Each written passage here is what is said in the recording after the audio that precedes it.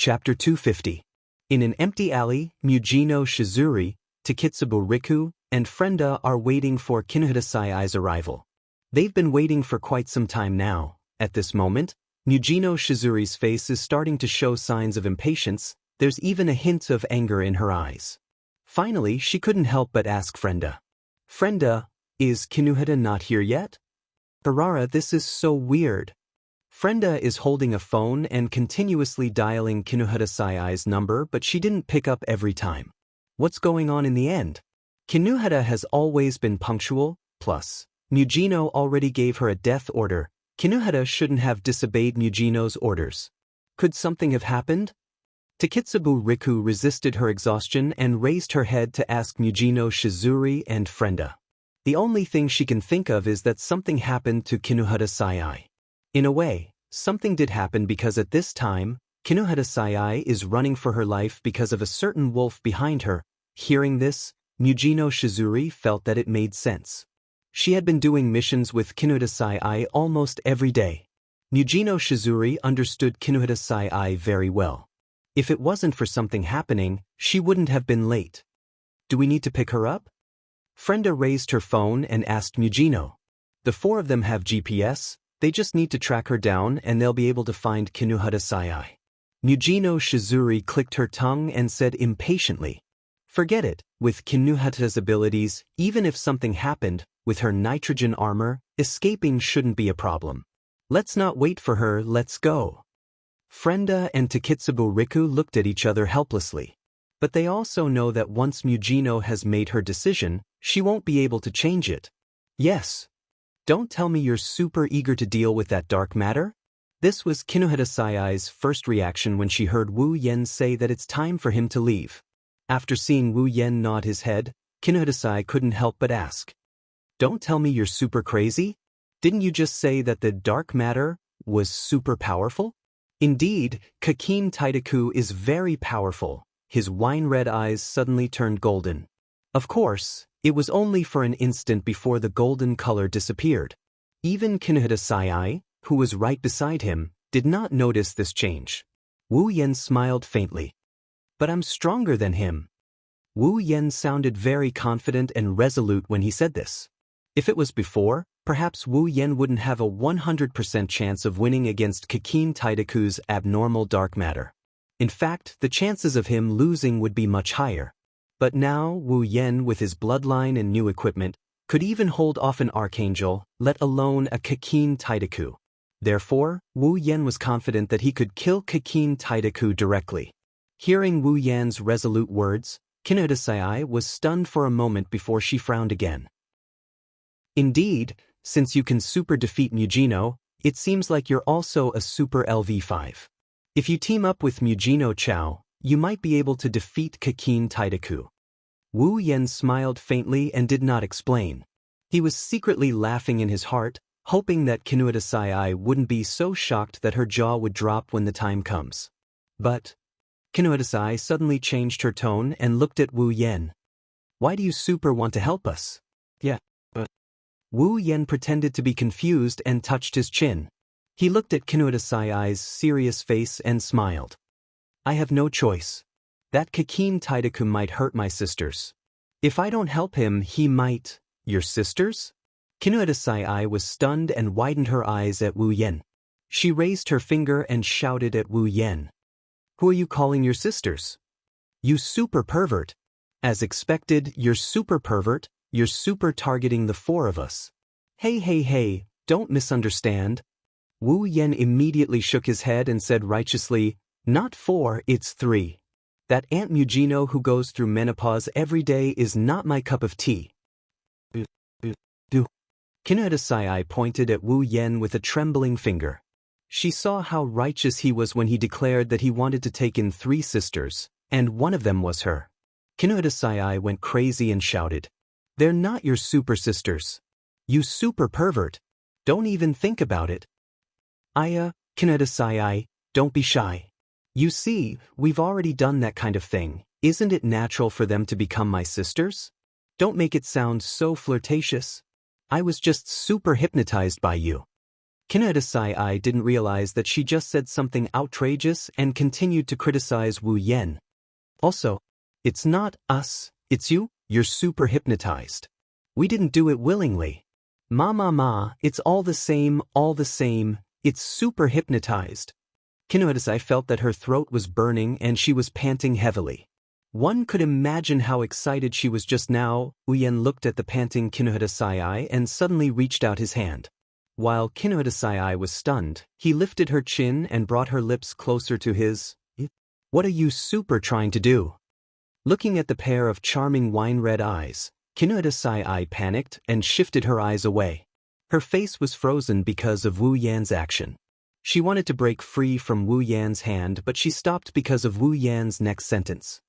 Kinohita Sai, do you really want to stay in the dark ops and live a dark life? Kinohita Sai went silent. She didn't know how she should answer him. She could say she doesn't want to, but she's already used to living a life of darkness.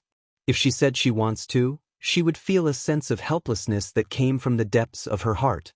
Thus, Kinohita Sai could only stay silent. Kinohita Sai's silence made Wu Yen sigh.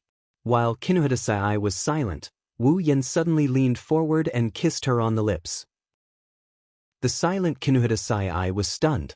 By the time she reacted, a warm tongue had already reached into her mouth, grabbing onto her little tongue and entwining them together.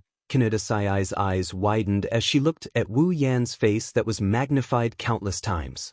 She panicked and started to whimper and hit Wu Yan's chest with all her might, trying to get him to let go of her. Wu Yen directly hugged Kinohita Sai and started to rub her lips. Kinohita Sai started to lose her strength, and the strength of her hands that were hitting Wu Yan's chest became weaker and weaker. In the end, she couldn't even kill a mosquito. Kinohita Sai's eyes narrowed as she looked at Wu Yen kissing her lips. She slowly closed her eyes and wrapped her arms around Wu Yan's neck. She started to treat her first kiss seriously, their tongues intertwined and their saliva passed. This is the first time she kissed someone, and it was such an intense kiss. Kinohita Sai's heart started to beat faster and faster.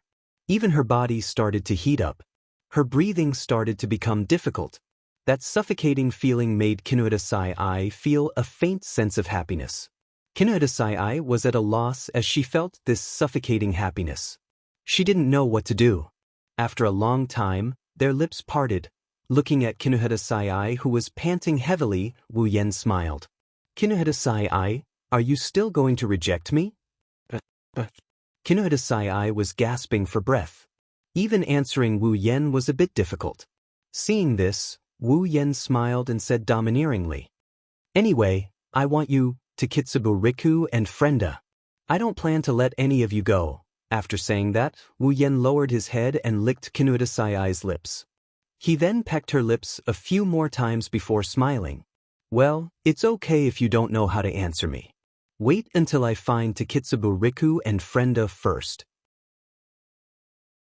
Chapter 251. While Wu Yen is trying his best on the girl in his arms, on the other side of the street. How is it? Takitsubo, have you found that person yet? Mujino Shizuri asked impatiently with her arms crossed. Due to the excessive flow of people on the street, the AIM force field of the aptitude users affected each other and cancelled each other out. In order to find the person Mujino Shizuri is looking for, Takitsubo Riku has expended too much of her energy. Her face is pale and sweat is dripping down her forehead. Her footsteps are weak and she looks like she will collapse at any moment. At this time, Takitsubo Riku has already consumed a body crystal. Frenda clenched her fists. Seeing Takitsubo Riku in such a state, her heart ached. Frenda may be a little timid and afraid of death, but she still cares a lot about her companions. In the original work, if Kakin Taidaku didn't threaten Frenda with her life, she wouldn't have betrayed him. Now, seeing Takitsubo Riku in pain, she wanted to stop her, but she was too afraid of Mujino Shizuri. Hence, she could only watch without moving. Mujino Shizuri could clearly see that Takitsubo Riku was expending all her energy and computing power to search for Kakin Taidaku. However, she didn't ask her to stop. Instead, she kept urging her. At some point, Takitsubo Riku's eyes trembled. She immediately turned to Mujino Shizuri and said with a trembling voice, Found him. Not far away, he doesn't seem to be moving. He stopped. After Takitsubo Riku found him, she immediately stopped using her ability. There was an unconcealable look of exhaustion on her face as she panted heavily. If one were to look closely, they would notice that her body was already a little weak. Alright, Takitsubo, let's go now. Don't let him get away. Mujino Shizuri smiled. She didn't care if she can defeat Kakin Taidaku. In her heart, if that middle school student can defeat Kakin Taidaku, she can too. Hearing Mujino Shizuri's words, Takitsubo Riku revealed a smile, but it quickly disappeared. Even her smile was a little forced. One could imagine how weak Takitsubo Riku was at this moment. After Mujino Shizuri finished speaking, she walked briskly towards Kakin Taidaku's seat. She did not seem to have any intention of consoling Takitsubo Riku as she walked away. Seeing this, the two girls quickly followed behind her.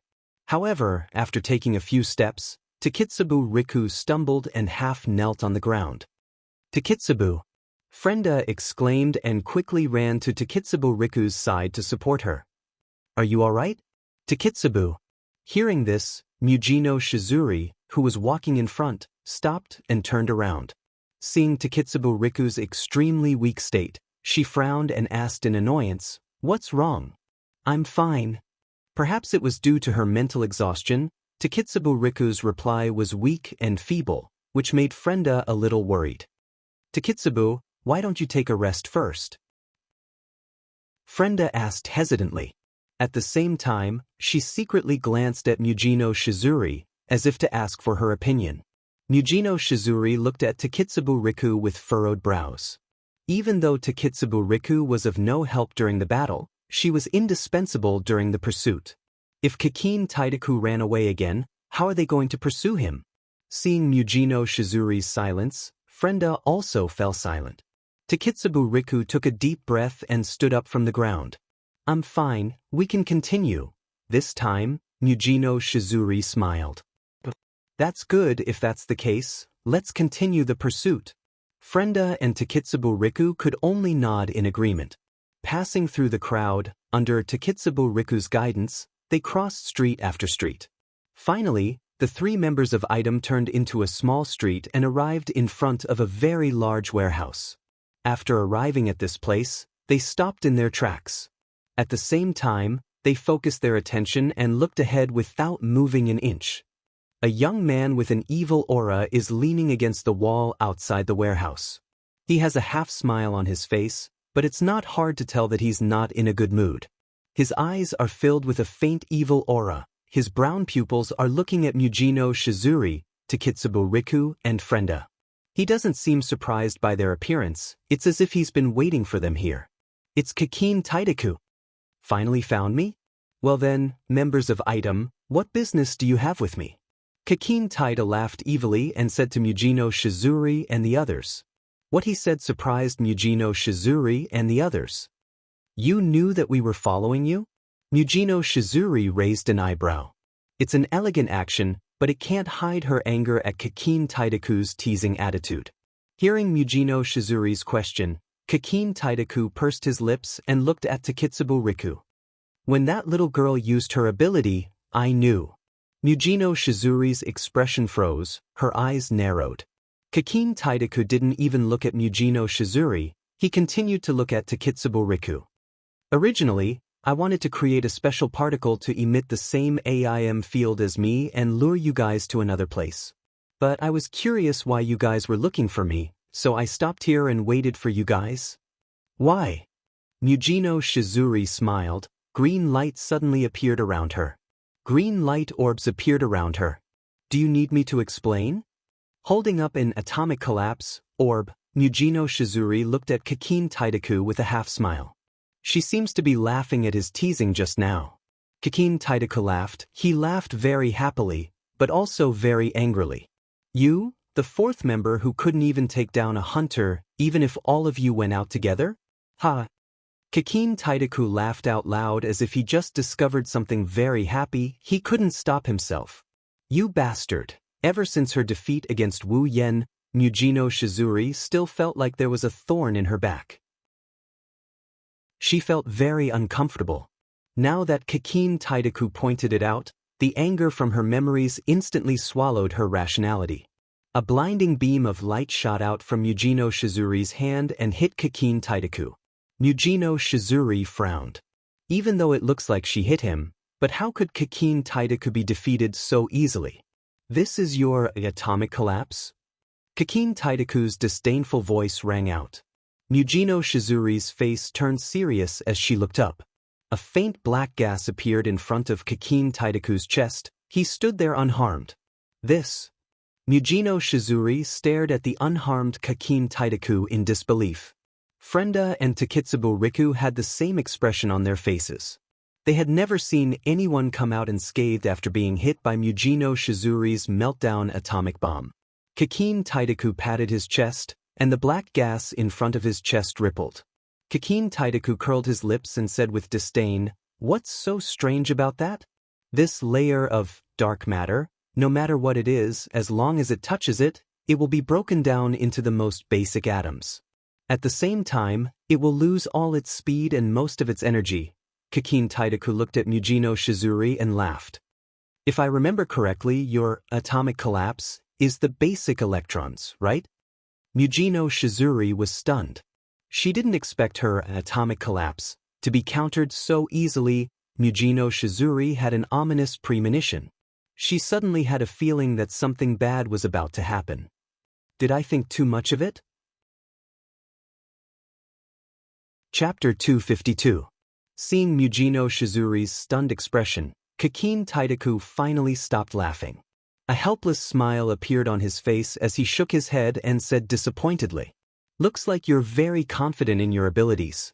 Otherwise, you wouldn't be like this after seeing your ability fail. Once your ability fails, you won't have any other tricks up your sleeves." Kakin Taidaku glanced at Mujino Shizuri. "If you don't have any other tricks up your sleeves, then you're dead for sure." Kakin Taidaku smiled faintly and looked at Mujino Shizuri like she's a dead man. Mujino Shizuri finally recovered from her shock. She was furious when she saw Kakin Taidaku looking at her with disdain. She shouted, "Good. Very good. Since you want to die faster, I'll grant you your wish." Mujino Shizuri took out a crystal chip that looked like a rhombus from her pocket. It was none other than the diffusion support semiconductor. Almost instantly, Mujino Shizuri's meltdowner hit the diffusion support semiconductor. Countless meltdowners shot out from the disintegrated diffusion support semiconductor towards Kakin Taidaku.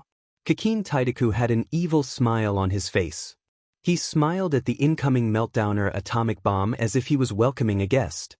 He squinted his eyes lazily and leaned against the wall of the warehouse, ignoring the terrifying amount of meltdowner atomic bomb comments. A thick layer of dark elemental gas appeared in front of Kakin Taidaku and covered his entire body.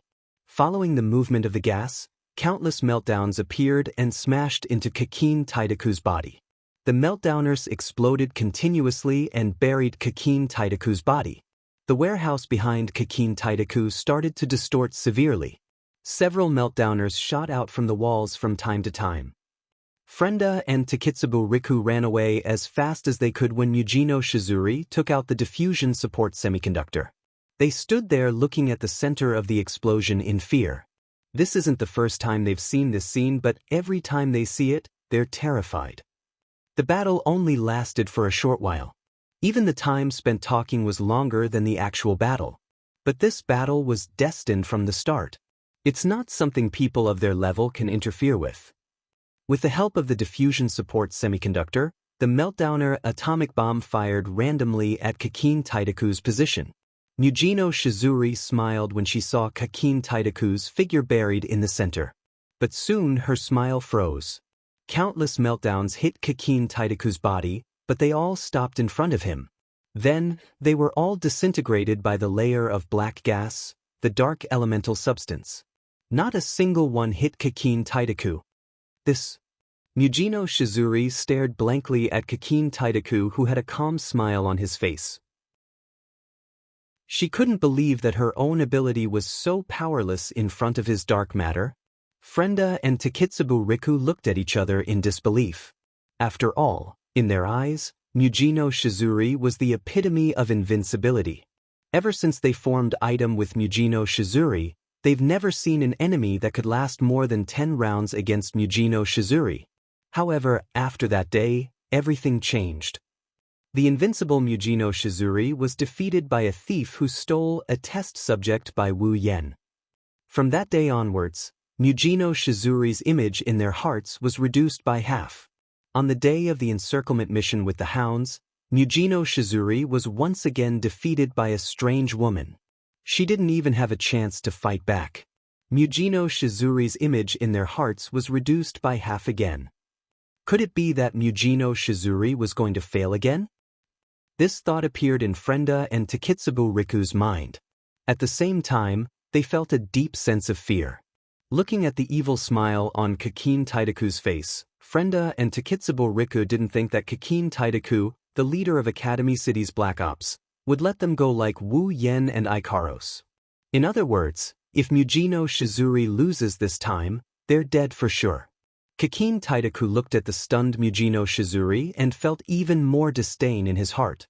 He slowly walked towards Mujino Shizuri. Kakin Taidaku's action made Mujino Shizuri's face twitch. Almost reflexively, Mujino Shizuri took a step back. Kakin Taidaku acted like he didn't see it and continued walking towards Mujino Shizuri.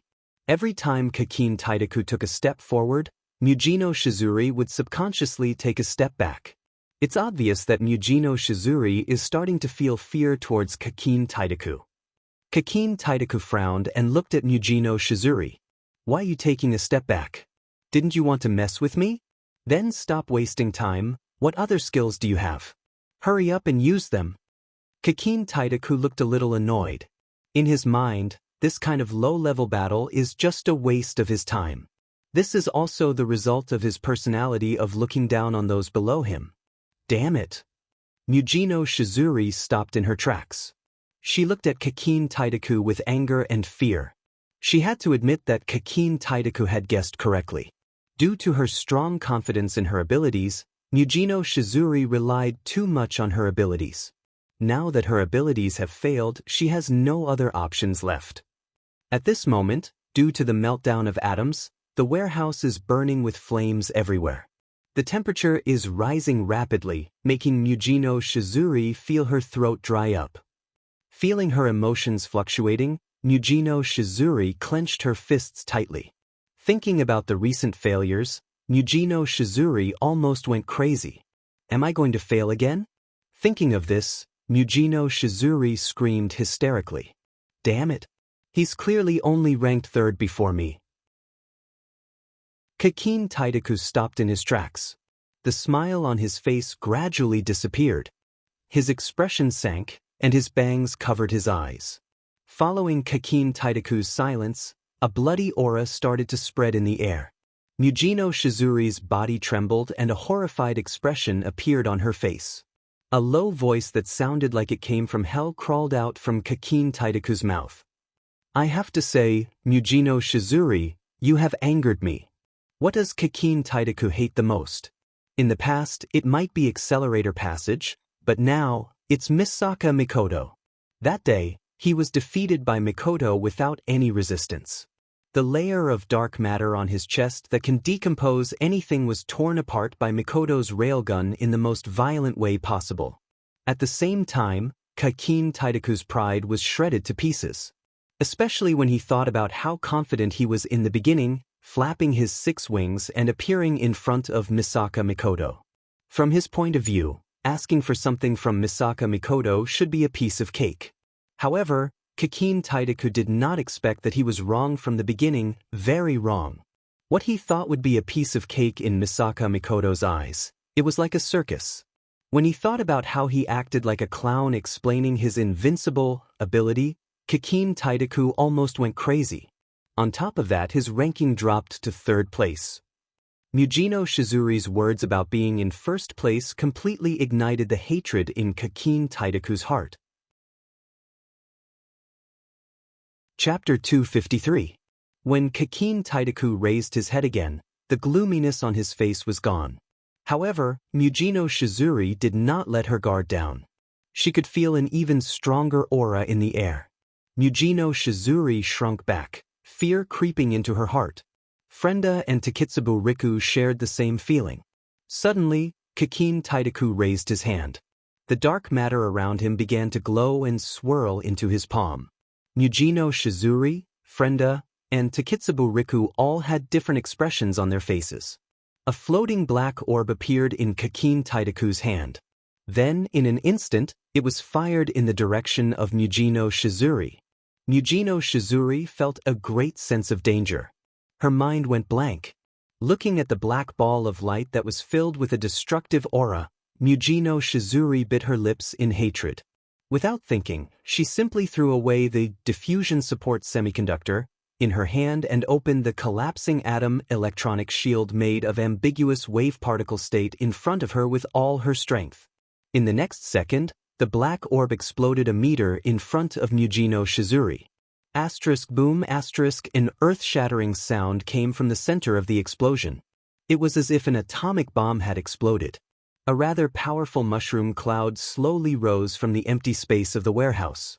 It was just that it was much smaller than an atomic bomb's mushroom cloud. Even though it is much smaller, it is still enough to cover the entire sky. Countless rocks were blown away and mixed within the mushroom cloud. The ground is already a mess. Closer to the warehouse, the loud sound was also heard by the people here. They all looked towards the source of the sound and saw a small mushroom cloud. Kakin Taidaku rode his 6 white wings and flew out from a corner of the mushroom cloud. He stopped in the air and looked inside the mushroom cloud with a cold smile. His eyes were like lightning as he looked inside the mushroom cloud. It was as if he could see what was going on inside the mushroom cloud. A gust of wind blew through the area and blew away the mushroom cloud. As the mushroom cloud dissipated, the scene on the ground fell into Kakin Taidaku's eyes. The ground was in a mess. Countless large and small craters littered the ground.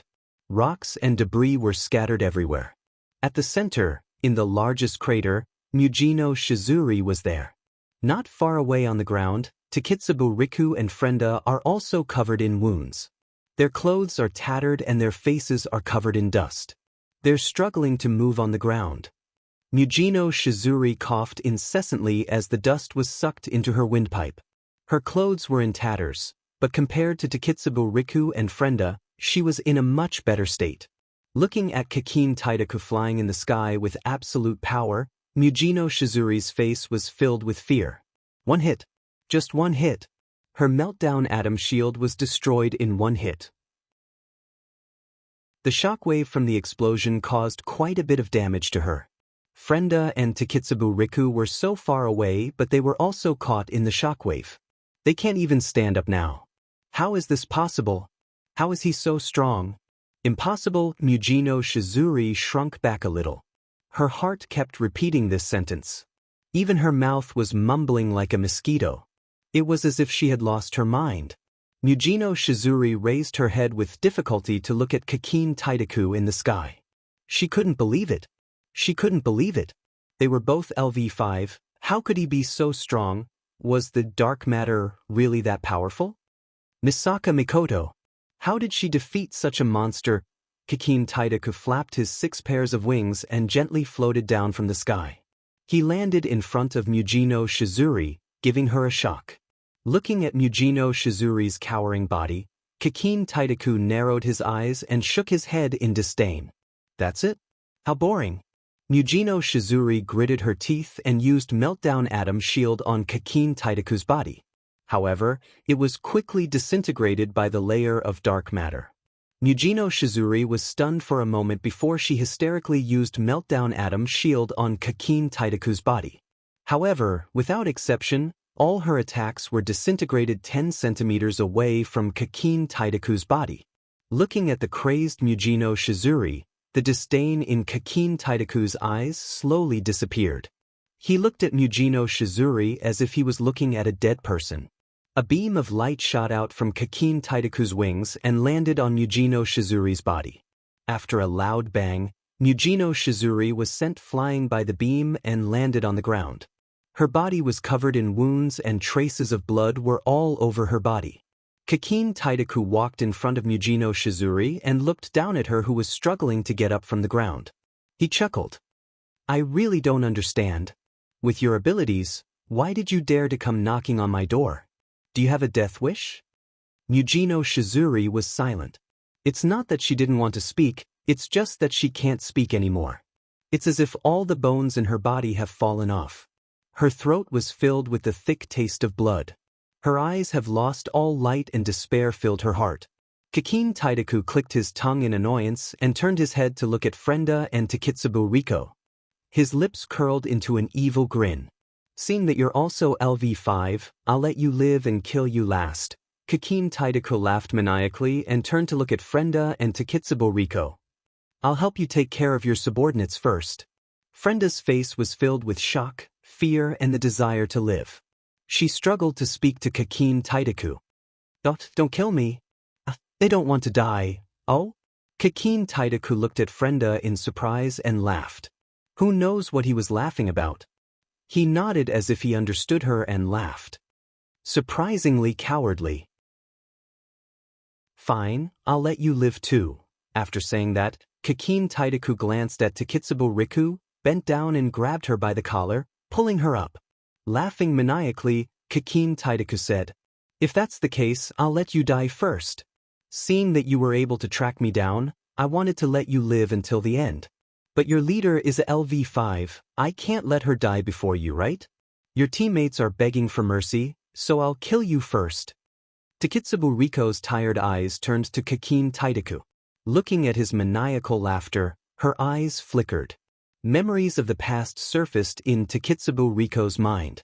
Takitsubo Riko realized that almost all of her memories were stored in item. Due to the negative effects of activating her ability, Takitsubo Riko spent most of her time sleeping. Other than sleeping, all she did was sleep. When she was still conscious, all of her memories were of her activating her ability and completing missions. Facing death, Takitsubo Riko went through the memories in her mind. Suddenly, she realized that her life had been so dull and boring. If I can live again, how great would that be? This time, I will definitely create my own memories. Suddenly, a scene appeared in her mind. It's different from those repetitive scenes. This time, there's a real change. It's not sleeping, it's no longer a mission, it's herself. She's lying in a man's arms, being groped all over her body. Die? Kakin Taidaku raised his hand with a sinister smile. But before he could raise his hand, it was grabbed by another hand. Let go of your filthy hands. Chapter 254. Let go of your filthy hands. A cold voice echoed in this eerily quiet place. Mujino Shizuri and Frenda, who are lying on the ground, are stunned. Kakin Taidaku, who was laughing crazily, also froze.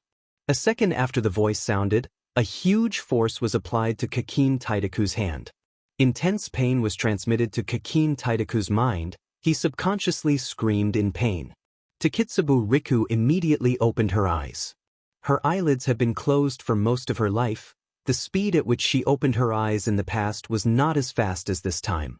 Therefore, Takitsubo Riko quickly saw the last image that appeared in her mind. It was a figure that looked exactly like the man in the movie. I told you to let go of your filthy hands. Didn't you hear me?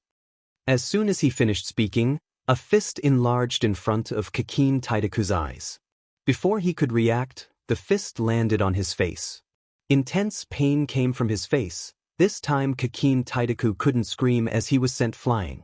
His hand that was holding onto Takitsubo Riko's collar loosened. A pair of hands pulled Takitsubo Riko's falling body into his embrace. When that unfamiliar yet familiar embrace embraced her body, Takitsubo Riko's heart skipped a beat. Looking at the face that she has only seen 3 times, she actually had the urge to cry. Takitsubo. Frenda. Kinuhata Sai saw the scene of Kakin Taidaku being sent flying. She saw Frenda lying on the ground and Takitsubo Riko being held by Wu Yen. She saw their injuries and couldn't help but scream. Mujino! When the scene of Mujino Shizuri lying on the ground entered Kinuhata Sai's eyes, Kinuhata Sai was stunned. She then ran to Frenda and looked at her and Takitsubo Riko. Are you guys super okay? Kinuhata Sai said worriedly to the two of them. She didn't expect that in the short time she was gone, her 3 companions would suffer such serious injuries. Kinuhata. Frenda weakly called out to Kinohita Sai, but when she saw the person holding Takitsubo Riki and sending Kakin Taidaku flying with a single punch, she was shocked. It's you. What? Wu Yen looked at the shocked Frenda and said in an annoyed tone. Can't it be me? Why are you here? Frenda asked in a bewildered manner. After all, Wu Yen used to be their enemy. Kinohita, why are you with him? Before Kinohita Sai could say anything, Wu Yen hugged Takitsubo Riku even tighter. Looking at Takitsubo Riku, who was staring at him in a daze, he laughed. Of course I am here to save you guys. Save us. Frenda felt like her brain couldn't process what was happening. Why did you save us? In the end, aren't you our enemy? I'm your man. Wu Yen didn't hesitate to say this sentence that caused Frenda and Takitsubo Riku's brain to short-circuit. He then ignored the shocked Frenda and Takitsubo Riku and looked forward. It's you. The same sentence came out of Frenda's mouth with shock, but it came out of Kakin Taidaku's mouth with hatred. Covering his face, Kakin Taidaku stood up from the ground and looked at Wu Yen. His eyes were filled with both old and new grudges. The new grudge was naturally Wu Yen sending him flying with one punch. As for the old grudge, Kakin Taidaku knew that the man in front of him was Misaka Mikoto's man. Kakin Taidaku, Wu Yen said softly. At the same time, he shoved Takitsubo Riku into Kinohita Sai's hands and stood up. If I remember correctly, you're the third man. Kakin Taidaku looked at Wu Yen with murderous intent. Whenever Mikoto was mentioned, he couldn't help but feel hatred. Hearing Kakin Taidaku's question, Wu Yen laughed. Third man? You seem to have remembered wrongly, I'm the second man now. Kakin Taidaku trembled. The murderous intent in his eyes was like a knife that cut into Wu Yen's body. Obviously, Wu Yen poked Kakin Taidaku's sore spot. Oi! Frenda yelled at Wu Yen in fear. Are you trying to provoke him or something? You're crazy. Even Mujino couldn't fight back against that guy. Even if you can rape Mujino, you're no match for that guy. Let's just run. Kinohita Sai and Takitsubo Riku also looked at Wu Yen. Their eyes were filled with worry and fear. They seemed to be thinking of running away too. Wu Yen couldn't help but smile bitterly. Running on the ground is no match for flying in the sky. Besides, there's no need to run. Ignoring Kakin Taidaku's murderous intent, Wu Yen walked to Mujino Shizuri's side and looked at her struggling on the ground. You, once again, were harmed by your pride. Mujino Shizuri's pupils shrunk and a pained expression flashed through her eyes. She looked at Wu Yen while coughing. Are you here to make fun of me? If you succeed. Wu Yen shook his head. If I want to mock you, I'll have to wait until after this is over. After this is over? Mujino Shizuri smiled bitterly and looked at Kakin Taidaku. Her eyes dimmed. I don't even know if I can keep my life. I'll protect you. Wu Yen's words made Kakin Taidaku laugh. Kinohita Sai, Takitsubo Riku, and Frenda were stunned. Mujino Shizuri's eyes lit up for a moment before dimming again. You don't understand. This dark matter is not just strong. Wu Yen waved his hand and asked. Just tell me, do you want to live or not? Mujino Shizuri answered without hesitation. Naturally, no one wants to die if they can live. Mujino Shizuri is the same. That's enough. Wu Yen glanced at Kakin Taidaku and said to Mujino Shizuri. I'll save you, but I want a reward. Mujino Shizuri turned to look at Wu Yen, as if signaling Wu Yen to state his conditions. Wu Yen smiled and looked at Kinohita Sai, Takitsubo Riku, and Frenda. My reward is your 3 subordinates. Mujino Shizuri was stunned. Takitsubo Riku and Frenda were also stunned. Only Kinohita Sai cursed silently and looked at Wu Yen without saying a word. How about it? Looking at the different expressions on the 3 girls, Wu Yen chuckled in a rather pleased manner. He then asked Mujino Shizuri with a smile. Mujino Shizuri's expression kept changing. She's not the type to care about her companions. Even if all of her companions died, she wouldn't shed a single tear or feel sad. However, with Kinohita Sai, Frenda, and Takitsubo Rikugan, if item doesn't disband, it will be reorganized. But when she saw Kakin Taidaku's figure, Mujino Shizuri's heart trembled. She looked at Wu Yen and said, "As long as you can save my life, I have no objections, Mugino." Frenda was stunned. She couldn't believe that she was sold just like that. What followed was a wave of sadness.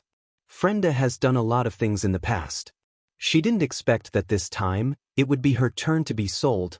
As for the other two girls, it's a completely different story. Kinhezai gnashed her teeth and looked at Wu Yen as if she wanted to take a bite out of him.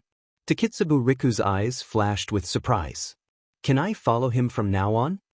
All of this, Wu Yen, who thought he only had half of Kinhedasai, Takitsubu Riku, and Frenda, didn't know that his battle results have changed from half to 1.5. Now that Mugino Shizuri agreed, Wu Yen couldn't help but smile. His gaze towards Kakin Taidaku also gradually turned cold. In item, other than Aunt Mugino, who is having menopause and throwing tantrums every day, the other three are all his favorites. They're all his targets. When he saw Takitsubu Riku and Frenda's miserable state, Wu Yen had already decided to bestow Kakin Taidaku a glorious death. Chapter 255. Kakin Taidaku has been standing aside since the beginning, quietly waiting for Wu Yen and Mugino Shizuri to finish their conversation. He doesn't seem to care about anything. Only Kakin Taidaku himself knew how much of a storm was blowing in his heart. Kakin Taidaku has sworn more than once that he will make Misaka Mikoto, the woman who humiliated him and pulled him down from his pedestal, suffer a fate worse than death. However, every time Kakin Taidaku wanted to take revenge on Mikoto, the orange beam that shot through the sky would flash across his mind. The beam that killed him in an instant. That orange light was like a demon in Kakin Taidaku's heart. Whenever he thought of that orange light, Kakin Taidaku's hatred would vanish as if it had been struck by that orange light. In other words, Kakin Taidaku is afraid. At least, before he finds a way to counter that orange beam, Kakin Taidaku is destined to hide from Mikoto for the rest of his life. However, Wu Yan's appearance and his words have caused all the hatred in Kakin Taidaku's heart to erupt. He can't deal with the railgun, but can't he deal with her man? She wondered what kind of expression the third person would have on the face of the man who had killed her. It's obvious that Kakin Taidaku hasn't recovered from the fact that he was pulled down to the third person. He's imagining things as if he's trying to escape. After making up his mind, Kakin Taidaku no longer cared about Wu Yan's words. He calmly waited for Wu Yen and Mugino Shizuri to finish their conversation. Kakin Taidaku chuckled when Wu Yen turned around to look at him. "Are you done with your work? If not, you can continue, I don't mind waiting." In Kakin Taidaku's heart, the man in front of him is only Misaka Mikoto's man. Nothing else is worth mentioning. Kakin Taidaku has investigated Wu Yan's identity before. Level 0, powerless, hooligan. If Wu Yan didn't have Misaka Mikoto as his backer, Kakin Taidaku wouldn't even bother to look at him. Kakin Taidaku thinks that killing Wu Yan is a piece of cake. However, Kakin Taidaku has already forgotten the last time he said that it was a piece of cake. Oh, is that so? Wu Yan saw the nonchalance in Kakin Taidaku's eyes. He smiled faintly and said to Kakin Taidaku's astonished gaze, "But I do mind." Wu Yen chuckled and tilted his head. He looked at Kakin Taidaku and said, "I don't have that much time to waste with you. It's already dark and my wives are waiting for me for dinner." He's crazy. He's definitely crazy. Frenda pulled her beret tightly to cover her eyes, as if she couldn't bear to watch any longer. It was fine if he didn't want to escape, it was fine if he wanted to fight, but why was he courting death? Takitsubu Riku and Kinhedasai looked at Wu Yen worriedly. Even Mugino Shizuri felt gloomy. She thought that Wu Yen will be chopped into pieces by Kakin Taidaku. Kakin Taidaku chuckled, but his eyes didn't have the slightest hint of a smile. Wu Yan's words didn't fail to infuriate him. "You seem to be very confident in yourself. But do you think the third Misaka Mikoto will come and save you?" Wu Yen looked at Kakin Taidaku with a half-smile. Mugino Shizuri, Frenda, and Takitsubu Riku were shocked to see Wu Yen facing Kakin Taidaku was like. It was exactly the same as when Kakin Taidaku faced them in the first place. That's a sign that he doesn't put Kakin Taidaku in his eyes. Tapping his chin, Wu Yen shrugged. Mikoto isn't here. I'm the only one here. You don't have to be afraid. Afraid? Kakin Taidaku was so angry that he laughed. You said I'm afraid? You didn't hear wrong. Wu Yen took out a coin from his pocket. Kakin Taidaku's pupils shrunk as he held it in his hand. I did say that you're afraid. Am I wrong? The third. You're courting death. Kakin Taidaku said to Wu Yen with a gloomy expression. His eyes kept looking at the coin in Wu Yan's hand. There was a flash of fear in his eyes. That fear disappeared quickly, but Wu Yen still caught it. Wu Yen was slightly stunned. He looked at the coin in his hand and pondered for a while. Suddenly he realized something. Wu Yan's wine-red eyes turned and he came up with a plan. Beep beep beep. A burst of blue-white electric light appeared on Wu Yan's body. The electric current screeched crazily and made a sharp sound like glass being scraped. The blue-white electric current filled Wu Yan's entire body. What? Kakin Taidaku was shocked. Looking at the electric current on Wu Yan's body, he shouted in shock. This is impossible. Aren't you a powerless person? Could it be that you're hiding your abilities? If Wu Yen was just a powerless person who hid his ability, Kakin Taidaku wouldn't be so shocked. However, the familiar blue-white electric current and the relationship between Wu Yen and that person made Kakin Taidaku shocked. Looking at Kakin Taidaku's shocked expression, Wu Yen was even more certain of his guess. He tossed the coin in his hand and smiled at Kakin Taidaku. Why are you talking so much nonsense? Kakin Taidaku's face was completely dark. Anger flashed in his eyes. Wu Yan's words made Kakin Taidaku forget about Wu Yan's ability. Kakin Taidaku snorted coldly, flapped his wings, and flew up into the sky. He laughed coldly and said, Is it similar to the railgun? That's an electric power. No wonder the two of you are together, but... Kakin Taidaku looked at Wu Yen and said with a fake smile, You can't use the railgun. Wu Yan's eyes flashed with a strange light. He looked at Kakin Taidaku and didn't say anything.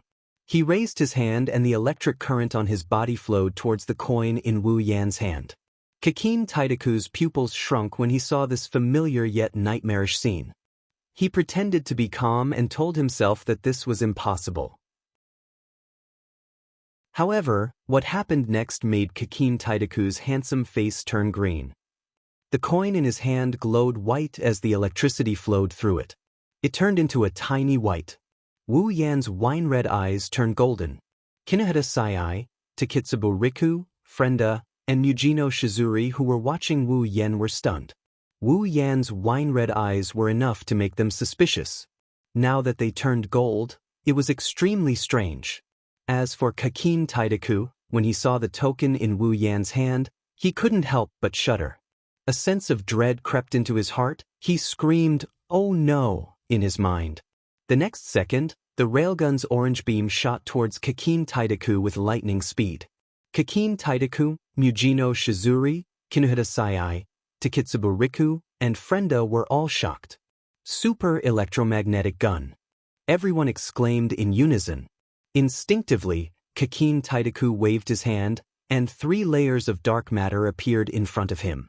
Then he saw the railgun coming towards him, and he dodged to the side like his life depended on it. Wu Yen smiled.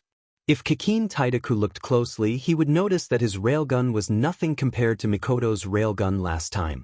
His railgun was not enough to break through Kakin Taidaku's layer of dark matter, let alone 3 layers. There was no need for him to dodge. This proved that Kakin Taidaku was afraid of the railgun. Chapter 256. The railgun swept past Kakin Taidaku's original position, and he easily dodged it.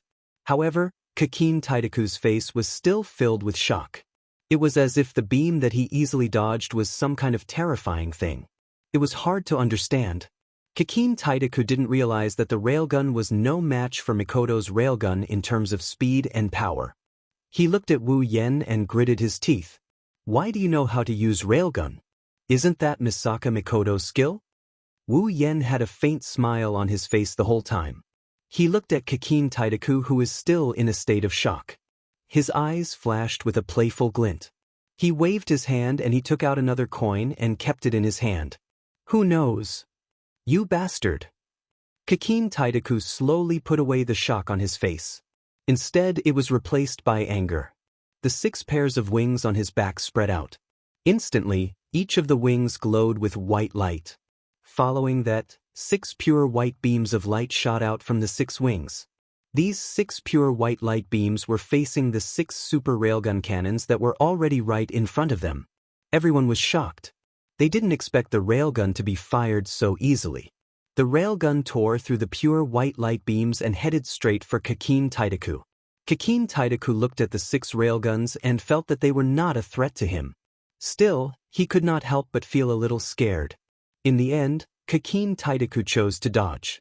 With his wings, he was very agile in the air. Even though the railgun was 3 times the speed of sound, Kakin Taidaku still managed to dodge it. Seeing that Kakin Taidaku dodged his railgun, Wu Yen didn't care. He took out another coin and shot it at Kakin Taidaku. Wu Yen turned into a cannon and fired the railgun. Kakin Taidaku kept flapping his wings and dodging the railgun. Kakin Taidaku didn't realize that he was getting further and further away from the railgun as he dodged the railgun. Mujino Shizuri, Kinohita Sai, Frenda, and Takitsubo Riku were looking at Wu Yen numbly. They felt that something was off. The railgun can't do anything to Kakin Taidaku. Why is Wu Yen still wasting time and energy on useless things? Also, Kakin Taidaku was so strong just a moment ago. Why was he being pushed back by the railgun that wasn't much of a threat? Kakin Taidaku, on the other hand, started to feel that something was off.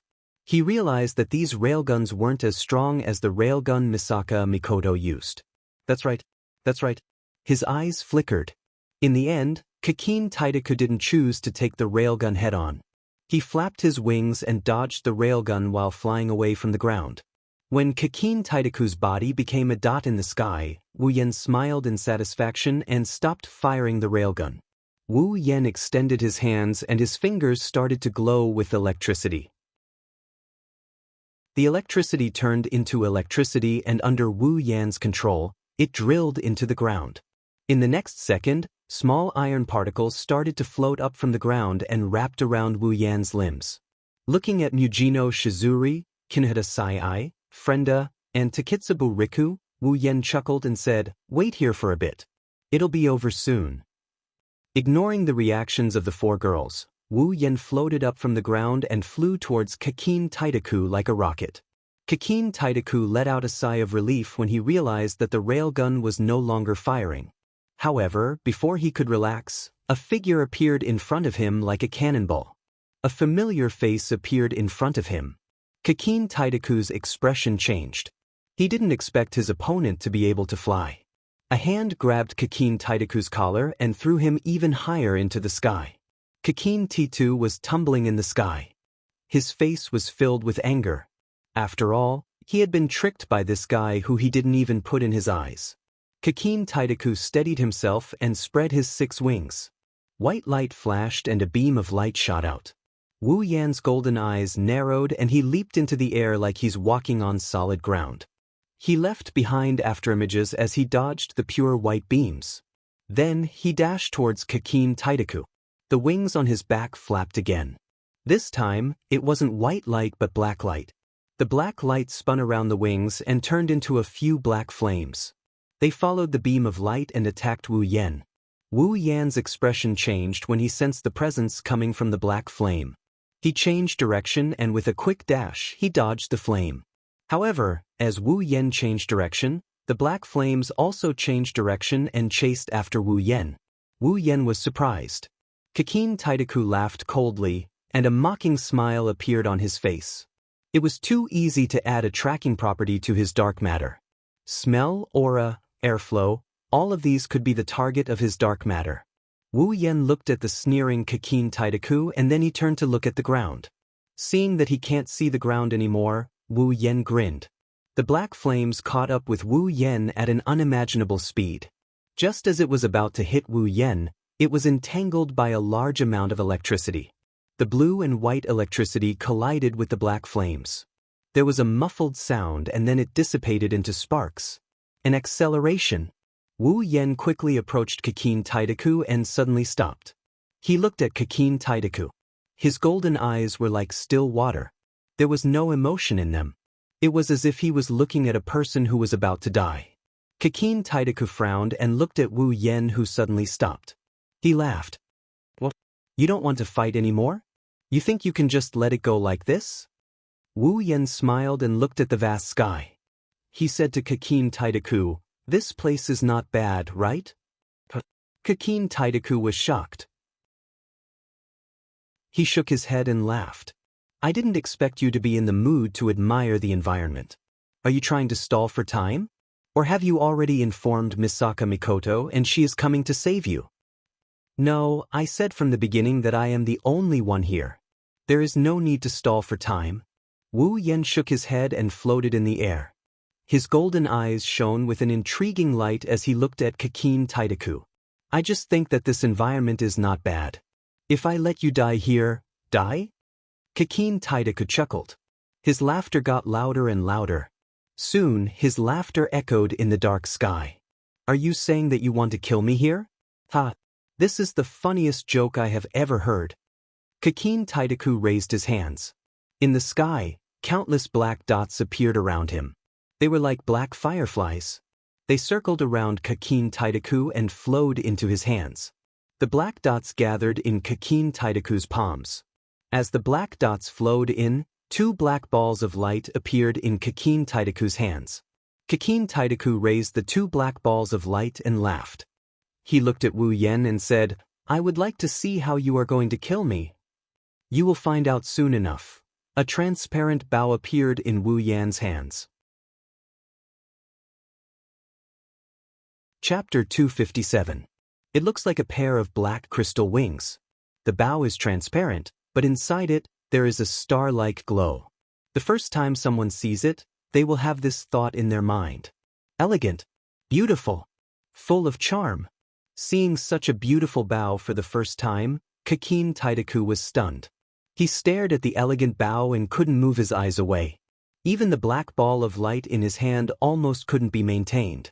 That was the meteor knight that had repeatedly achieved merit. Wu Yen raised the meteor knight and stroked the body of the bow. The meteor knight is beautiful. Even Wu Yen, the owner, has the urge to touch it every day. Wu Yen said to Kakin Taidaku while touching the meteor knight, "You know what? Actually, I have a headache when I face you." Kakin Taidaku flinched and he looked away from the meteor shower. He looked at Wu Yen and he coldly sneered. "What's the matter? Are you regretting it now? Too bad. Do you think I will let you go?" Glancing at Kakin Taidaku, Wu Yen shook his head with a smile. He raised his head and he continued, "Your intangible matter can create new substances, not ordinary substances or undiscovered substances, but substances that didn't exist in this world to begin with. By creating these substances, you can set the physical and chemical properties of these substances." Kakin Taidaku frowned and looked at Wu Yen coldly. He was confused. He didn't understand why Wu Yen would explain his ability at a time like this. By creating dimensional substance that doesn't belong to this world and giving it properties, you can control it to fly, defend, and attack.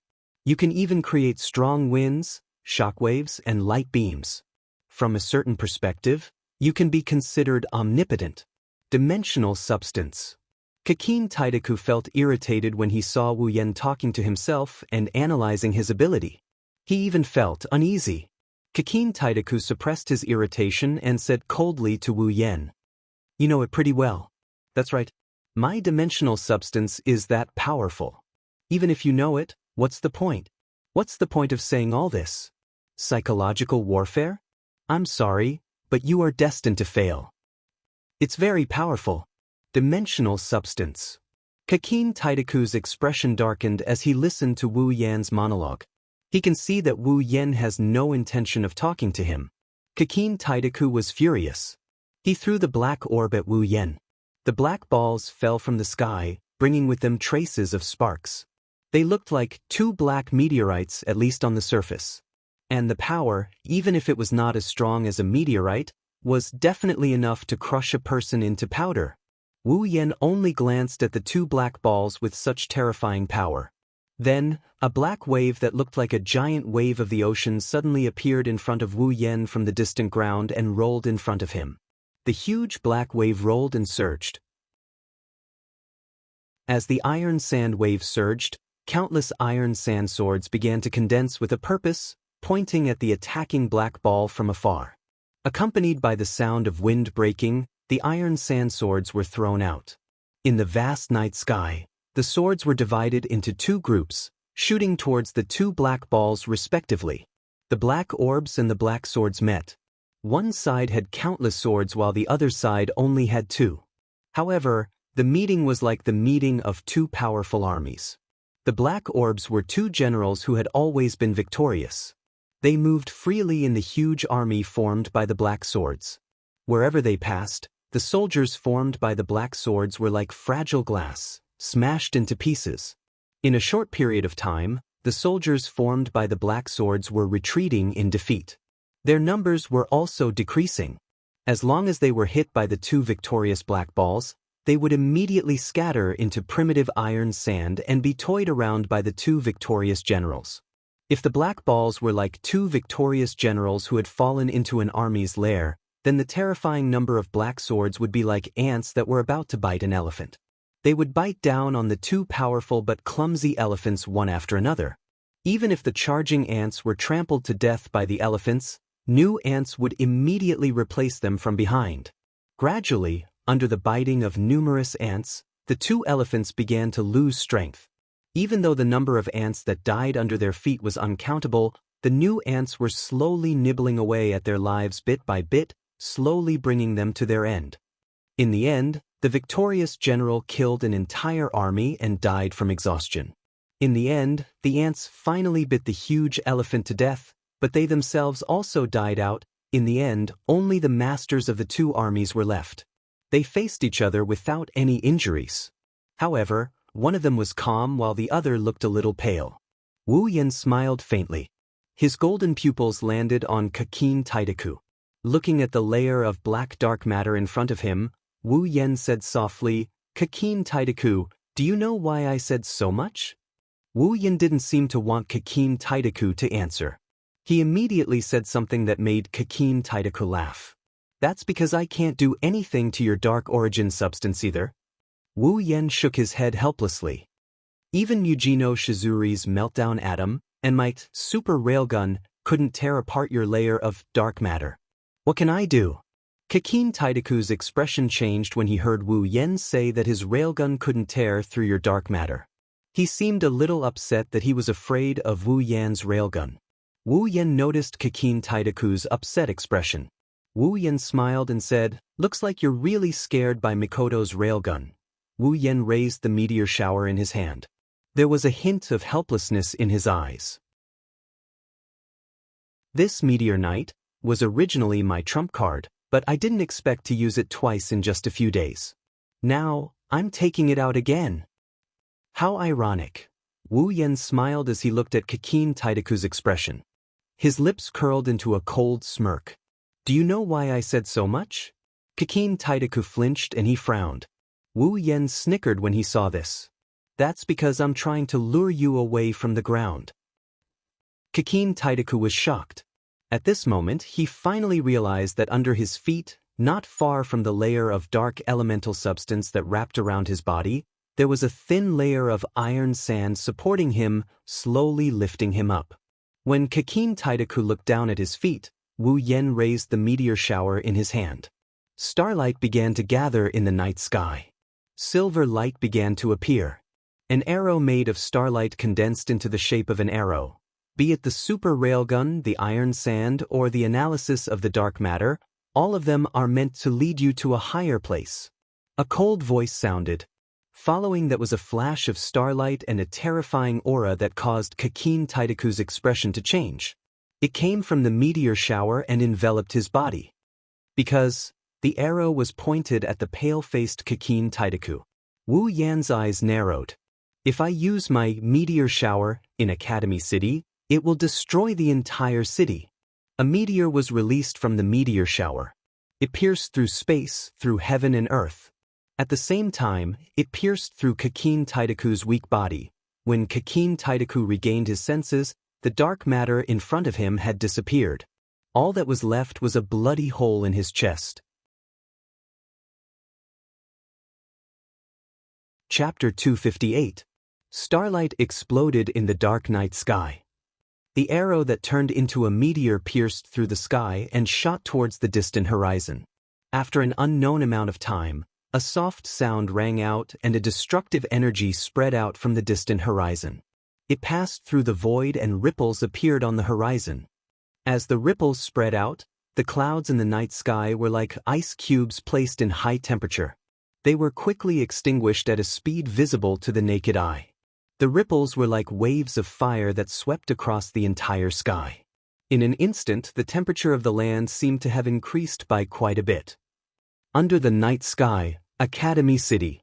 Countless people stood foolishly on the streets. They lifted their heads and looked at the night sky. The starlight was like a beautiful firework exploding. Even though they were separated by the distance between heaven and earth, the powerful pressure still caused everyone to feel a wave of helplessness in their hearts. In the huge Academy City, the people who raised their heads to look at the night sky were all silent. Everyone looked at each other in dismay, as if they didn't understand what this firework, which was so beautiful that it made people unable to have the heart to appreciate it, was. Maintaining his shooting posture, Wu Yan looked through the bloody hole in Kakin Taidaku's chest. He looked at the sky where the arrow was shot and felt the familiar power. He slowly put down the meteor shower in his hand. Ugh, ugh. Kakin Taidaku was like a drowning man. He made a soft sound but his throat didn't have any strength. Kakin Taidaku was like a robot. He slowly lowered his head. The center of his body had already disappeared, but not a single drop of blood flowed out. Inside the huge bloody hole, the surroundings had already been burnt to a crisp, not allowing the liquid in his body to flow out. Kakin Taidaku opened his eyes wide when he saw the bloody hole. He reached out his hand as if he wanted to touch it. An intense pain came from his chest, as if he had only just realized it. Kakin Taidaku looked at Wu Yan, who is not far away from him. His mind is filled with pain. Regret flashed through his mind. He regretted that he underestimated his opponent. He regretted that he provoked them. Unfortunately, Wu Yan's system doesn't have an item like the regret potion. Kakin Taidaku couldn't find a potion like this to give him a second chance. Kakin Taidaku's consciousness is fading away. Kakin Taidaku's outstretched hand went from his chest to Wu Yan's position as if he wanted to grab hold of something. Kakin Taidaku slowly closed his eyes as he lowered his outstretched hand. The wings on Kakin Taidaku's back turned into feathers and scattered. Kakin Taidaku's life force was completely gone. His body was falling down, but before he could fall 1 meter, he was caught by a hand. Wu Yan flipped his hand and the meteor shower disappeared. His golden eyes turned red. Wu Yan wiped the sweat off his forehead and let out a sigh of relief. Wu Yan and Kakin Taidaku were having a good time. Wu Yan was having a good time. It was the opposite. Wu Yan was having a hard time. He could find a way to counter Accelerator's reflection, but Kakin Taidaku's dark matter was just like what Wu Yan said. He couldn't do anything about it. The layer of dark matter that can decompose anything has restricted all of Wu Yan's attacks. Wu Yan couldn't hurt Kakin Taidaku at all. If he didn't have the meteor shower, Wu Yan could only fight to a draw with Kakin Taidaku. Luckily, he had the meteor shower, so he could destroy Kakin Taidaku with brute force like Mikoto. But Wu Yan smiled as he looked at Kakin Taidaku's body. Sure enough, it was a wise decision to exchange for the meteor shower. On the ground, Kinoda Sai, Frenda, and Takitsubo Riku raised their heads and looked at the beautiful meteor shower in the sky. They were stunned. What happened to that guy? Frenda couldn't find the right words to describe what she saw, so she wisely changed the topic to Wu Yan. Finally, the stunned Kinoda Sai and Takitsubo Riku woke up. He should be super fine. It's been so long. If that guy was super killed, the dark matter would have returned a long time ago. Takitsubo Riku nodded when she heard Kinoda Sai's words. She looked at the sky and clenched her fists. After going through the gates of hell, Takitsubo Riku seemed to have changed a lot. Kinuhadasai and Frenda couldn't pinpoint the exact changes, but they felt that Takitsubo Riku seemed to have become more hardworking. She's no longer the tired and sleepy person she used to be. Instead, she treasured the time she had when her eyes were open. Only Takitsubo Riku herself knew that she didn't just change her appearance. Her heart changed a lot as well. At least, a certain guy who took advantage of the situation and played the hero to save the damsel in distress has made Takitsubo Riku very concerned. "Hey, Kinuhada, Takitsubo." Frenda suddenly turned to look at Kinuhada-sai and Takitsubo Riku. She asked them sneakily, "Should we be like Mujino and run away?" Hearing this, Kinuhada-sai and Takitsubo Riku shook their heads without hesitation. Frenda was surprised and asked, "Why?" Kinuhada-sai and Takitsubo Riku choked. They didn't know why, but they just didn't want to run away. Seeing this, Frenda couldn't help but get angry and jumped 2 to 3 meters high. "If we don't run away now, when the dark matter returns, we won't be able to escape anymore." As soon as she finished speaking, Frenda saw Kinuhada-sai and Takitsubo Riku's expression change to one of joy as they looked behind her, as if there was something worth being surprised about. Frenda grabbed her beret and said anxiously, "Why don't you guys say something? Just run with me." Hearing Frenda's words, Kinuhada-sai and Takitsubo Riku retracted their joy and looked at Frenda with a weird expression. There was even a hint of pity in their eyes. Frenda couldn't help but let out a strange as she looked at Kinuhada-sai and Takitsubo Riku's expression. She didn't know if they were scared out of their wits. "Where do you think you're going?" Before Frenda could ask, a voice came from behind her, causing her to stiffen. She swallowed the words she was about to say. Swallowing her saliva, Frenda laughed dryly. Hearing that familiar voice, she said embarrassedly, "It can't be." Kinuhada-sai and Takitsubo Riku nodded at the same time, confirming one of Frenda's guesses. Cold sweat dripped down Frenda's face. Creaking sounds came from her neck as if she was a doll. Frenda turned her head with much difficulty and saw a face with a faint smile. A face with a smile, yet not a smile, a face with cold sweat. The two faces looked at each other and didn't say anything for a long time. After a long while, Frenda smiled brilliantly and tilted her head. Her little fist lightly knocked on her head, and she closed her little eyes. Her tongue also stuck out mischievously, and she let out a cry. Coupled with her beautiful face, she was simply adorable to the extreme. But this move was mercilessly destroyed by a certain someone. He raised his hand and also knocked on Frenda's head. But this time it's not a light, but a heavy one. It's useless to act cute. Thus, a certain creature that was acting cute immediately cried out in pain, covered its head, and used its acting cute skill. With tears hanging from the corners of its eyes, it squatted on the ground. Chapter 259. Looking at Frenda, who is squatting on the ground and clutching her head with a teardrop at the corner of her eye, Wu Yen felt a sense of guilt and he couldn't help but turn his head away. He has to admit, at this moment, he was really touched by her cuteness. Kinuhada-sai and Takitsubo Riku didn't seem surprised by Frenda's antics. They ignored Frenda, who was trying to act cute, as they looked at Wu Yen. Soon, they saw Kakin Taidaku's body in Wu Yen's hand. Kinuhada-sai and Takitsubo Riku were stunned. Even Frenda, who was squatting on the ground and sneaking glances at Wu Yen and Kakin Taidaku's body, had the same expression. Did you really take care of him?" Kinuhada-sai's mouth formed an O shape. She looked at Kakin Taidaku's body in disbelief. If even Kinuhada-sai is like this, Takitsubo Riku and Frenda would be even more shocked. Kinuhada-sai only heard about Kakin Taidaku's strength from Wu Yen, but Takitsubo Riku and Frenda have personally witnessed and experienced how terrifying Kakin Taidaku is. Even the LV5 Mujino Shizuri couldn't harm a single hair on his body, but now, he was killed by this man in front of them. Furthermore, this person was also completely unharmed. Just how strong is this person? At this moment, Takitsubo Riku and Frenda were so shocked by this reality that their minds went blank. It's cute to see the three beauties in a daze in front of him, but at the same time, it makes him feel helpless. That's how he feels. Looking at the three girls' exaggerated expressions, he couldn't help but sigh. Do you need to do this? Rolling his eyes at Kinohita Sai, Takitsubo Riku and Frenda, Wu Yen casually threw Kakin Taidaku's body on the ground. Kakin Taidaku's body fell to the ground mercilessly.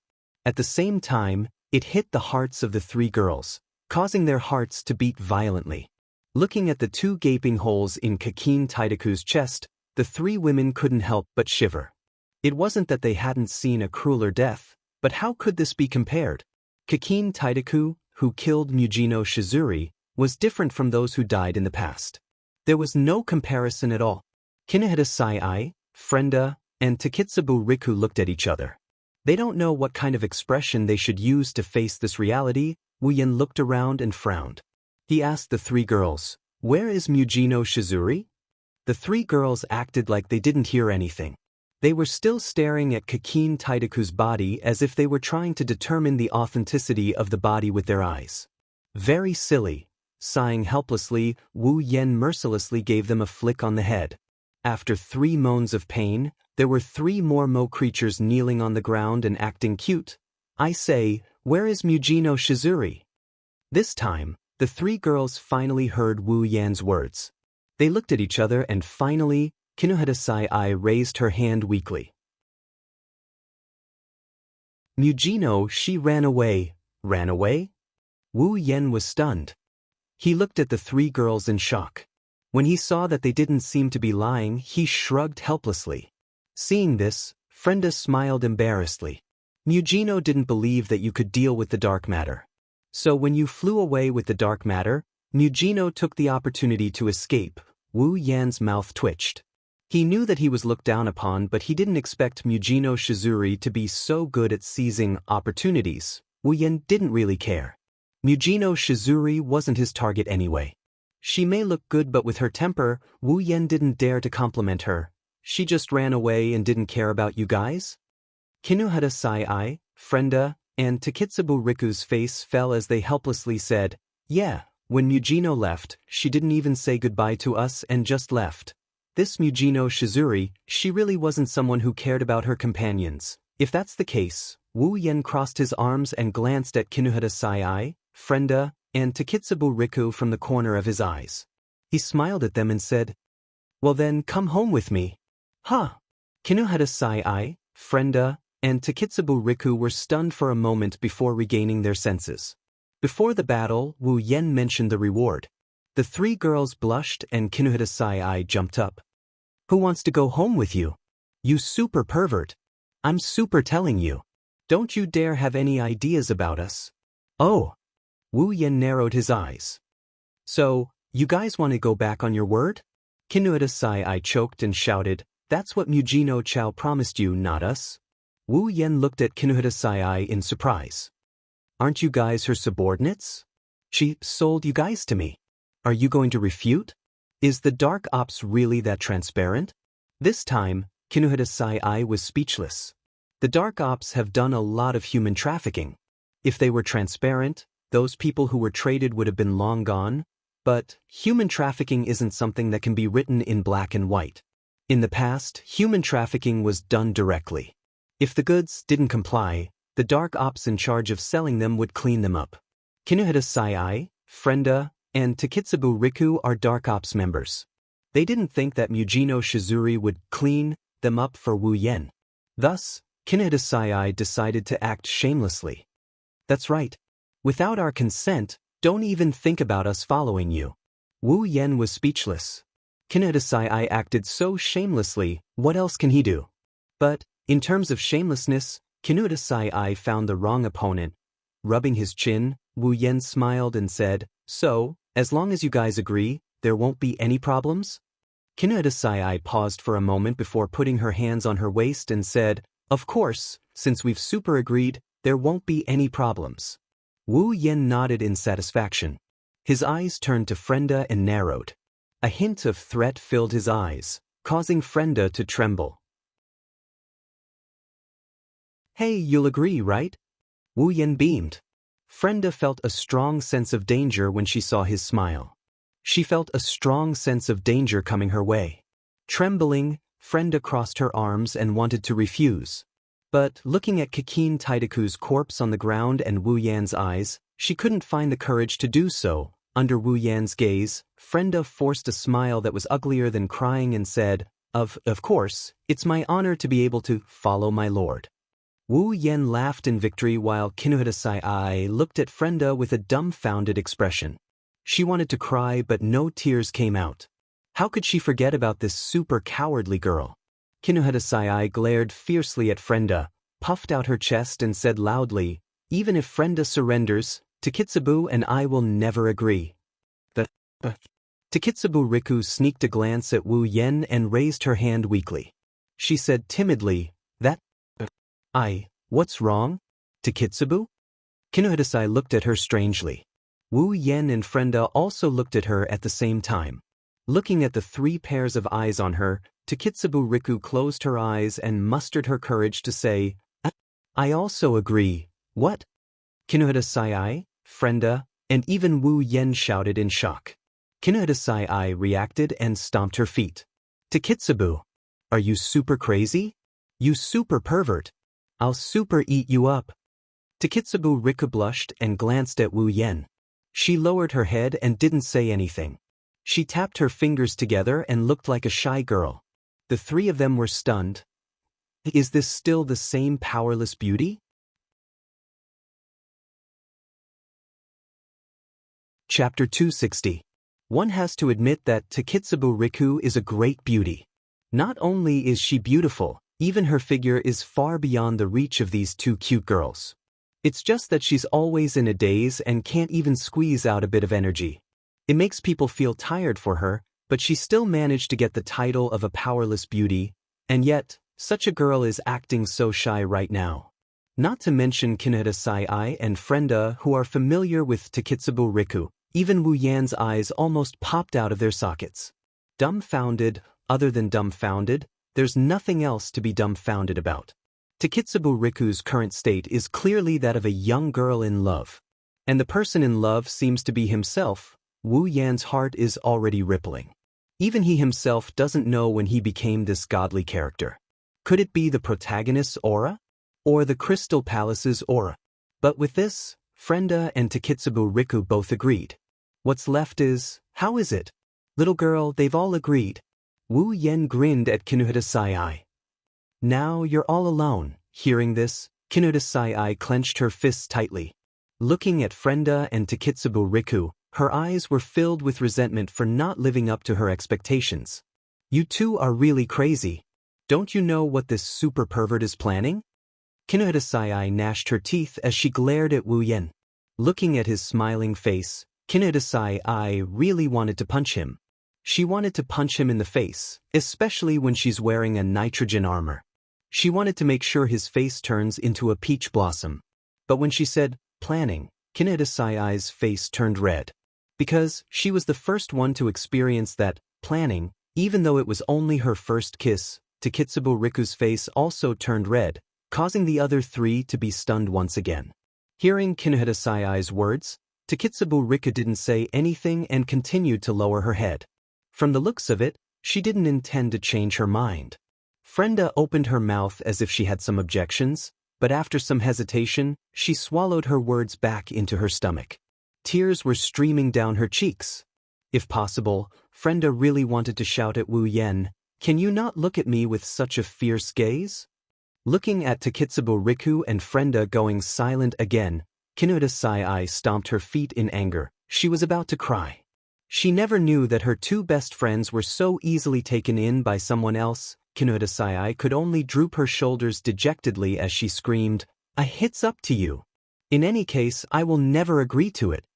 Wu Yen raised his eyebrows, his pair of wine-red eyes moved closer to Kinohita Sai's face as he said in a strange tone, "Oh? Is that so? Looks like I didn't leave a deep impression on you."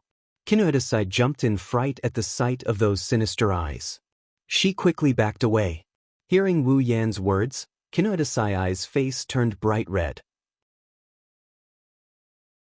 Biting her lips, Kinohita Sai threw caution to the wind and shouted, "Since even if I super follow you, I'll be super eaten by you sooner or later, And I'll be super eaten whenever I want to be super eaten. Why don't we super do it now and get everything over with? Wu Yin almost fell to the ground. He looked at Kinuhata Sai helplessly.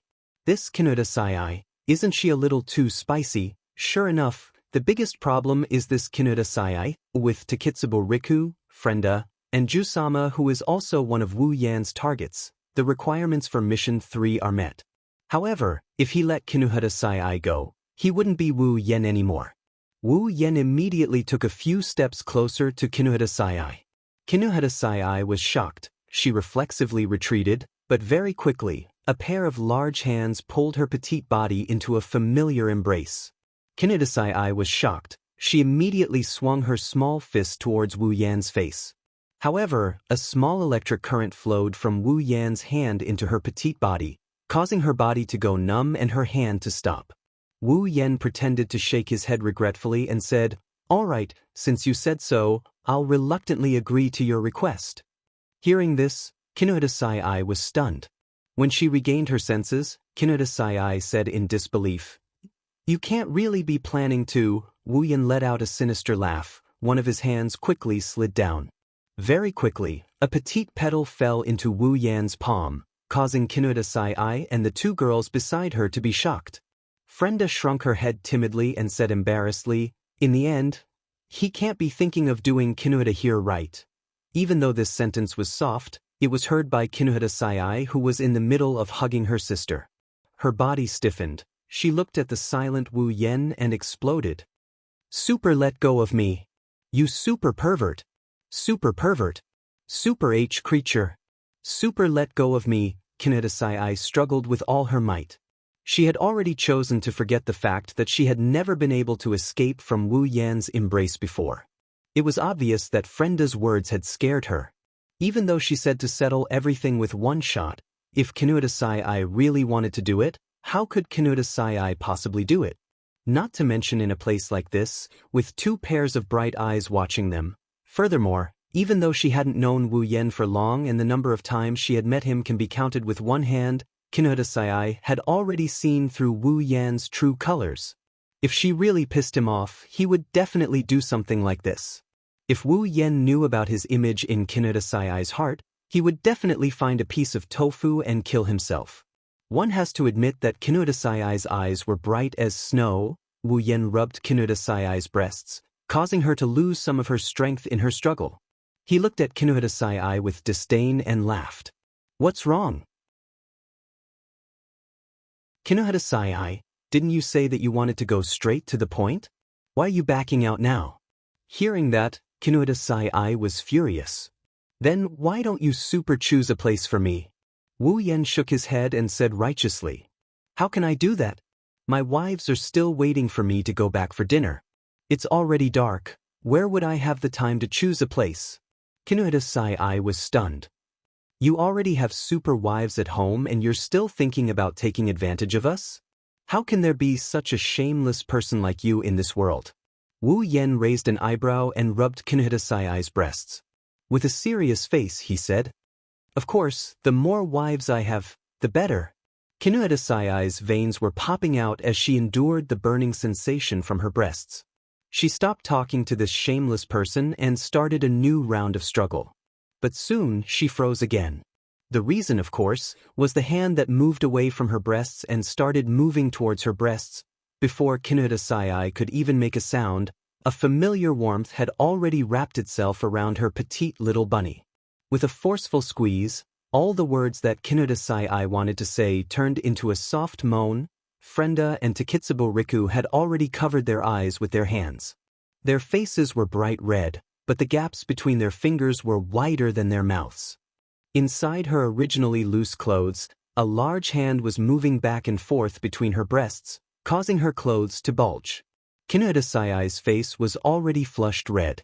When the other hand reached towards her breasts, Kinuhata Sai couldn't help but scream. "I got it! I super got it! I agree! I super agree! Super stop right now! You should have done this earlier." Wu Yen stopped moving his hands and shook his head. He didn't even try to hide the delight in his voice as he let go of Kinuhata Sai. After regaining her breasts, Kinuhata Sai fell to the ground with a pale face.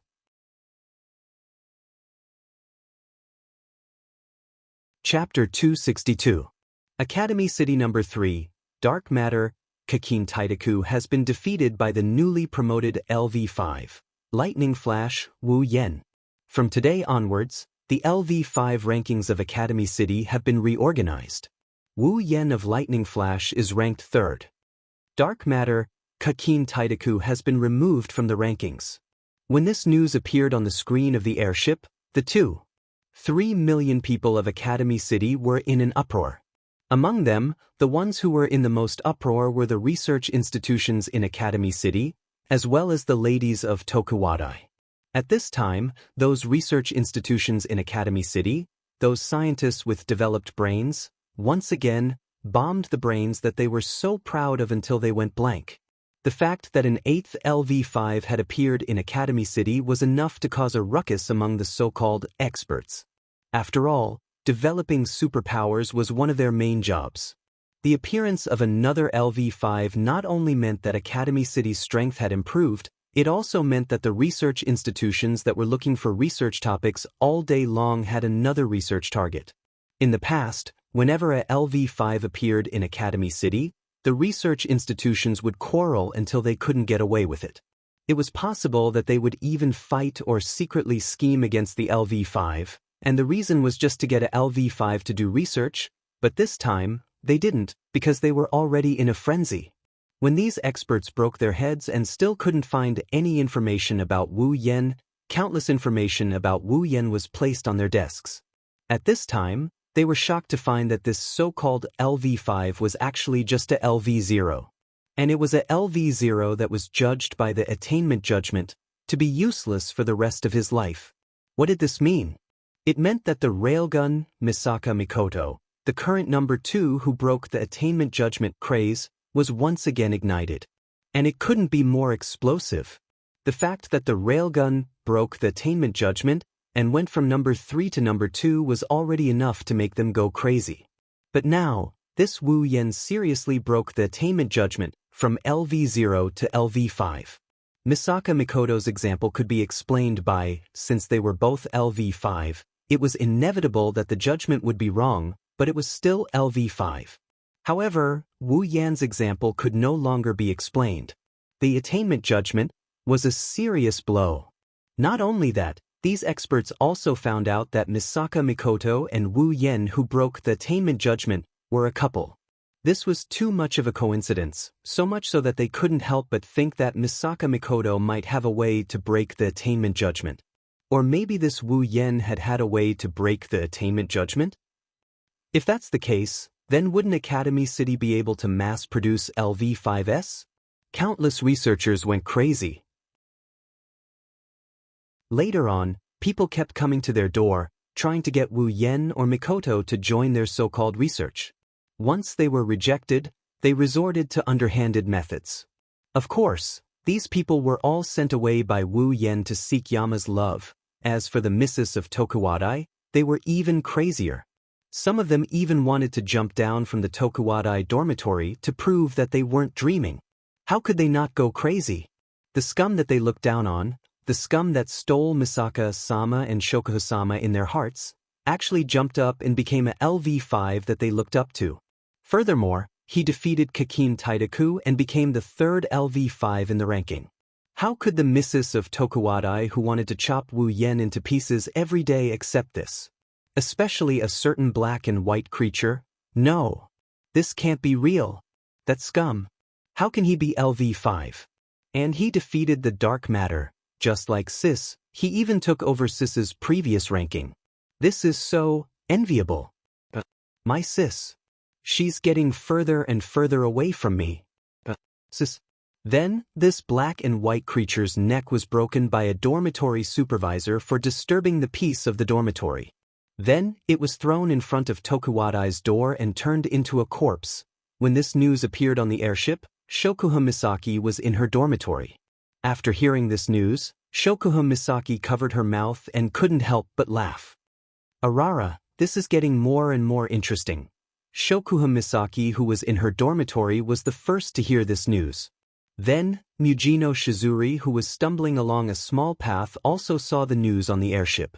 She stared blankly at the screen on the airship, Not sure if it's because she can't believe it or because she's trying to figure out if there's any difference between the picture and the news. Number 3. Mujino Shizuri lowered her head. She couldn't help but recall the time when she went to look for Kakin Taidaku and tried to defeat him. She also recalled the time when she was crushed by Kakin Taidaku and almost lost her life. Mujino Shizuri couldn't believe that Kakin Taidaku, the one who almost killed her, was defeated by the person she hates the most. No. After seeing Kakin Taidaku's withdrawal from the ranking, Mujino Shizuri already guessed that Kakin Taidaku was killed by Wu Yen. Otherwise, Kakin Taidaku would have been pushed down to number 4 and she would have been number 5. Taking a deep breath, Mujino Shizuri lifted her foot and continued to walk forward with great difficulty. If one were to observe her closely, one would discover that her eyes were filled with unwillingness. In Wu Yan's house, Chuju and Mikoto were also stunned when they saw the news. Ikaros stood there quietly without saying anything. Only Astria cheered, "Master is on TV." And they looked at each other. How did Yen become number 3? Mikoto patted her own cheeks in shock, asking in disbelief. Who knows? Chuju frowned. We'll ask him when he comes back. Chuju, who said that didn't expect Wu Yen to bring them such a big surprise. When he comes back, Academy City is in a state of shock because of Wu Yan's promotion to number 3. Meanwhile, Wu Yan's side was stunned for a moment before calming down. Kinohita Sai, Frenda, and Takitsubo Riku saw Kakin Taidaku's corpse being carried over by Wu Yen. Being able to kill dark matter, it's not surprising that Wu Yen became number 3. The reason why Wu Yen calmed down is because he's frowning. If he were to become the 3rd, it would mean that the fact that he had defeated Kakin Taidaku had already been known by others. Or more accurately, Alistair already knew about it. Wu Yen couldn't help but frown. It hasn't even been half an hour since he killed Kakin Taidaku. How did Alistair find out about it in half an hour? Hovering loop doesn't work on him anymore. However, with Alistair's methods, it's not hard for him to find out. Wu Yan's real question is, why did he send this message? Is he trying to tie me down to Academy City? He should know that it's pointless, or was Alistair trying to warn him? Was he trying to tell him that Alistair was keeping an eye on him? Since he can't figure it out, Wu Yen decided to stop thinking about it. Wu Yen knows his own limits, even though he has the advantage over Alistair with Meteor Shower. If he wants to compete with Alistair in terms of brains, he'll be courting death. At the very least, Wu Yen doesn't think he's as smart as Alistair. That freak, no matter what Alistair wants to do, he'll just have to deal with it. After all, he's not the only one on his side.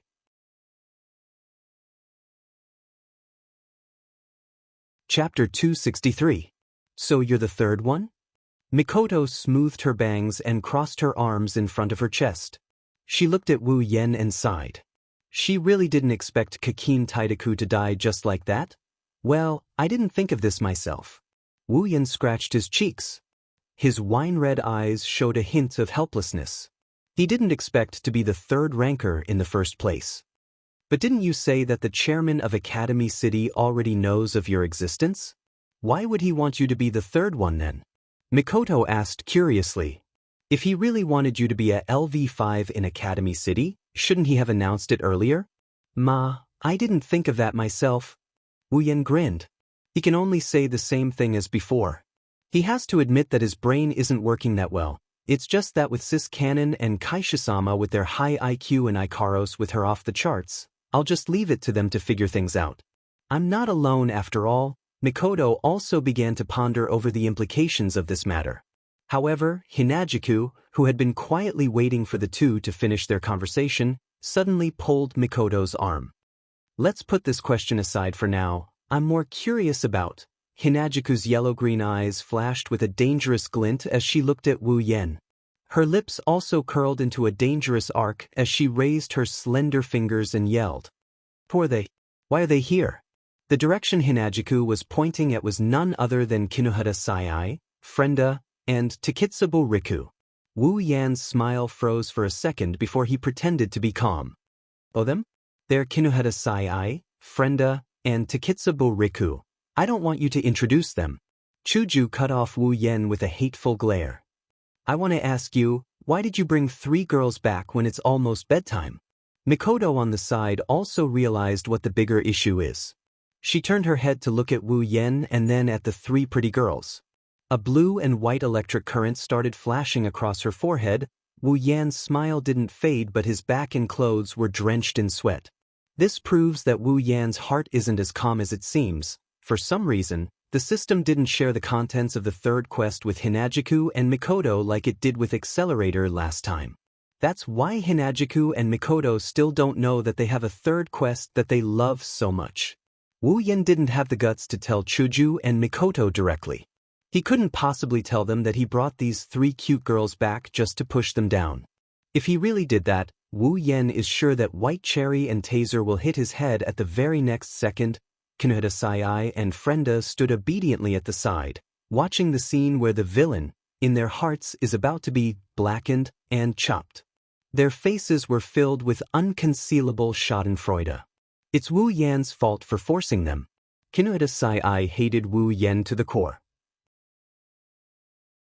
Even though Frenda was intimidated by Wu Yan's oppression, she was still gnashing her teeth in hatred. They were happy to see Wu Yan in trouble. They even hoped that Wu Yan would be chopped to death by the second girl, and the pink-haired girl, Takitsubo Riku, on the other hand, was looking at Wu Yan with a worried expression. She couldn't bear to see Wu Yan in trouble. Ikaros was the same as Takitsubo Riku. From a certain point of view, Ikaros and Takitsubo Riku did have some similarities. At least at this moment, they both hoped that they could rescue Wu Yan from his predicament. Of course, there were also those who were gloating along with Kinohita Sai and Frenda. A certain blonde glutton angel, Wen, was as anxious as an ant on top of a pot. Even though Wu Yan already had this thought when he decided to bring Kinohita Sai, Frenda, and Takitsubo Riku to his house, but when it really came down to it, Wu Yan still felt that girls are precious, but life is even more precious. His eyes involuntarily glanced at Kinohita Sai and Frenda. When he saw the gloating expression on their faces, Wu Yan's face darkened. He cursed in his heart, but he didn't reflect on himself. Who's to blame the most for Kinohita Sai and Frenda's actions? Perhaps the two of them saw Wu Yan's glare. The gloating expression on their faces intensified. Wu Yan's eyebrows twitched. While he gritted his teeth, an idea popped up in his mind, and Wu Yan hardened his heart. While Kinohita Sai, Frenda, and Takitsubo Riku were stunned, Wu Yan looked at Chuju and Mikoto and pretended to be relaxed. The three of them are actually here to be maids. Maids, Chuju, Mikoto, Kinohita Sai, and Frenda all screamed in shock. It's as if they didn't hear maids, but fierce tiger. Yeah. Wu Yan's face was full of smiles as he looked at Chuju and Mikoto. Look, our house is big enough, right? It's usually Ikaros who cleans the house. She's the only one taking care of such a big house. My heart aches just looking at her, so I invited the three of them. Chuju and Mikoto fell into deep thought. As for Ikaros, when she heard Wu Yan's words, her indigo eyes shone with a charming light. Anyone can see that Ikaros is very happy. As for Kinohita Sai, Frenda, and Takitsubo Riku, they were completely stunned. Looking at Wu Yan, who tried to justify himself by kidnapping them and treating them like maids, Kinohita Sai and Frenda almost went berserk. Even Takitsubo Riku couldn't help but feel regretful. She wondered if it was worth it to sell herself out. Chuju and Mikoto frowned as they looked at Kinohita Sai and the other two girls.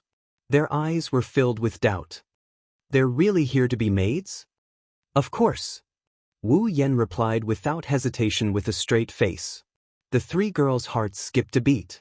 Before they could say anything, Wu Yan turned to Frenda. Don't you think so? Frenda. When he said this, Wu Yan's eyes had an ominous glint as he stared straight at Frenda. Her delicate body trembled as she clutched her beret tightly. What schadenfreude, what rage, all of that vanished into thin air as her little head nodded furiously. Wu Yan nodded in satisfaction before looking at Takitsubo Riku. Don't you think so? Little Lee. When he said this, his eyes were filled with tenderness, causing Takitsubo Riku to blush and her heart to beat faster. In addition to the endearment of little Riku, Takitsubo Riku's face instantly turned red. She lowered her head and shyly nodded. Seeing that, Wu Yan smiled as if he got his way. He turned to Kinuhata Sayai, who was staring blankly at her companion who sold herself out again, and smiled. "Don't you think so? Little AI." When he said that, Wu Yen sized up Kinuhata Sayai's body. His eyes were filled with aggression, causing Kinuhata Sayai to feel as if a pair of large hands were caressing her body. An electric current flowed into her heart, causing her to almost fall to the ground. Looking at Wu Yan's deep gaze that was sizing her up, Kinuhata Sayai reflexively crossed her arms in front of her chest. However, she couldn't stop that gaze from invading her body. Kinuhata Sayai knew that if she dared to say no, then tonight her pure body would be sacrificed. Thus, Kinuhata Sayai could only nod her head in grievance. This caused Wu Yen to finally reveal a victorious smile. At this point, it had to be said that a person could make such a difficult change in expression and gaze in such a short period of time, and could also be shameless to this extent. Li, how could the word harm be enough?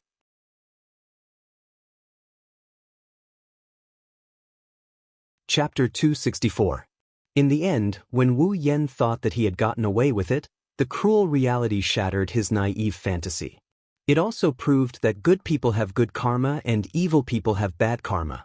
When the crystal sword and iron sand sword came down on him, he finally realized how stupid he was. That so-called ingenious work of art might be able to fool the newcomers, but to think that he could fool Railgun and Kaisha-sama, who have been sleeping with him every day and have already seen through him? Stealing Big Brother Egg's words, "You're digging your own grave." Luckily, the kind Sis Canon and Kaisha-sama are only playing the role of the hatchet goddess. Thus, when Wu Yen laid on the floor with a head full of bruises, the two girls let Wu Yen off the hook. Obviously, the two girls are just a little jealous of Wu Yen for bringing a girl home. In the end, Kinuhata Sayai, Frenda, and Takitsubo Riku still ended up staying in the wolf's den. It's unknown if Sis Canon and Kaosama knew about Wu Yan's wild ambition, or if they pretended not to know. In the end, the three women moved in as maids. However, a certain someone once again welcomed the delightful scene of being alone in an empty room. He was chased out of his room by Sis Canon and Kaosama. Even Ikaros was dragged away for what they called an all-night-long talk. So when Wu Yen saw Ikaros looking at him with a pitiful and unwilling expression while being dragged away, Wu Yen cried and laughed, crying? Of course, he was crying about his miserable experience. He had 3 delicate wives, but he still had to play the drama of staying alone in an empty room. It must be said that sometimes it was difficult to be a winner in life. As for laughing, of course, it's because he has other plans. His 3 delicate wives won't be able to eat tonight, but his 3 equally delicate future wives are waiting in the room for him to pamper them. As for a certain foodie, fine. Wu Yen has to admit that he has zero resistance towards blonde hair and big boobs. However, when he looked at Astria with a pitiful expression and got called an idiot by her blushing face before dashing back to her room, Wu Yen knew that there's nothing he can do about it here. Moreover, with that gluttonous angel's personality, if he were to touch her room, it was guaranteed that all the girls in the room would come and watch. Thus, Wu Yen decisively abandoned her. As for Kinuhata Sayai, Frenda, and Takitsubo Riku, Kinuhata Sayai is definitely at her wit's end. This lowly is already dissatisfied with him for forcefully abducting her. She wants nothing more than to find a chance to add insult to injury in front of Mikoto and Hinajiku and push him onto the chopping block. If he dares to enter her room right now, then Kinuhata Sayai would be more than happy to be the same as Astria. She would turn into the type of girl who would scream and scream when she meets a certain wolf. Then she would happily watch the scene of Wu Yen being butchered. Thus I pass for now. As for Takitsubo Riku, have to say, when he thought of Takitsubo Riku, Wu Yan's heart fluttered.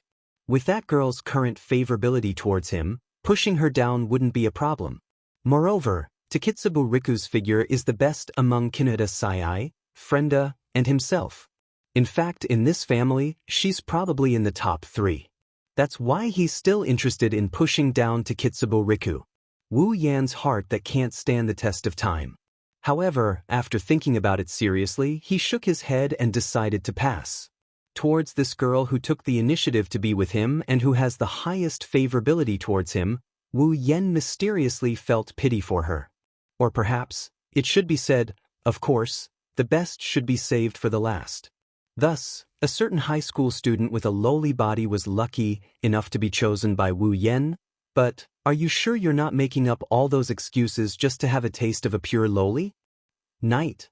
When the small house was completely plunged into darkness, the sound of light breathing could be heard from every room. A certain wolf's room door opened. Poking his head out, he sneaked a glance at Chuju and Mikoto's room. Wu Yan's lips curled into a smug smile. Then he looked towards Frenda's room. Wu Yan tiptoed towards Frenda's room. Right now, he has the aptitude to be a thief. Furthermore, this is his own home. His heartbeat quickened. With Wu Yan's personality, of course he wouldn't be nervous about the impending pushdown. Right now, he's just excited. This scene is like picking a flower. For some reason, Wu Yan felt all sorts of excitement. One couldn't help but sigh at his lustful and self-righteous heart. At this moment, Wu Yan was once again glad that he has Mikoto's ability.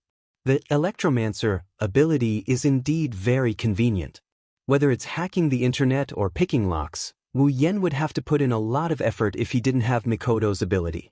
But now, with just a grasp of the doorknob and a push of his ability, the tightly locked door opened to Wu Yan with a crisp sound.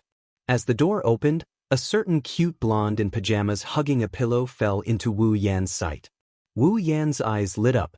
The smug smile on his face turned into a sinister one. Perhaps because Wu Yan didn't try to hide his actions. When Wu Yan entered the room, Frenda, who has been in the dark branch for quite some time, immediately noticed that her room was invaded.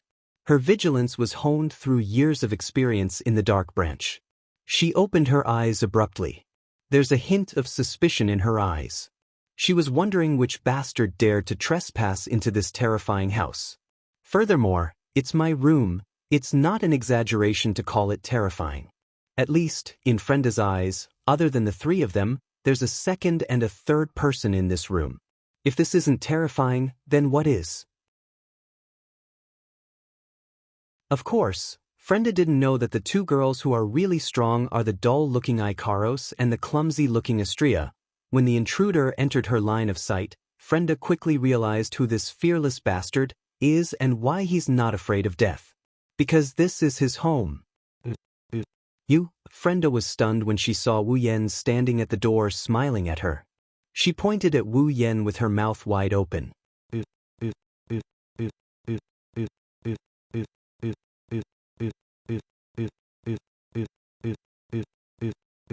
The intruder is Wu Yan, who abducted them with ulterior motives.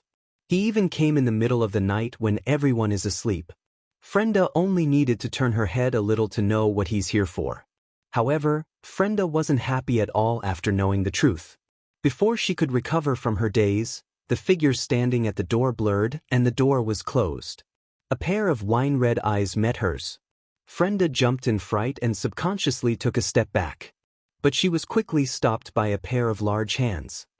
"Yo, little Frenda," Wu Yan snickered as he lifted Frenda's chin. His wine-red eyes glowed with a demonic light. The heat in his eyes could be seen with the naked eye. Frenda's heart raced as her chest pounded. The sound of her heartbeat was very clear in this dark and silent environment. Looking at Frenda's cute face, Wu Yan lightly licked it as if he's the most lustful villain. "Are you ready?" He didn't ask for a reason, he didn't explain himself, he just asked her if she was ready. His intention was obvious enough. Frenda's body trembled and she started crying inside. She screamed in her mind like a madwoman. "Why is it me?"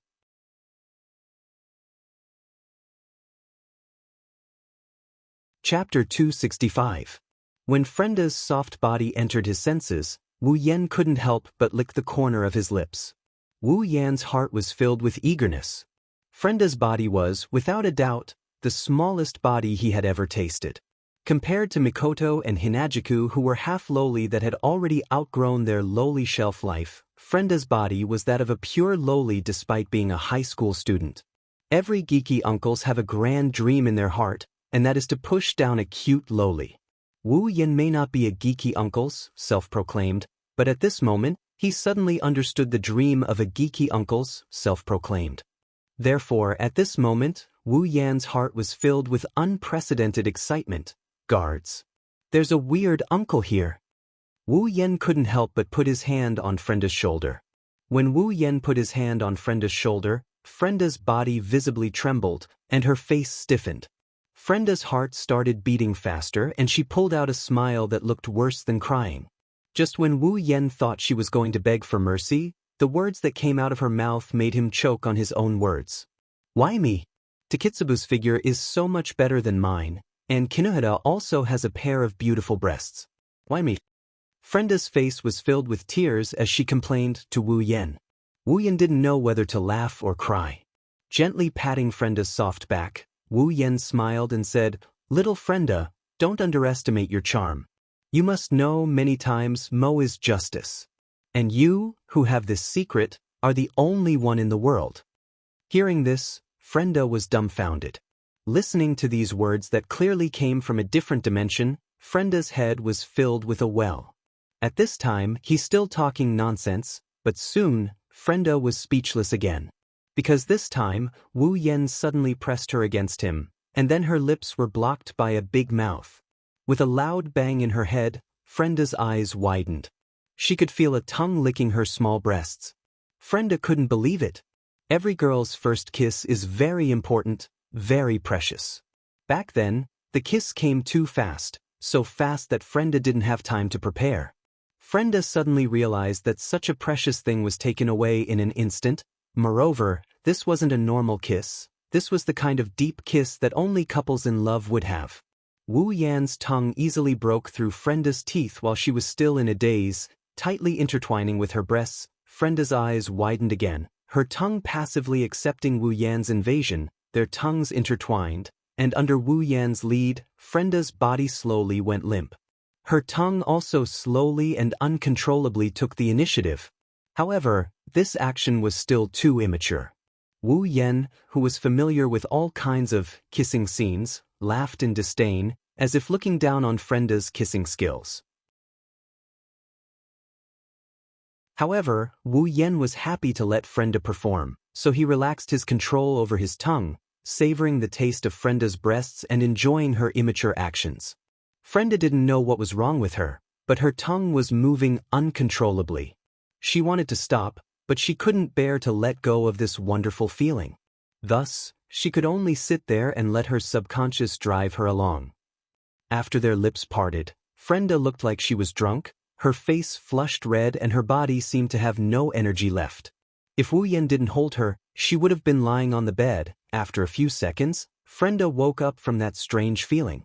She widened her eyes again, looking at Wu Yen in disbelief. However, this time, the disbelief was directed at herself.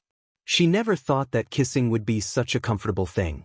Frenda immersed herself in it, but now she couldn't believe that she was the one who took the initiative to entangle with his tongue.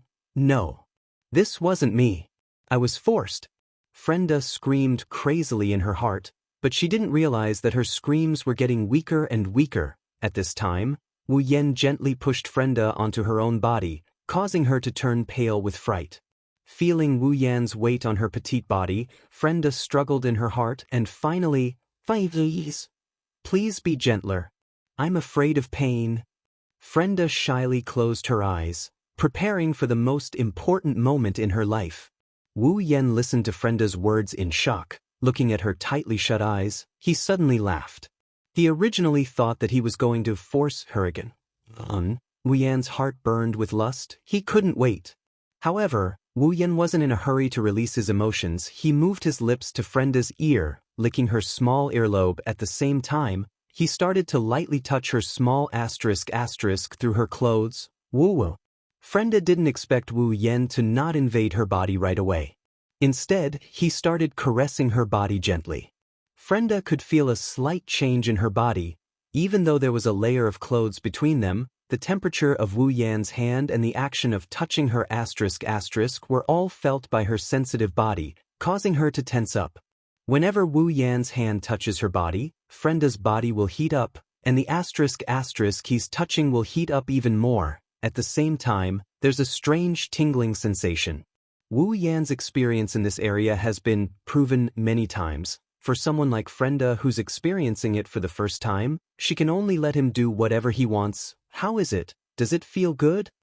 Wu Yan moved his head away from Frenda's ear, looking at her with a teasing look, as if he's planning to tease her. It feels so good. Hearing Wu Yan's words, Frenda subconsciously blurted it out, but when she realized what she said, she was so embarrassed that she wanted to die. What did I say? Wu Yan smiled proudly, continuing to touch Frenda's body.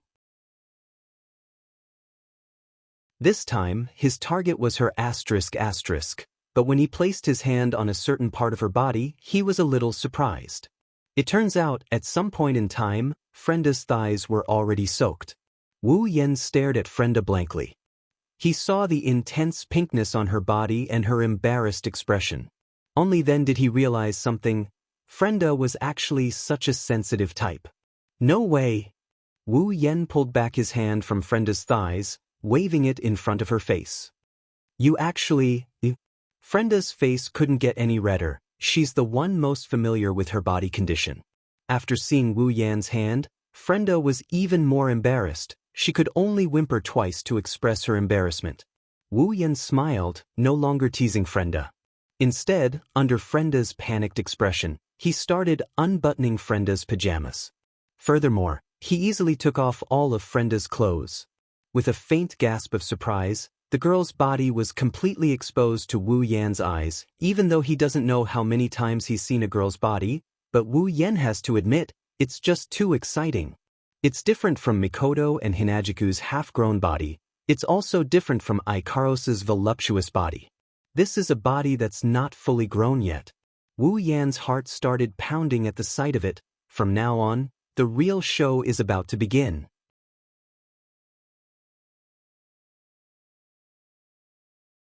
Chapter 266. Lying on top of her own body, Frenda's small breasts were in disarray. Her face was flushed red and her blue eyes were misty. Clearly, she was in a daze. Frenda's heavy breathing showed her nervousness and uneasiness. Her originally flawless and petite body was now covered in sweat. She was trembling slightly as she slid on the surface of her body. She was clearly just a petite figure with no ups and downs, but at this moment, she was bursting with astonishing strength. Listening to Frenda's soft moans, Wu Yan smiled proudly. He seemed to be very proud of his teasing skills. He laid on top of Frenda's body and extended his tongue from her small breasts to her neck. Another sobbing sound came out of her mouth. Frenda's heart was filled with panic. She felt that her body no longer belonged to her. Frenda felt a little dizzy. Her body is very sensitive and under Wu Yan's teasing, she couldn't take it anymore. Her body started trembling as if she couldn't take it anymore. At this time, Wu Yan's tongue had already kissed her from her neck to her breasts. The girl's upper body was covered in a faint red. Wu Yan's mouth was dry as he smelled the scent of the most delicious delicacy. In the end, he couldn't take it anymore and sucked on the little cherry on the girl's breasts. Frenda couldn't help but cry out. She had never experienced such a situation before. Her heart was pounding furiously as moans continuously came out of her mouth. Under Wu Yan's relentless assault, Frenda's small body started trembling violently. She reached out a hand and pressed down on Wu Yan's head as if she's trying to stop him from leaving. Her other hand was clenched into a fist and placed on her lips, as if to prevent herself from making a sound. She even bit down on her index finger to prevent any sound from leaking out. However, it was all in vain. Even though she bit down on her index finger, she couldn't stop moaning and moaning, pleasuring Wu Yan who was roaming all over her body. As Wu Yan's movements got bigger and bigger, Frenda's little heart started to get flustered. She felt like her body was suspended in midair. That strange feeling made her feel all sorts of flustered. She wanted to push away the man on top of her, but her sensitive body disobeyed her command over and over again. She couldn't even muster up a bit of strength. Let alone pushing Wu Yan away, she couldn't even support her own body.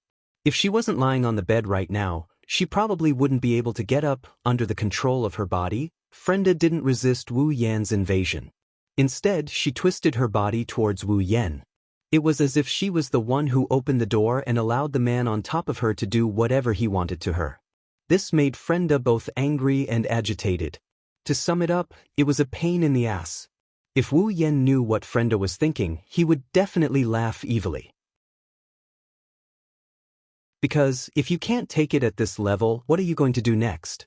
Very quickly, Wu Yan's hand reached for her nipple under Frenda's incredulous gaze.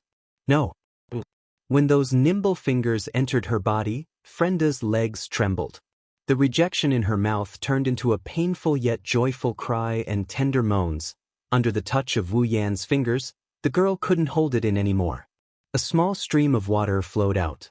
This made Wu Yan laugh. How long has it been? Isn't she a little too sensitive? Frenda tightened her body once again, enjoying the feeling of emptiness and excitement. After the tide passed, her petite body landed on top of the bed.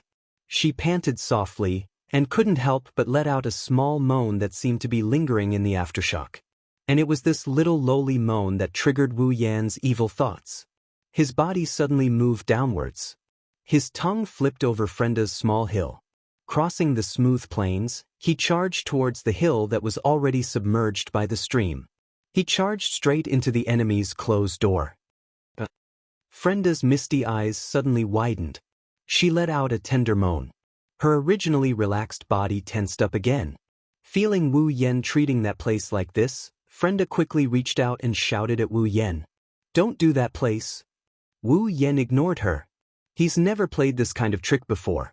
In the past, he couldn't get any proof from Mikoto, Chuju, and Ikaros.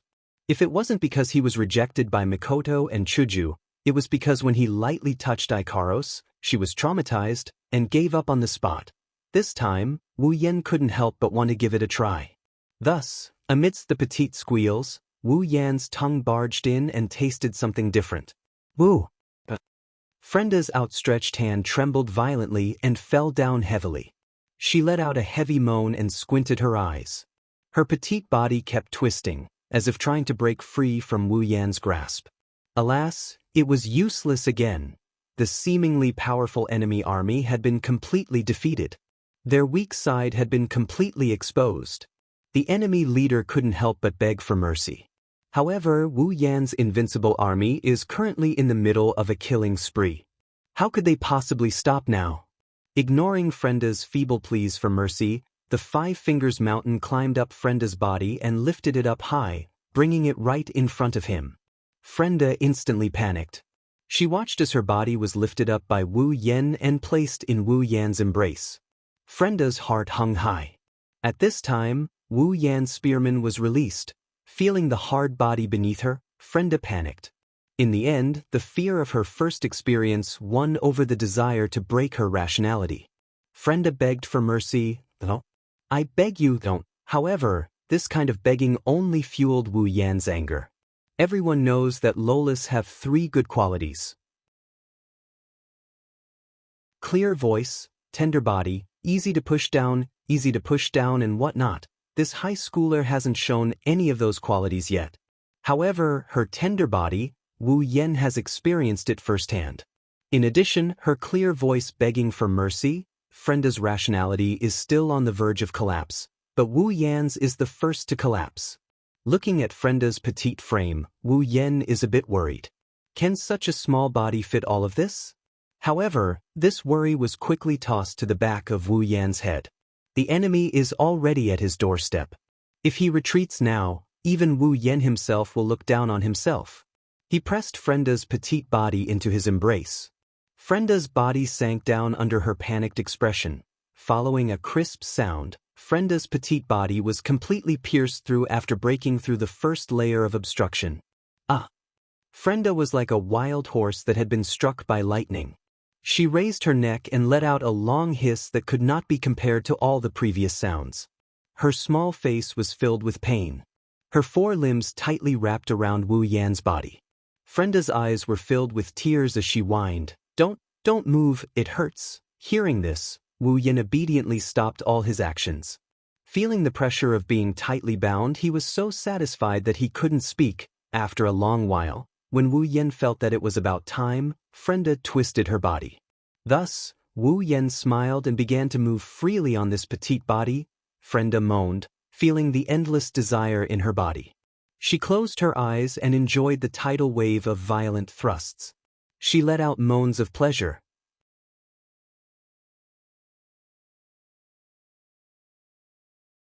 Chapter 267. Early in the morning, a ray of sunlight spilled into the room through the crack in the window. The curtains had already lost their function in the breeze. The sunlight shone into the room pleasantly and fell on the tightly shut eyes of the person who was sleeping. Wu Yan felt his comfortable dream being dispelled by the dazzling light. His sleepiness melted away like thin ice in an instant. Wu Yan gently opened his eyes. In the past, the first thing he did when he woke up was to stretch his body. This time, however, he didn't do so. Because, even without stretching his body, he is already very comfortable. Wu Yan moaned comfortably as he felt something tighten around him. Now that he's awake, Wu Yan naturally recalled everything that happened last night. Feeling his waist being hugged by a pair of petite arms and the smooth skin touching his body, Wu Yan chuckled and tightened his grip around the petite body lying on top of him. Wu Yan's movement woke Frenda up from her dream. She opened her eyes and a pair of sapphire blue eyes appeared in front of Wu Yan's eyes. Frenda naturally turned her head and raised a hand to rub her eyes. This action made her realize her current situation. Her consciousness was called back in an instant. She felt a sense of fullness in her body that she had never felt before. Frenda finally recalled everything that happened last night. Frenda's dazed face stiffened as she felt herself lying on top of a body. She slowly lifted her head and very quickly, a face with a faint smile entered her eyes. Frenda blankly stared at Wu Yan's face. She covered her face with her hands and sighed softly. In the end, why wasn't it a dream? Hearing this, Wu Yan also sighed and said to Frenda, "Indeed, I had a good dream." Frenda gritted her teeth as she listened to Wu Yan's infuriating tone. She wanted nothing more than to bite the skin right in front of her into a pile of minced meat. In her heart, she had already cursed Wu Yan 100 times. Tears streamed down her face. Even though Frenda already knew that she would be eaten alive by Wu Yan sooner or later, she really didn't expect this day to come so quickly. It's only been one night. In just one night, who knows how many times she has been eaten alive. Not even her bones are left. There are still so many days ahead, how can she survive this? The most unforgivable thing is that her body actually became dependent on the other party's violent treatment. Is there anything sadder than this in the world? Really? Really? As she thought about it, Frenda, who was crying in her heart, couldn't hold it in any longer. Even on the surface, tears started to flow down her cheeks. Coupled with her cute little face, it was truly a sight to behold. Looking at the kelp-shaped tear lines on her face that were the same as when he was abused by Hinajiku Mikoto yesterday, he smiled in a vengeful manner. This girl, she even dared to gloat over his misfortune yesterday. He straightened his body and sat up. Frenda, who was lying on top of him, was also passively pulled up into a straddle position. At this time, Wu Yan's *** is still inside Frenda's body. Therefore, with this movement and tug, Frenda immediately moaned as if her sensitive spot was poked. "What are you doing all of a sudden?" When she moaned, Frenda immediately recalled the countless times she begged for mercy last night. Countless times she was ignored by Wu Yan. Countless times she moaned like this. She was instantly angered. He forcefully pushed her down and still had so much fun playing with her. Don't think that I won't lose my temper just because I'm on the receiving end. And so, Frenda chose to forget about Wu Yan's deterrence and yelled at Wu Yan. This yell also made Wu Yan raise an eyebrow. The corner of his mouth raised into a smile that made Frenda tremble in fear. Before Frenda could react, she felt Wu Yan's body move. Instantly, an indescribable electric current that she enjoyed countless times last night came from the deepest part of her body. Frenda moaned again.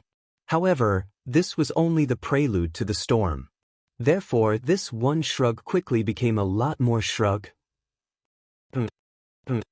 A blush crept up Frenda's fair face. Her petite body was tossed up and down by Wu Yan. Her long blonde hair bounced up and down with her body.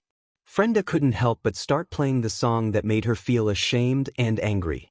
Seeing Wu Yan's proud face, Frenda moaned and said with difficulty, You, you're still going? Hearing this, Wu Yan didn't slow down at all. He continued to toss her body and smiled nonchalantly. Of course I'm still going.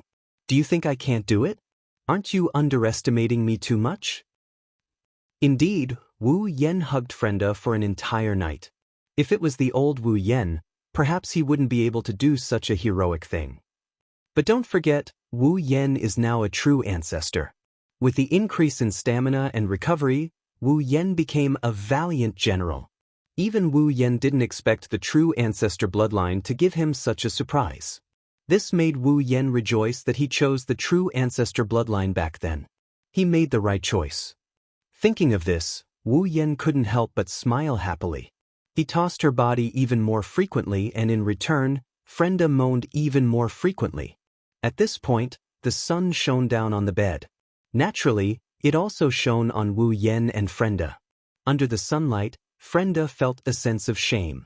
Her naked body was exposed under the sun. Frenda didn't feel good at all. Furthermore, they were doing this under the sun. Even if it was in her room, Frenda still felt a sense of shame. Grabbing Wu Yan's shoulders, Frenda started chanting. Her face was red as she forced out a few words with a high-pitched voice. You, it's already morning. Hearing this, Wu Yan didn't stop. Instead, he sped up. Frenda felt like she was struck by lightning. Seeing this, Wu Yan laughed. Morning? Good morning.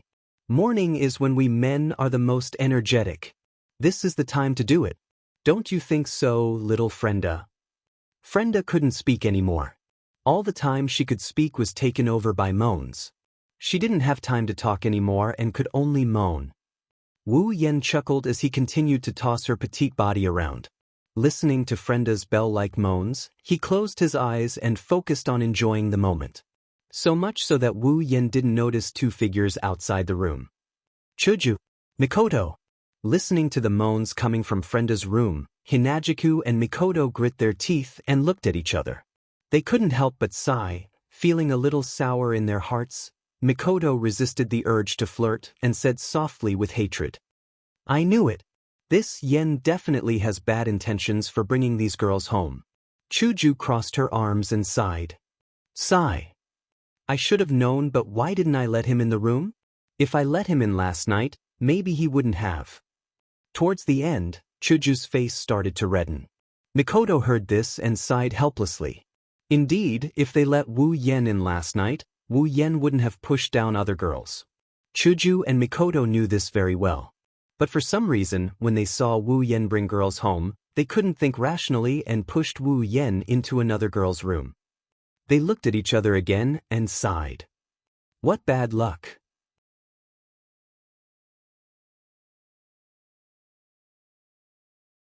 Chapter 268. Academy City, School District 7, Wu Yan's house. Wu Yan looked at his living room. It looked like it was ravaged by a level 10 typhoon. The corner of his mouth twitched. He couldn't keep his cool.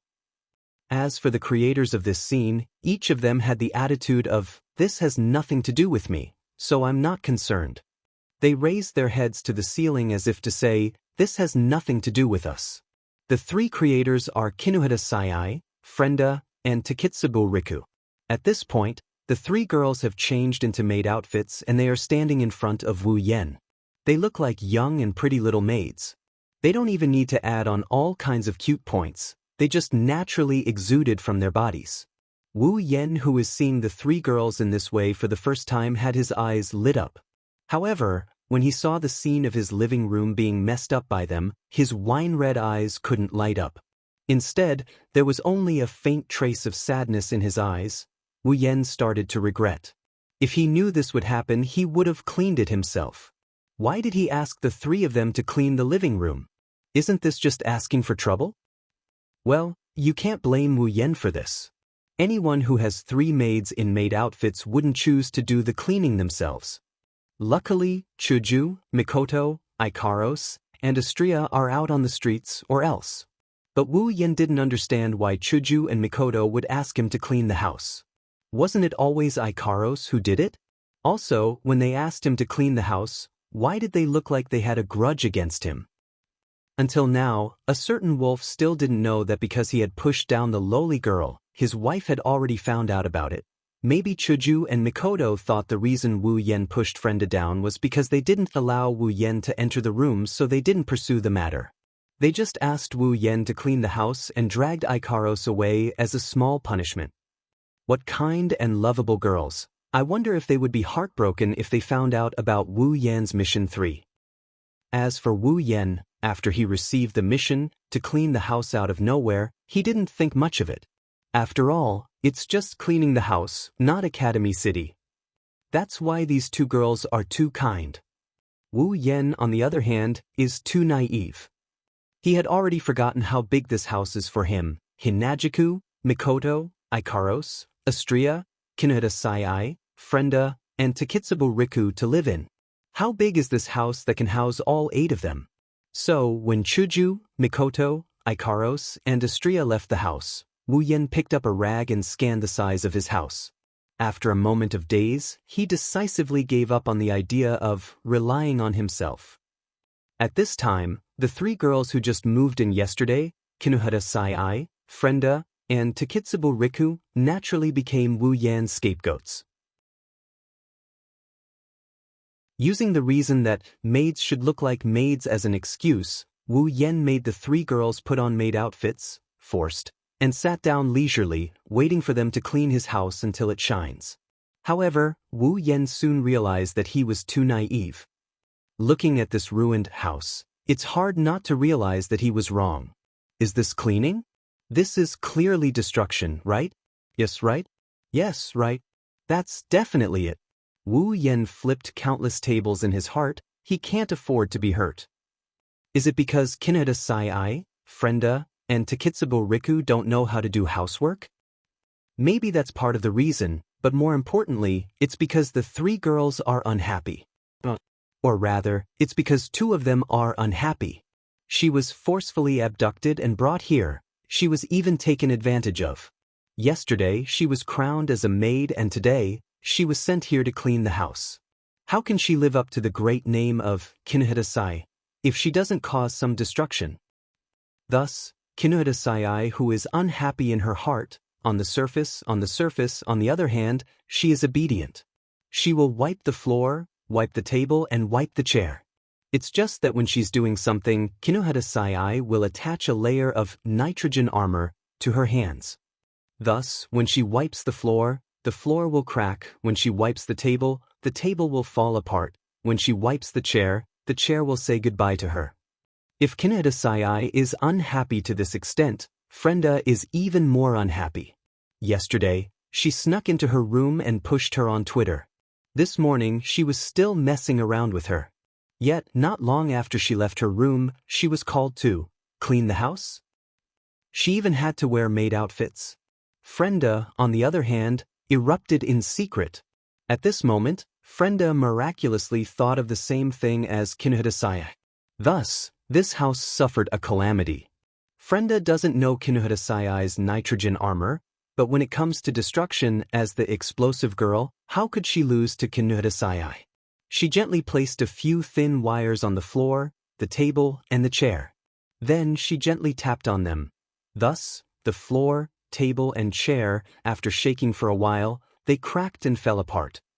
As for Takitsubo Riku, actually, she's just a bystander. Looking at Kinohita Sai and Frenda, who are looking at each other, as well as Takitsubo Riku, who is lowering her head in embarrassment, Wu Yen slapped himself on the head.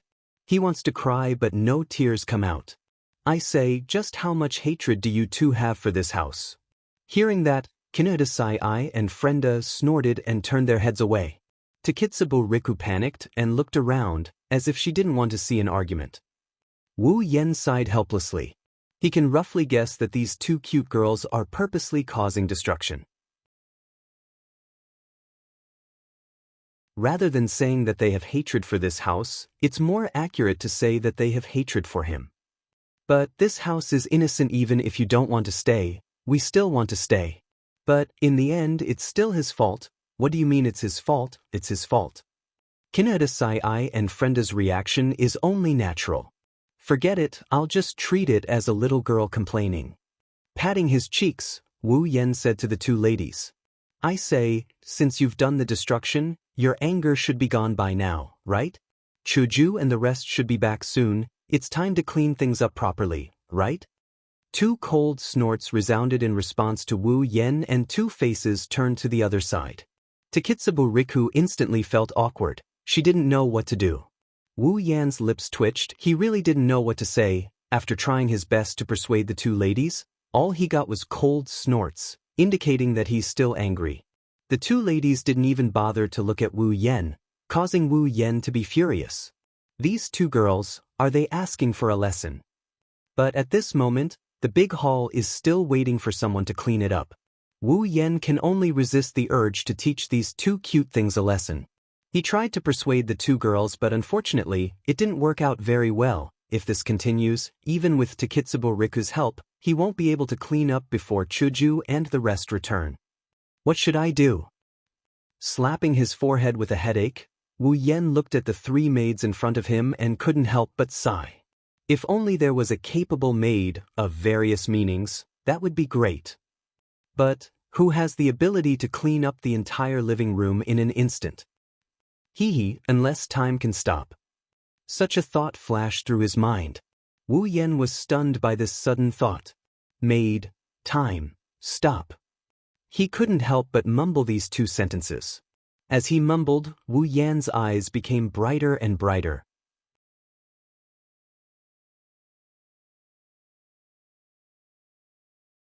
Chapter 269. A beautiful figure flashed through his mind. Wu Yan's eyes shone brighter and brighter. Happiness started to surface on his face as well. If it was her, it would be a piece of cake for her to clean up this mess.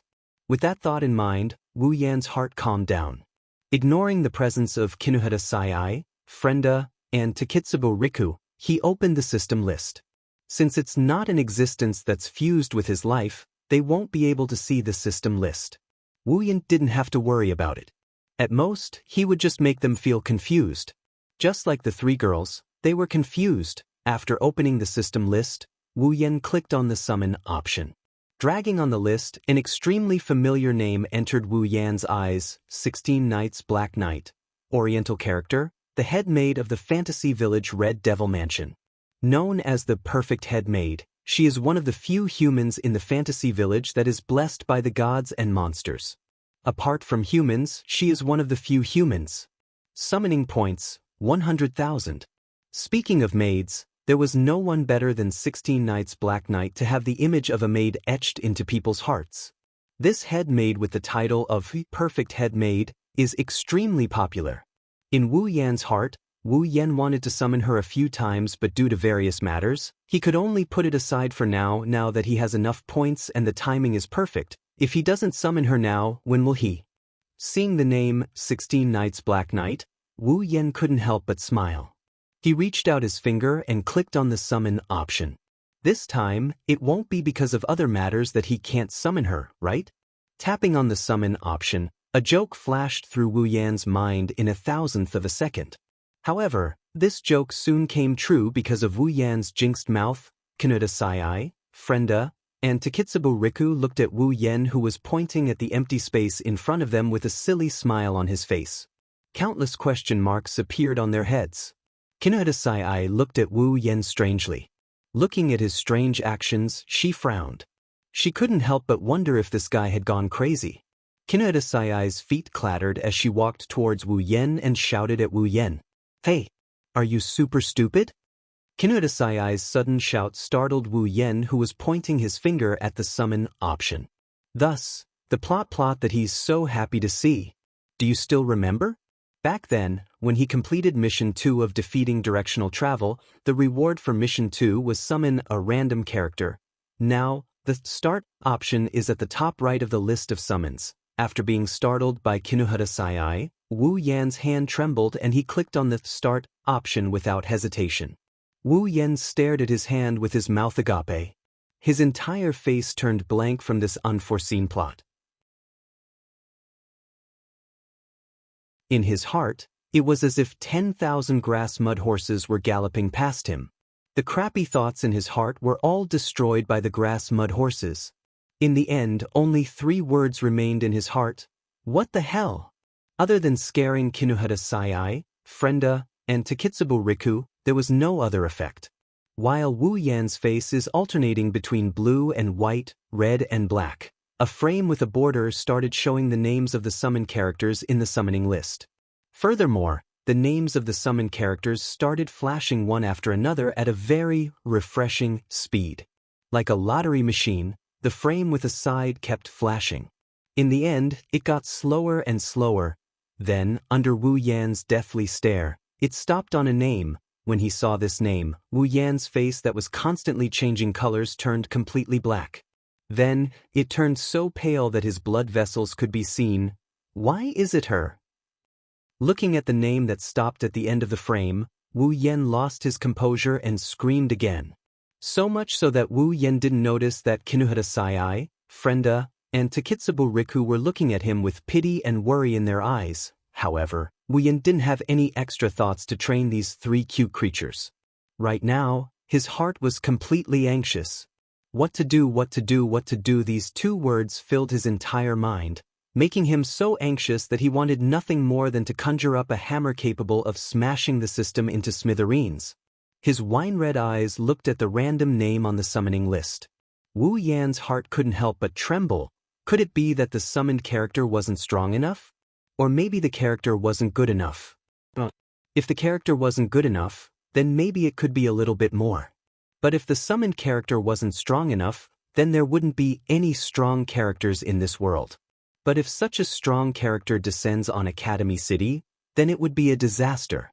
No matter how anxious Wu Yan is, the randomization process is over and the summoned character has been selected. The system's summon list is starting to glow. The glow stunned Wu Yan, who was burning with anxiety. Then, Wu Yan steeled his heart and took out a town return scroll. He crushed it and disappeared under the glow of this town return scroll. Kinuhata Sai, Frenda, and Takitsubo Riku were all stunned. They stared blankly at Wu Yan's position where he suddenly disappeared. The 3 of them looked at each other and for a moment, they were stunned on the spot and lost their ability to react. Could it be that he's also a space ability user? Back then, on the beach where the Archangel God's power descended, following a flash of light, Wu Yan's figure suddenly appeared on the beach. A second after Wu Yan appeared, a dazzling light shone from the system's summon list in front of Wu Yan that hasn't closed since the beginning. At the same time, the familiar light of summoning appeared in front of Wu Yan. Even though Wu Yan has seen this familiar scene a few times, he still couldn't let his eyes adapt to the intense light of summoning. Under the illumination of the summoning light, Wu Yan couldn't help but raise his hand to block his wine-red eyes from being illuminated by the light. After an unknown amount of time, the light of summoning slowly dimmed. Following the dimming of the summoning light, a small, short figure, under the influence of an unknown power, was slowly drawn out like a painting. First, it was the brush, then the drawing. Finally, the figure was painted in color and completely appeared in front of Wu Yan. Looking at the small figure in his memory, Wu Yan couldn't help but smile bitterly. After the summoning light completed its task, when the small figure was completed, it disappeared. The full appearance of the person that Wu Yan was so anxious to summon finally surfaced. It was an extremely petite and cute little loli. It wouldn't be an exaggeration to call her a little loli because her height was much shorter than even the shortest Frenda. She looked like a 10-year-old girl. She had a head of light yellow shoulder-length hair that shone like the sun. The side of her hair was tied into a single ponytail. She wore a very cute beret hat on her head. She wore mostly red, with some white gothic loli clothing. She looked very charming and cute. Her eyelids were tightly shut and her 2 small hands were clasped together in front of her chest. Paired with her delicate and beautiful face, she looked like a sleeping princess. However, no matter how you look at this cute little loli, there was a pair of eye-catching wings on her back.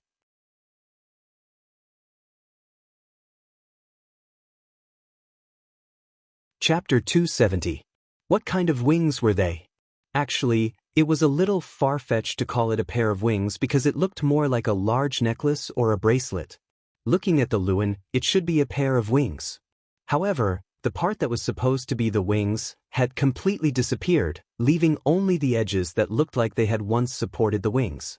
Crystals of different colors hung from the edges of the wings, causing them to emit all kinds of different and unbelievable colors.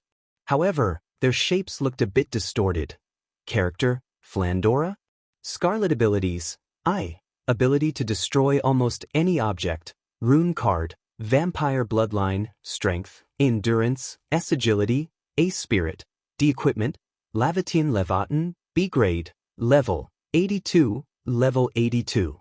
Tier 9 Wu Yan's heart skipped a beat. That's because he was shocked. Other than the Spider Queen, this was the first Tier 9 that Wu Yan had seen in his life. In terms of level, Flandra's level was even higher than the Spider Queen's. Looking at the petite lowly who looked like a sleeping beauty, who would have thought that she was a Tier 9 powerhouse? However, Flandra? Scarlet was a Tier 9. Wu Yan was not surprised at all. The reason was because of Flandra's ability. The ability to destroy almost anything. The ability called Sight.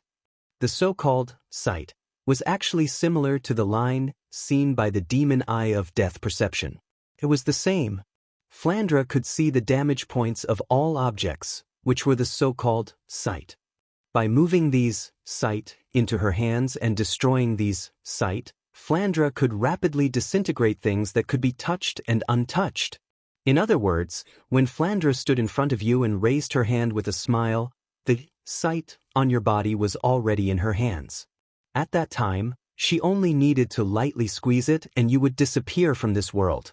What a terrifying ability! Although it was different from the demon eye of death perception, it was much scarier than the demon eye of death perception.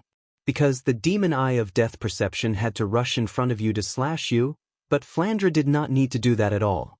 As long as Flandra could see you, your first sight would not be able to escape. Moreover, Flandra was a vampire. Although she was not a true ancestor, she was scarier than some true ancestors. The ability to control eyes, coupled with the vampire's powerful strength and recovery ability, made this little lowly into an abnormally terrifying demon king. Demon queen. This was not an exaggeration at all. Flandra's mental state was a little damaged because she controlled too much power. In other words, Flandra's mental state was not healthy, so she could not control of her ability. To put it simply, it was like the demon eye of death perception that could not be closed. As soon as she saw something that moved, Flandra couldn't help but want to play with it. And the play Flandra was referring to was the bullet screen. Once she continued to play with the other party, she would uncontrollably take control of the other party's eyes, and in the end, the person who was playing with her would become the person who was played to the point of being broken, according to Flandora. The consequences were obvious. The ability to control sight was too scary. Coupled with Flandra's slightly abnormal mental state, even her sister, Remilia Scarlet, could not do anything about it. Scarlet could only bear the pain and lock her up in the basement. Because of this, Flandra spent her entire life in an underground room. This was also the reason why Wu Yan was so anxious when he saw that Flandra was the chosen one. Imagine how dangerous it was for a little girl who could not help but control the target's sight when she saw something that moved, causing her to go overboard and destroy the moving thing. She was in Academy City filled with 2.3 million people. Based on Wu Yan's understanding of Flandra, if she runs into the streets, everywhere she goes will turn into a sea of blood.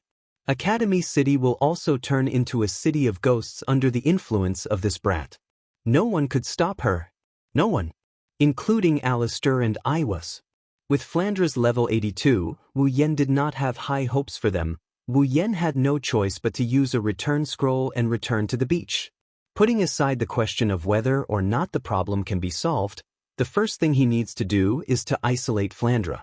Wu Yan looked at the little figure in front of him with his wine-red eyes. He looked at Flandra's cute little face and couldn't help but feel pity for her. If one didn't look at Flandra's age, then with Flandra's appearance and intelligence, she should still be a spoiled little girl in her mother's arms, jumping around and acting like a spoiled child. Now, due to Flandra's terrifying ability and mental state, even he couldn't help but feel wary of her. He even wanted to isolate her. No wonder Remilia had to bear the pain of locking her in the basement. How nice would it be if he could get along with Flandra? Wu Yen was at a loss. What should he do? He has already summoned Flandra to his side. This is an indisputable fact. However, Flandra is an incomparably dangerous existence. This is also an indisputable fact. Could it be that he had to learn from Remilia and think of a way to lock up Furando? With that thought, Wu Yan's body shook. His eyes narrowed and he slapped his own face. 5 bright red fingerprints appeared on Wu Yan's face.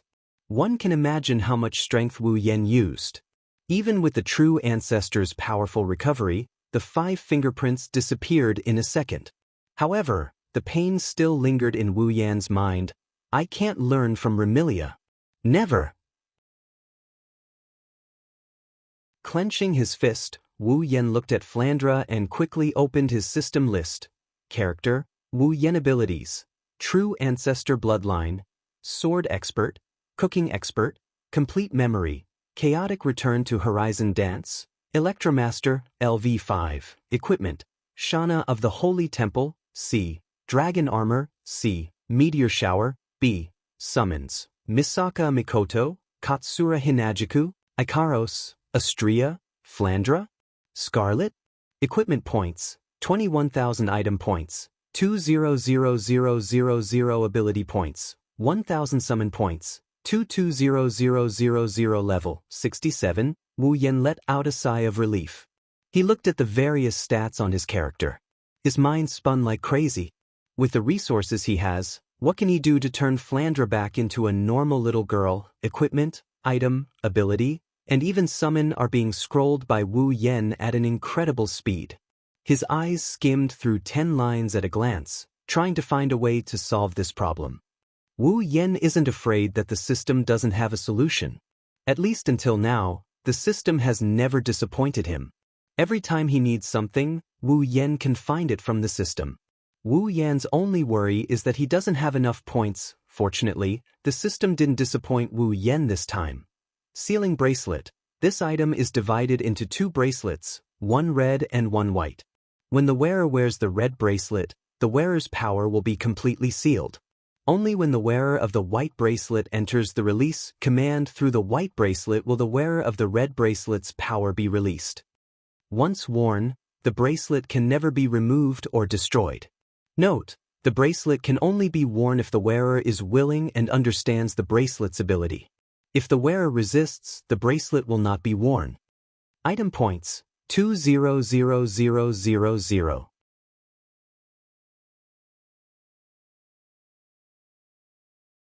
Chapter 271. Sealing Bracelet.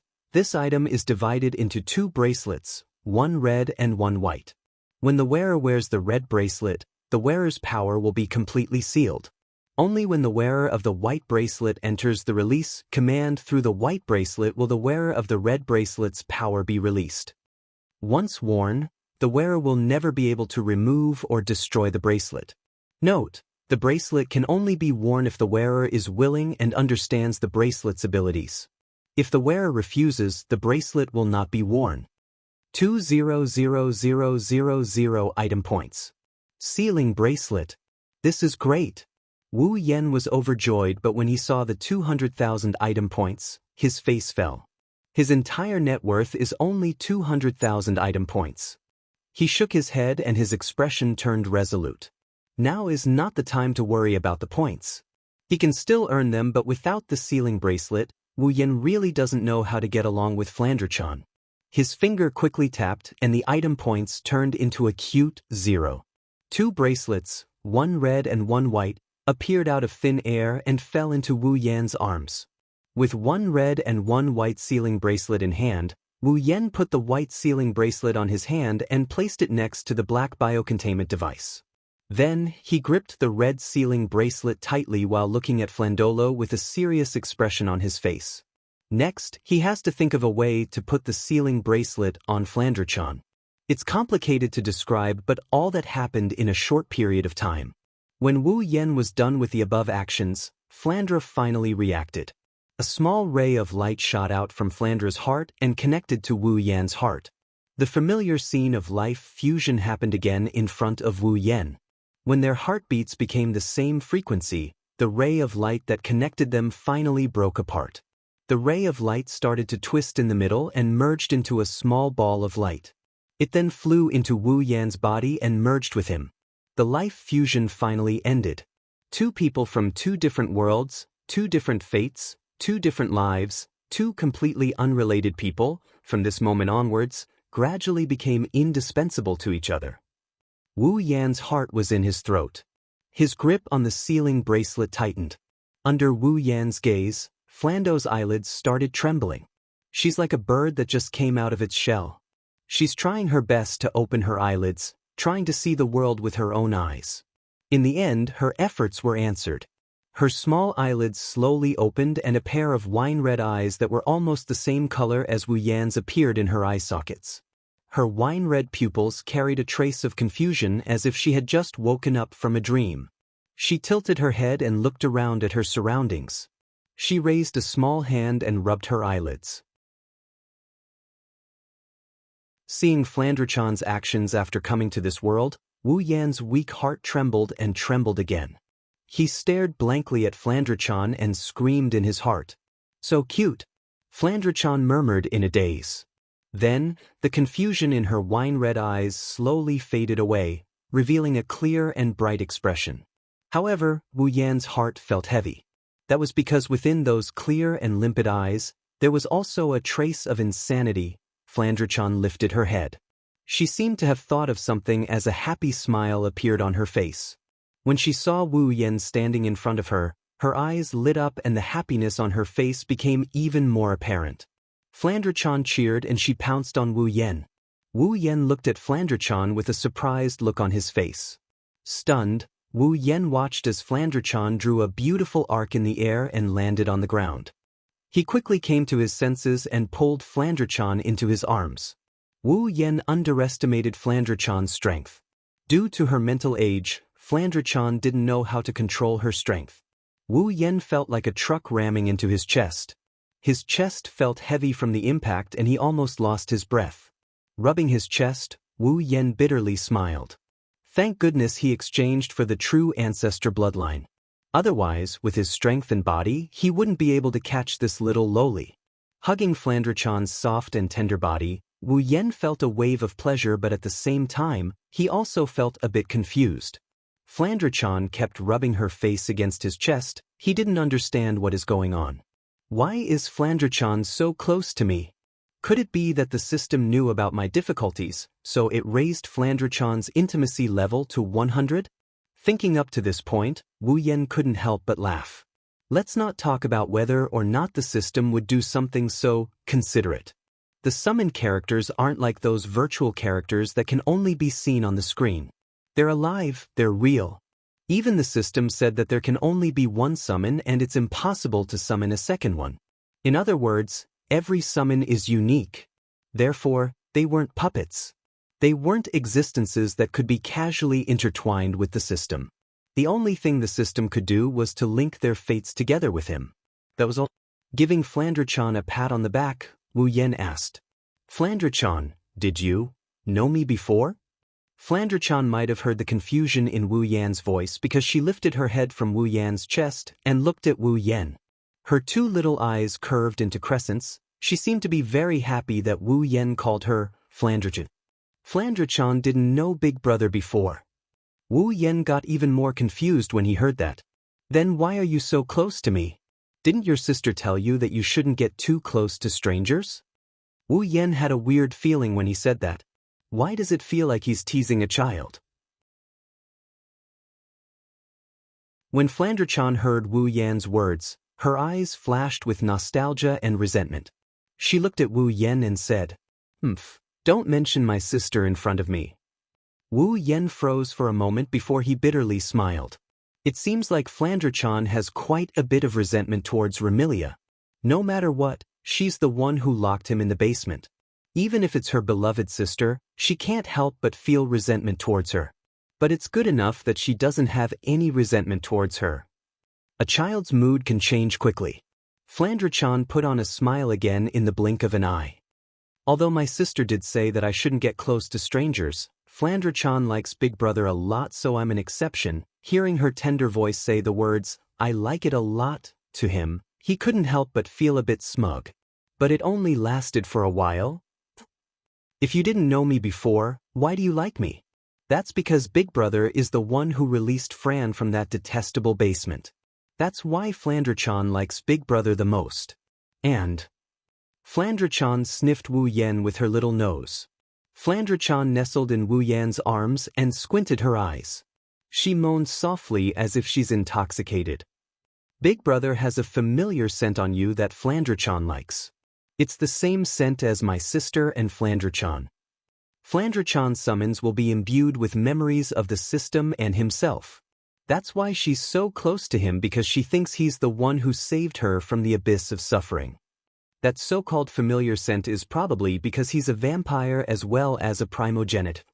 In other words, Flandre-chan's so-called is just a child's heartfelt joy towards the person who gave them candy. Sighing, Wu Yan couldn't help but feel disappointed. He thought he'd max out her favorability.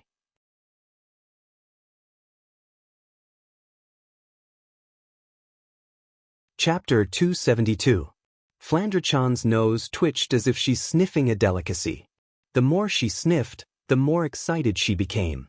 She kept rubbing her face against Wu Yan's chest, which amused Wu Yan. From the looks of it, Flandre-chan is just an ordinary little girl who likes to act spoiled. Hugging Flandre-chan, Wu Yan looked at Flandre-chan's delicate face. The more he looked at her, the more he liked her. However, Flandre-chan's next words made Wu Yan's happy heart turn cold. Flandre-chan lifted her pretty face and she excitedly said to Wu Yan, "Oni-chan, can you play with Flandre-chan?" Play? It's true, it's normal for a child to say something like, "Play with me." However, Wu Yan knows that the play she's talking about isn't something fun at all. If she doesn't play well, she might lose her life. Even though Wu Yan has an immortal body and is now a true ancestor, he can't help but feel suffocated. Flandre-chan's eyes are the same color as his, but they're filled with hope. Even though Wu Yan knows how dangerous Flandre-chan is, he can't bear to reject her. Sighing, Wu Yan ruffled Flandre-chan's blonde hair. "So, what do you want to play, Flandre-chan?" Flandre-chan's eyes lit up when she heard that. She raised both of her hands and made a cheering gesture. "Big Brother. Flandre-chan loves playing bullet screen games. Let's play a bullet screen game, okay?" As expected, Wu Yan frowned and patted Flandre-chan's back. "Flandre-chan, the bullet screen game isn't something you can play as you please." Flandre-chan's cheerful face turned grim when she heard Wu Yan's words. Her red eyes flashed with a crimson light that's darker than the color of her pupils. "Big Brother, don't you want to play with Flandre-chan?" It's still the same face and the same soft voice. But this time, Flandre-chan's words were followed by a bloody stench in the air. Nothing is happening. The beach is still peaceful, but Wu Yan can see an endless amount of blood rushing towards him. Wu Yan's frown deepened. He suddenly felt Flandre-chan's weight. Of course, if it wasn't for the fact that Wu Yan is a true ancestor and doesn't feel uncomfortable with the smell of blood, it wouldn't be as simple as a frown. Wu Yan sensed that when Flandre-chan said she doesn't want to play with Flan, her mental state seemed to have taken a turn for the worse. Hugging Flandre-chan tightly, Wu Yan's furrowed brows relaxed. He sighed and he raised the red sealing bracelet in front of Flandre-chan. Flandre-chan, who had a weird expression on her face, froze up when she saw the bracelet. "It's so pretty." Flandre-chan reached out and touched the bracelet in Wu Yan's hand. Wu Yan didn't know whether to laugh or cry, but for someone like Flandre-chan who likes red, the bracelet in Wu Yan's hand is really pretty. "This bracelet is called the sealing bracelet," Wu Yan said. "Sealing bracelet." Flandre-chan looked up with a confused expression. She couldn't understand why such a beautiful bracelet would have such a strange name and why Wu Yan would suddenly say something like that. Wu Yan couldn't see the confusion on Flandre-chan's face. He could only smile bitterly in his heart. Who told the bracelet to be worn willingly and knowing the effects of the bracelet? Wu Yan looked at Flandre-chan seriously. "Flandre-chan, Do you want this bracelet? Yes, yes. Flandre-chan wants it. Flandre-chan didn't hesitate to shout at Wu Yen. She reached out with both hands and grabbed the bracelet as if she was afraid that Wu Yen would put it away. She's so cute. If you want it, I can give it to you. Wu Yan's words made Flandre-chan smile again, but Wu Yan's next words made her smile disappear. Flandre-chan, this sealing bracelet can seal the power in your body. Flandre-chan was stunned. Seal power? Yes. Wu Yen looked at Flandre-chan, then at the white bracelet on his wrist and the red bracelet in his hand. As long as you're willing to put it on, it will seal your power. Without my permission, you won't be able to use your power anymore. Wu Yen sighed for the umpteenth time when he saw Flandre-chan's expression. He suddenly looked at her seriously. Flandre-chan, if you want to play with me, you must put on this bracelet to seal your power. Flandre-chan went silent. She slowly withdrew her hand from the sealing hoop. Her wine-red eyes slowly calmed down and became as calm as an ancient well. I see. Flandre-chan lowered her head. Her low voice traveled into Wu Yan's ears from under her bangs. Wu Yan's heart went cold again. So Big Brother hates Flandre-chan's power just like Big Sister? That's why you don't want to play with Flandre-chan? Wu Yan saw how bad Flandre-chan's mood got. It's not like that. Before Wu Yan could finish, Flandre-chan whispered again, interrupting Wu Yan. Big Sister is like that, Big Brother is like that too. Flandre-chan did nothing wrong, so why does everyone hate Flandre-chan? It's not like that, Flandre-chan. It's your power that's too dangerous. Flandre-chan suddenly laughed at Wu Yan's words, but her laughter sent chills down Wu Yan's spine. Hee, Big Sister said the same thing too. In the end, Big Sister locked me up in that annoying room. Now, Big Brother is saying the same thing. Are you going to use that annoying bracelet to lock me up too? It's just sealing your power, it won't lock you up. It's all the same. Flandre-chan raised her head and shouted at Wu Yan. Her voice was filled with grievance and madness. You're all the same. Big Sister is the same. Big Brother is the same. Everyone is the same. You hate Flandre-chan. Flandre-chan wriggled out of Wu Yan's grasp and floated up from Wu Yan's body. Then she quickly retreated. A pair of twisted but beautiful crystal wings fluttered. Flandre-chan floated in midair, facing Wu Yan from afar. Two pairs of wine-red eyes stared at each other. Both of them were filled with a bewitching charm. However, the expressions in their eyes were completely different. One pair was filled with seriousness and worry, while the other pair was filled with madness and wariness. Suddenly, Flandre-chan's wine-red eyes lit up like a small light bulb. Under the illumination of the red light, Flandre-chan's adorable face turned into a horrifying and evil one. Flandre-chan let out a sinister laugh that Wu Yan couldn't get used to. Flandre-chan stared at Wu Yan with her red eyes and giggled. The words that came out of her mouth made Wu Yan panic. Big Brother, Flandre-chan hates you. Even though Flandre-chan hates you, Flandre-chan still wants to play with Big Brother. If Big Brother doesn't want to play with Flandre-chan, then let Flandre-chan play with Big Brother.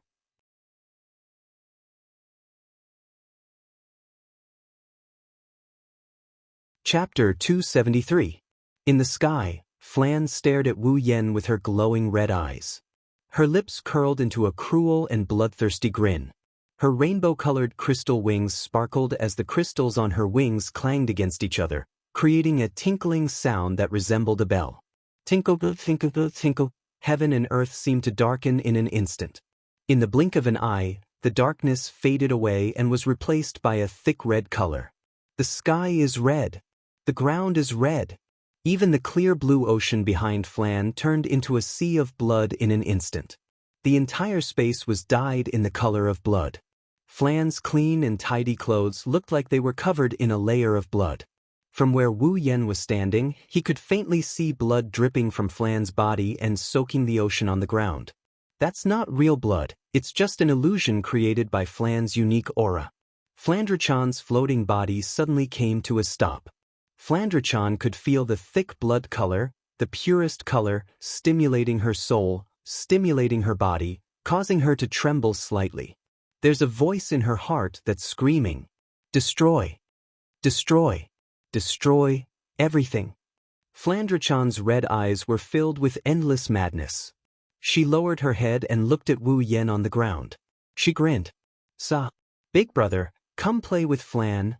The ground where Wu Yen was standing suddenly shook. Wu Yan's expression changed and a spark appeared on his forehead. An invisible wave of iron sand gushed out from the ground and wrapped around Wu Yan's arms and legs. It lifted Wu Yen into the air. Boom! Flan's feet barely left the ground when the ground rumbled. A row of light bullets shot out from the ground and split into countless vine-like whips. They whipped towards Wu Yen. It's the forbidden cranberry trap. One of Flandre-chan's rune cards. Wu Yan's scalp tingled when he saw the forest of vine-like bullets. He moved his body and the ground shook again. This time, it's not light bullets but iron sand. The iron sand quickly formed into iron sand swords and they flew towards the vine-like bullets. Boom, boom, boom, boom. A series of continuous explosions rang out from the collision between the vines and the iron sand swords. It was as if firecrackers were being set off. The sounds were extremely frequent. "Flan, stop!" Wu Yen yelled at Flandre-chan. "No!" Flandre-chan refused. At the same time, she used the forbidden cranberry trap again. Countless vines formed in her hands and attacked Wu Yen. Wu Yen gritted his teeth and opened his palm. The iron sand swords formed again. It's another showdown between bullets. However, it's unknown if Flandre-chan was being merciful or not. Flandre-chan's attack was cancelled out by the Tier 7 Wu Yan's. Wu Yen leaped and landed in front of Flandre-chan. He looked at Flandre-chan and said seriously, "If you don't stop, I'm going to get angry." Flandre-chan froze for a moment before she shouted angrily again.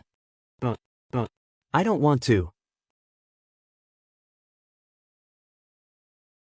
All this time I've been alone. No one came to talk to me, no one came to play with me. Flandre-chan screamed at Wu Yen. "Why did you lock me up?" Flandre-chan didn't do anything wrong. Flandre-chan just wanted to play with Big Brother. Flandre-chan, Wu Yen looked at Flan who was yelling at him and he felt pity for her. But he couldn't do anything about it. If he didn't do this, Flandre-chan would cause a lot of damage to her surroundings. Maybe subconsciously, Wu Yen didn't want to see this cute little girl do something cruel under the influence of a superpower. That's why sealing Flandre-chan's power was necessary. Wu Yen let out a sigh of relief. "Anyway, Flandre, can you stop and listen to me? I didn't want to lock you up." "Big Brother, you're a bad guy." Flandre-chan hates Big Brother. Flandre-chan obviously didn't listen to Wu Yen. Her temper didn't show any signs of calming down. She started attacking indiscriminately. 495-year ripple. This rune card, that seemed to have a very meaningful name, actually displayed a terrifying scene. Light bullet. Pure light bullet. But the number of light bullets was enough to cover the sky. Compared to the 495-year ripple, the scene created by Accelerator's ability is so weak. "Big Brother, come play with Flandre-chan." A terrifying amount of energy radiated from the projectile. Wu Yan's expression changed again and again when he saw the projectile filling up his field of vision. Wu Yan reached out to Flandre-chan and snapped his fingers. Instantly, the iron sand swords turned into normal iron sand and scattered into the sky like a huge wave. However, the 495-year ripple is obviously bigger than the iron sand swords. Wu Yen clenched his teeth and a vein popped up on his forehead. At the same time, an even bigger wave of iron sand came out from the ground to supplement the iron sand swords in the sky. Wu Yan's veins popped up on his forehead and a hint of pain flashed across his eyes. It's a sign that he's having a hard time right now. But to fight against Flandre-chan's 495-year ripple is not something he can do normally. Wu Yen can only overdraw his computing power. Anyway, his brain being burned out is nothing compared to the true ancestor's powerful recovery ability. The huge iron sand wave surged towards the light bullet that was falling from the sky and slowly spread out. It was like a big palm that wrapped around the light bullet of the 495-year ripple. Then it clenched its fist. Following an earth-shattering explosion, the iron sand and light bullets that were enough to form a small ocean were all turned into flowers of light and scattered between the heaven and earth. Under the sparks, Wu Yan's face turned extremely pale. His eyes were bloodshot and his originally red pupils turned even redder. Cold sweat dripped down his forehead and waves of pain came from his head. Wu Yan couldn't help but hold his head. Seeing that the 495-year ripple didn't take effect, Flan wasn't disappointed at all. Instead, she got even more excited. Seeing Wu Yan's pained expression made her even more excited. Licking her lips, Flan giggled. Ah, this is so fun. Big Brother is very strong. But Flan is even stronger. Let's continue playing. Big Brother. Holding his head, Wu Yan panted. The blood in his eyes visibly decreased and the pain in his head lessened. That's the true ancestor's powerful vitality and recovery ability at work, repairing Wu Yan's nearly burned-out brain. Holding his head and one of his eyes, Wu Yan looked at Flan in the sky with his remaining eye. This time, Wu Yan's remaining eye shrunk. Flan's lips twitched into a smile of infinite joy. She smiled happily at Wu Yan, just like when they first met. So cute and pure. However, Flan's small hand is facing Wu Yan. She opened her hand. It's this action that made Wu Yan's heart turn cold. If possible, Wu Yan would rather face the barrage of bullet comments than watch Flandrachan reach out her hand to him. Under Wu Yan's pinhole-sized gaze, Flandrachan's hand suddenly clenched. Bam! After a light sound, Wu Yan's body shattered into pieces and turned into a pool of blood.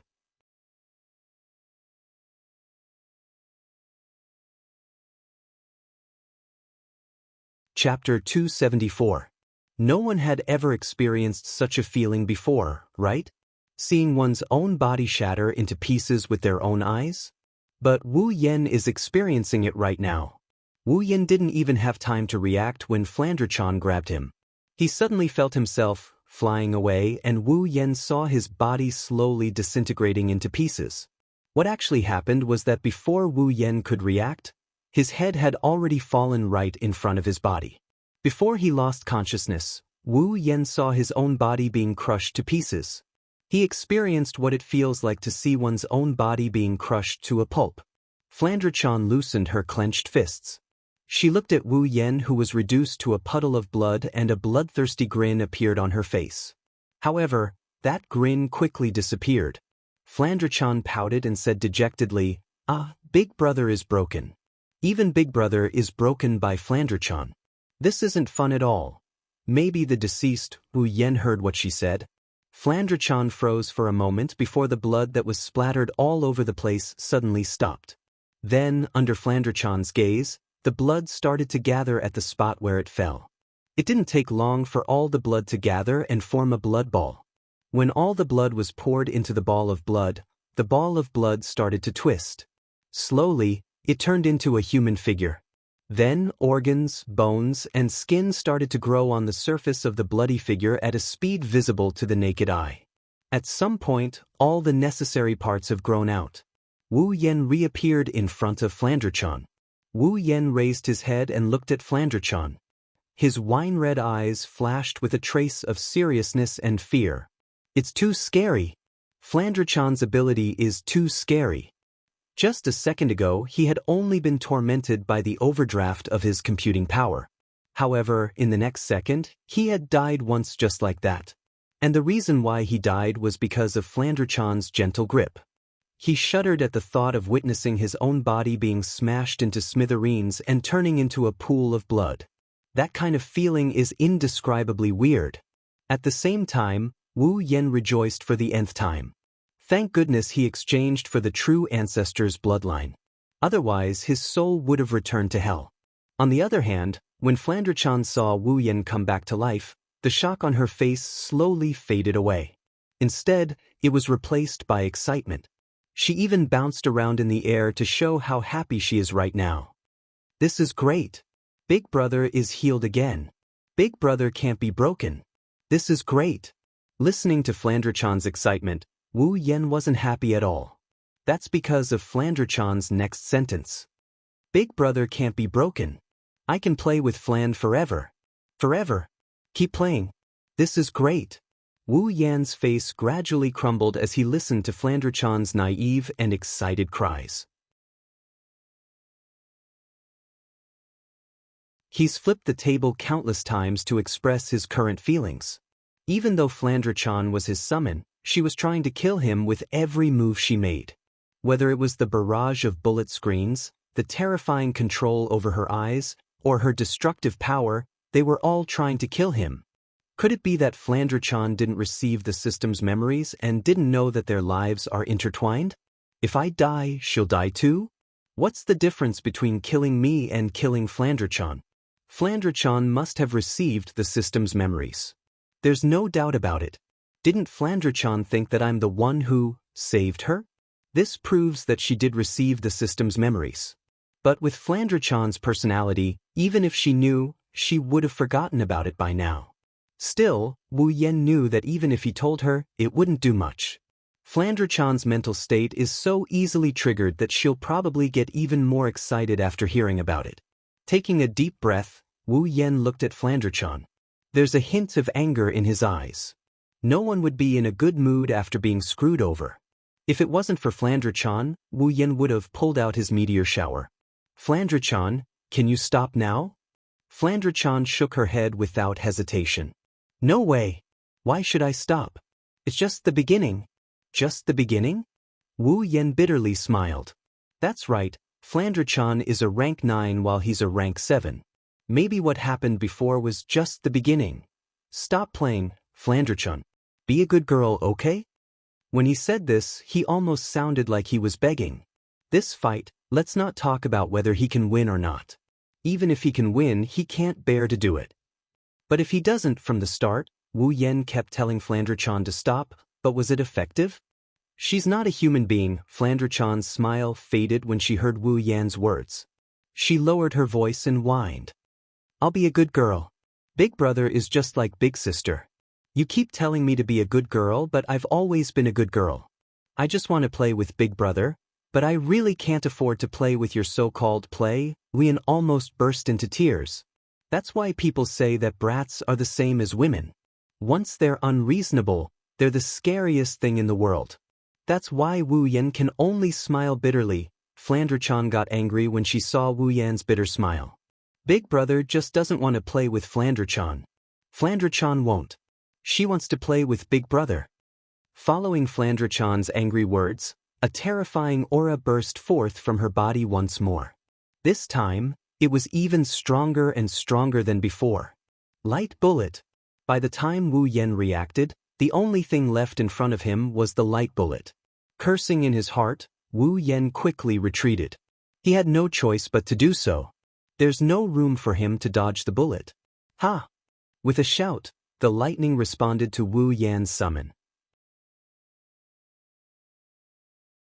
It came out from Wu Yan's body and the violent electricity filled his entire body. Lightning crackled and one could even vaguely hear the sound of thunder. Wu Yan can only rely on his computing power to defend against Flandre-chan's barrage. If Flandre-chan was an enemy, he might be able to deal with her.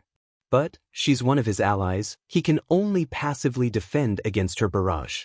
It's almost the same as the iron sand wave, but this time, it's a net of lightning. Under Wu Yan's control, the dense net of lightning went straight for the barrage of bullets. When the sound of thunder and explosion rang out at the same time, the attack that was powerful enough to destroy the surface of the beach was once again dispersed. Several attacks cancelled each other out. The beach that was weak for both Wu Yan and Flandre-chan was miraculously intact. Other than the dust that was blown away by the shockwaves, the beach was miraculously intact. Of course, Wu Yan didn't have the time to care about the life and death of this beach. He can't even control his own life and death right now. How could he have the time to care about the beach?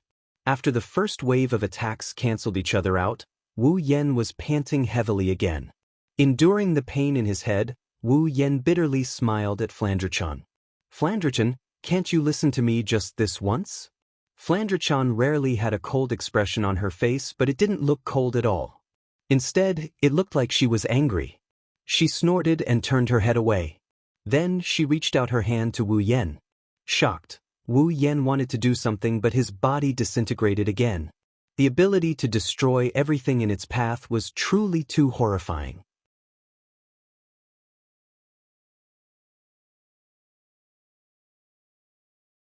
Chapter 275. In less than a second, he turned into a puddle of blood again. Even with his immortal body, Wu Yan's heart still felt cold. She could decide a person's life and death in 1 second. Flandre-chan is too strong, too strong. It's no wonder even that old monster Yakumo Yukari has a headache for Flandre-chan in Fantasy Village. Flandre-chan was having a headache. Without a doubt, with this ability alone, Flandre-chan could easily become the strongest combatant in the Fantasy Village, where Tier 7s were as common as dogs and Tier 8s were everywhere. Other than Yakumo Yukari, she could easily become the strongest combatant. Flandre-chan, on the other hand, didn't seem to mind the fact that she was able to kill someone so easily. Instead, she looked at the spot where Wu Yan died with great interest. Her eyes are filled with anticipation. She's waiting for her big brother to come back and play with her again. Wu Yan didn't let her down. He soon appeared in the puddle of blood again. He didn't look too good. After all, without the true ancestor's bloodline, he would have died twice already. The feeling of having one's bones crushed and body falling apart isn't that pleasant. If it wasn't for the fact that Wu Yan's body was falling apart so fast that he didn't have time to feel the pain of his body falling apart would be enough to torture him for quite some time. Flandre-chan's face lit up. She clapped her hands to express her joy. "Ha! Big brother, you're fine again." Wu Yan clutched the red sealing bracelet tightly in his hand. Even though he died twice to Flandre-chan, the sealing bracelet didn't show any signs of cracking. Judging by its sturdiness, the sealing bracelet lived up to its description of being indestructible. Speaking of which, whether it's the sealing bracelet or the biocontainment device, they're just two normal bracelets. No matter how much force I exert on them, they're indestructible. Should I say, as expected of a product from the system? Wu Yan shook his head mockingly and sighed. Why am I still letting my imagination run wild at a time like this? It's no wonder Wu Yan's imagination ran wild. Flandre-chan didn't listen to a single word he said to her, and he couldn't do anything to stop this level 82 lowly from doing whatever she wanted to do. Seriously, he's at his wit's end. Even when facing Accelerator, who's a tier higher than him, and the unfathomable IWSI, Wu Yan has never felt so powerless. Wu Yan's heart sank when he saw Flandre-chan cheering in midair. You really don't want to wear it? Wu Yan gripped the bracelet so hard that it's turning blue. His voice was so low that it came out of his mouth. It's clear how he's feeling right now. Wu Yan's mood is extremely low. Flandre-chan's unwillingness to wear the bracelet is the same as losing the chance to live peacefully with Flandre-chan. It's been less than half an hour since Flandre-chan was summoned.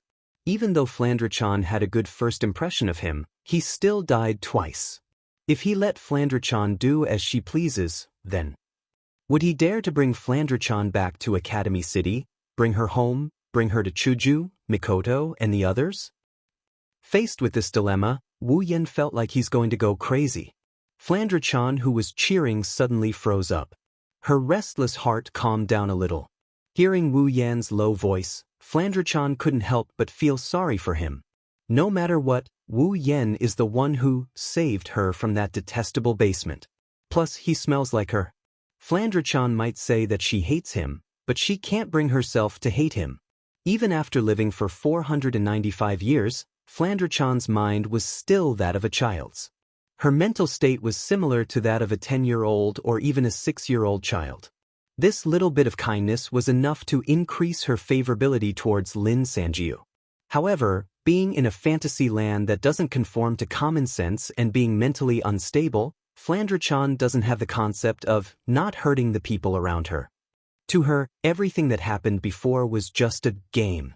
However, when she saw the sealing bracelet in Wu Yan's hand, Flandre-chan's calm heart started to stir again. She couldn't understand Wu Yan's thoughts, just like how she couldn't understand her sister's thoughts. She would remember those who treated her well, and she would also remember those who treated her badly.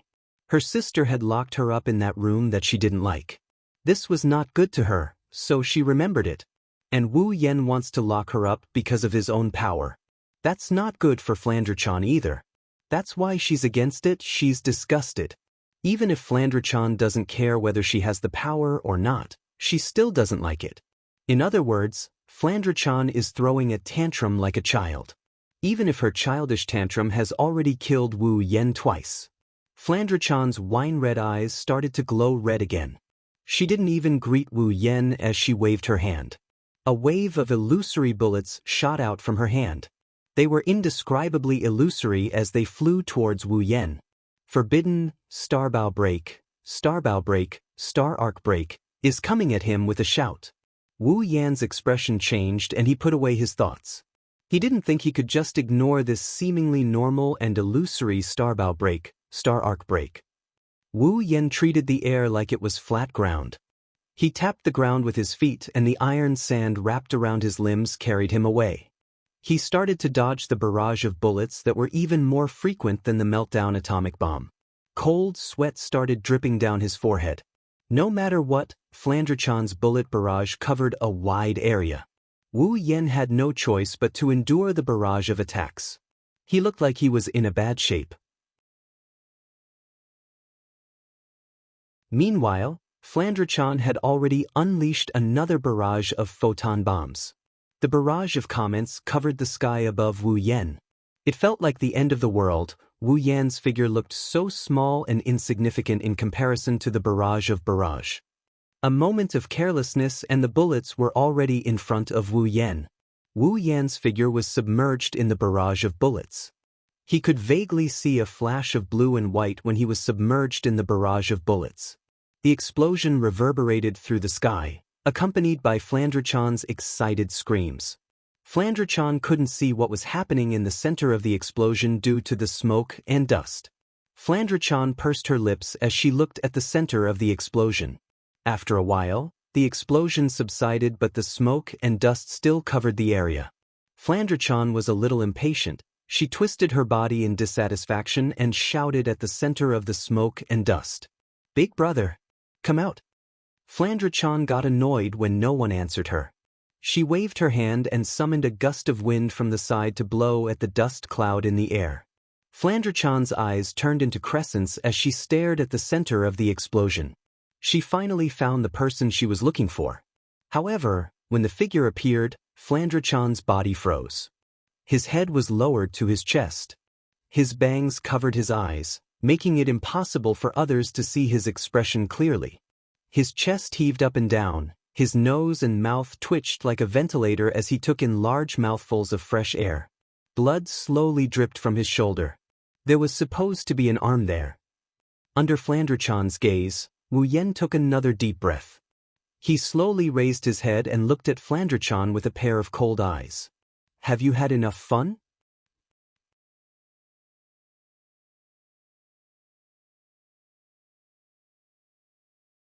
Chapter 276. Are you done fooling around? The cold voice was like a gust of cold wind that blew through Flandre-chan's restless heart. The sudden change in tone was completely different from the caring and comforting tone from before. Flandre-chan was extremely uncomfortable with the sudden change in tone. Flandre-chan's wine-red eyes met with Wu Yan's. When she saw Wu Yan's eyes, Flandre-chan's body shuddered. The wine-red color that was supposed to be her own has turned into a golden color. At the same time, an indescribable pressure emanated from Wu Yan's injured body and enveloped Flandre-chan's body. It's a weak pressure to Flandre-chan, but it's enough to make her tremble. Her eyes that were originally filled with excitement and craziness are now filled with fear. Flandre-chan's body is still in midair. She couldn't help but take a few steps back. She's trying to get away from that weak pressure that instills fear in her. Alas, it's a futile effort. A faint pressure latched onto Flandre-chan's body like a parasite. No matter how many steps Flandre-chan took back, the uncomfortable pressure still lingered around her body. Flandre-chan's little heart started to thump uncontrollably. No matter how weak Wu Yen is, he's still a true primogenite.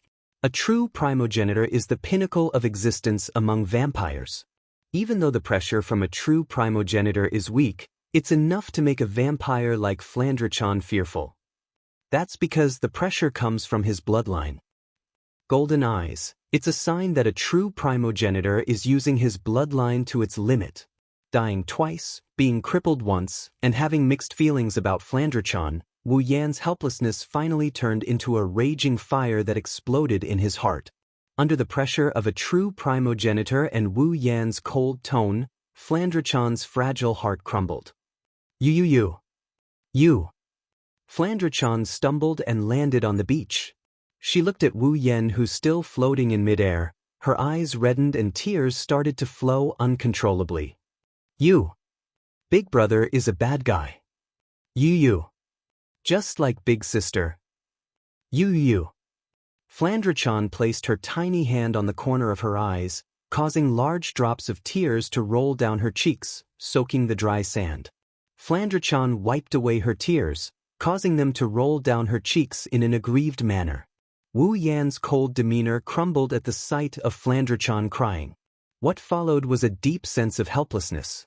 Wu Yan was a little angry that Flandre-chan killed him twice and had one of his arms blown off. But seeing Flandre-chan like this, he couldn't bear to blame her. In the end, Flandre-chan didn't do anything wrong. She was born with great strength. It wasn't something she wanted. It's already pitiful enough that her mind wasn't able to match her strength. What's more, Remilia had locked her up in the basement for so many years because of this. He made it clear that he wanted to seal Flandre-chan's great strength. Flandre-chan's childish nature made her think that he would treat her the same way as Remilia. It's understandable. Flandre-chan is just a child. Thinking about this, the anger in his heart died down. Wu Yan sighed and straightened his body. A ray of bloody light appeared where his arm was severed. Then, his arm healed back to its original state. In a flash, Wu Yan appeared in front of Flandre-chan. Wu Yan chuckled and shook his head at the sight of Flandre-chan crying. He reached out and gently picked her up.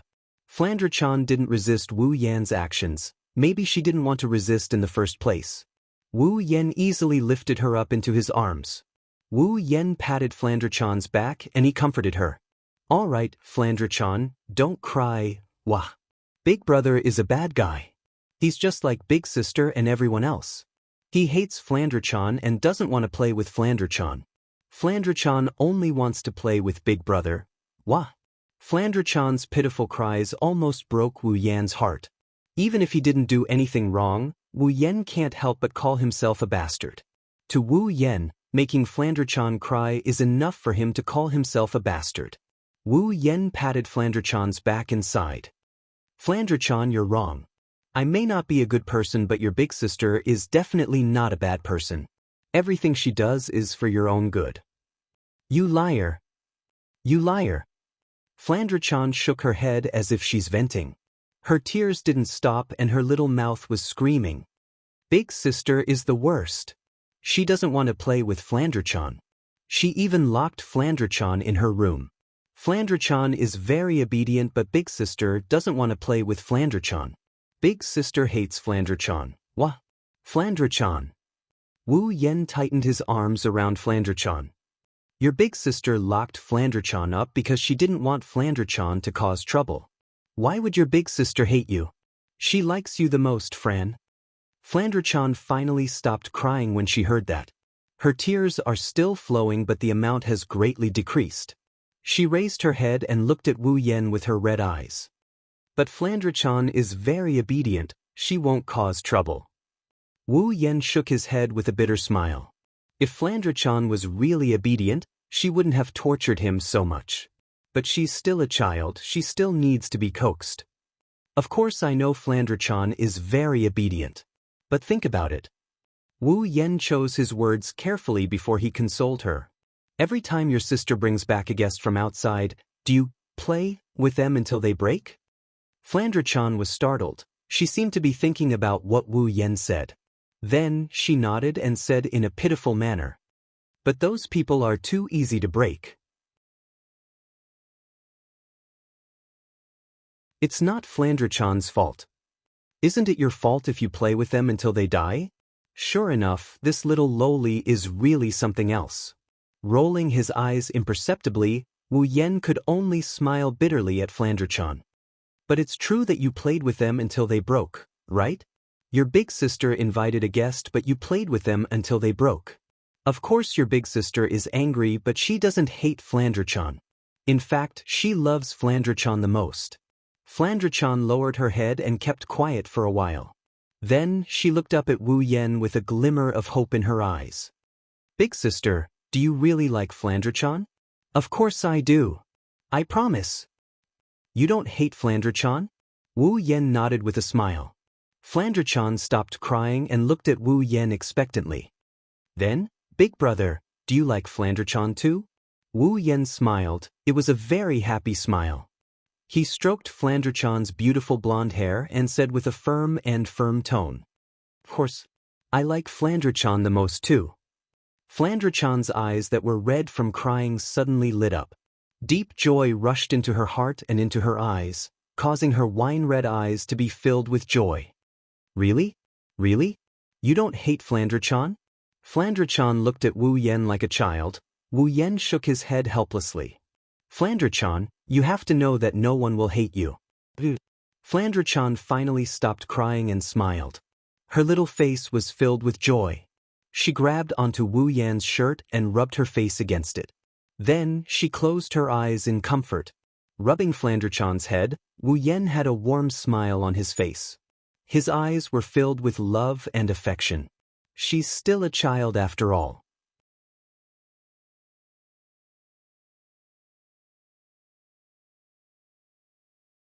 Chapter 277.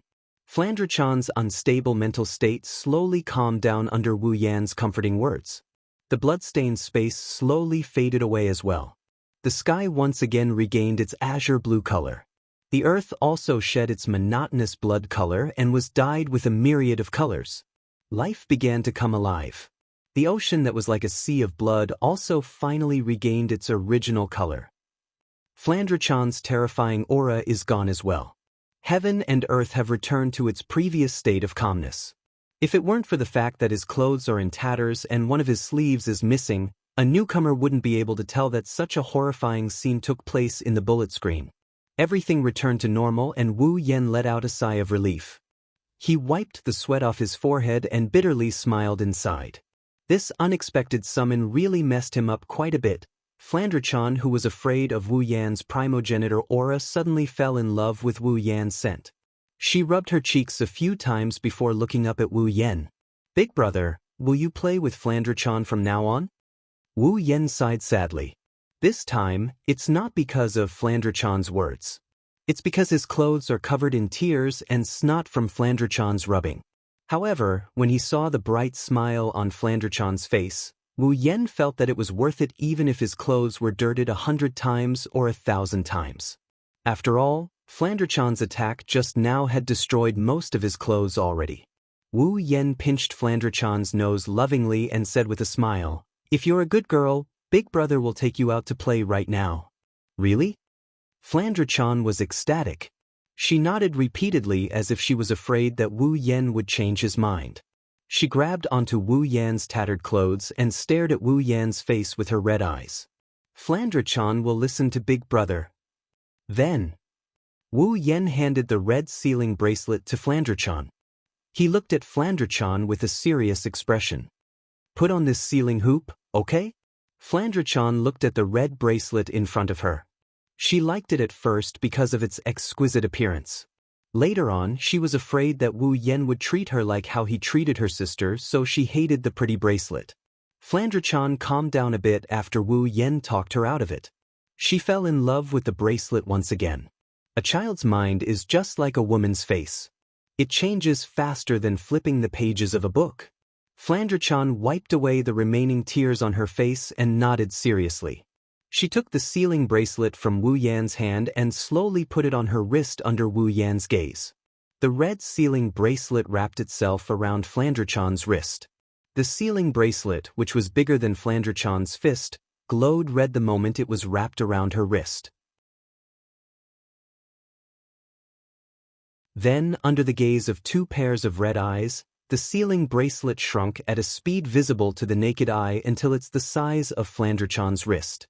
At the same time, the red sealing bracelet on Flandre-chan's wrist and the white one on Wu Yan's wrist lit up at the same time. The light disappeared in a flash and the two bracelets returned to normal. When the light disappeared, Wu Yan's eyes suddenly lit up. He looked at the white sealing bracelet in his hand, a little confused and a little enlightened. An idea flashed through his mind. Wu Yan slowly raised the sealing bracelet in his hand. Seal! The white sealing bracelet on her wrist glowed brightly, and under Flandre-chan's curious gaze, the red sealing bracelet vibrated and a strange energy flowed into Flandre-chan's body. Flandre-chan could feel the sealing bracelet glowing in Wu Yan's hand. A cold current flowed out of the sealing bracelet and it started circulating inside her body. Following the circulation of the cold current in his body, the powerful energy that originally filled his body slowly calmed down. Under the guidance of the cold current, slowly, it sank into the depths of his body. Flandre-chan was stunned. Her red eyes flashed with surprise because the eyes that filled her vision all disappeared. Only when all the energy in his body had sunk into the depths of his body and all the eyes in his eyes had disappeared, did the cold current from the red sealing ring finally stop and sink into the depths of his body as well. The white sealing bracelet on Wu Yan's wrist dimmed until it disappeared. The moment the sealing bracelet in his hand dimmed, Flandre-chan's status in the system changed to character, Flandre, Scarlet, ability, none, sealed, power, none, sealed, endurance, none, sealed, agility, none, sealed, spirit, none, sealed, equipment, none, sealed, level, 0, sealed. Whether it was ability, strength, endurance, agility, or spirit, all of them had become none. Even his equipment column had become none. His level had gone from level 82 tier 9 to level 0. Her vampiric physique has also been sealed away. Aside from her incredible regenerative abilities, Flandre-chan is now an ordinary human. She's no longer a threat to him. The white sealing bracelet on Wu Yan's wrist now has a red border. This red border means Flandre-chan's power is sealed. From now on, as long as Wu Yan commands the bracelet to remove the seal, the red border will disappear and Flandre-chan will return to being a powerful rank 9 lowly. Whenever he wanted to, he could seal it and release it whenever he wanted. It was extremely convenient, especially for someone like Flandre-chan who couldn't control her own power. It couldn't be any more suitable.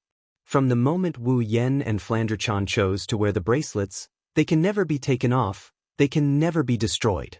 In other words, Flandre-chan's power is now in Wu Yan's hands. Wu Yan let out a sigh of relief, and at the same time, he couldn't help but sigh. What a heaven-defying pair of bracelets.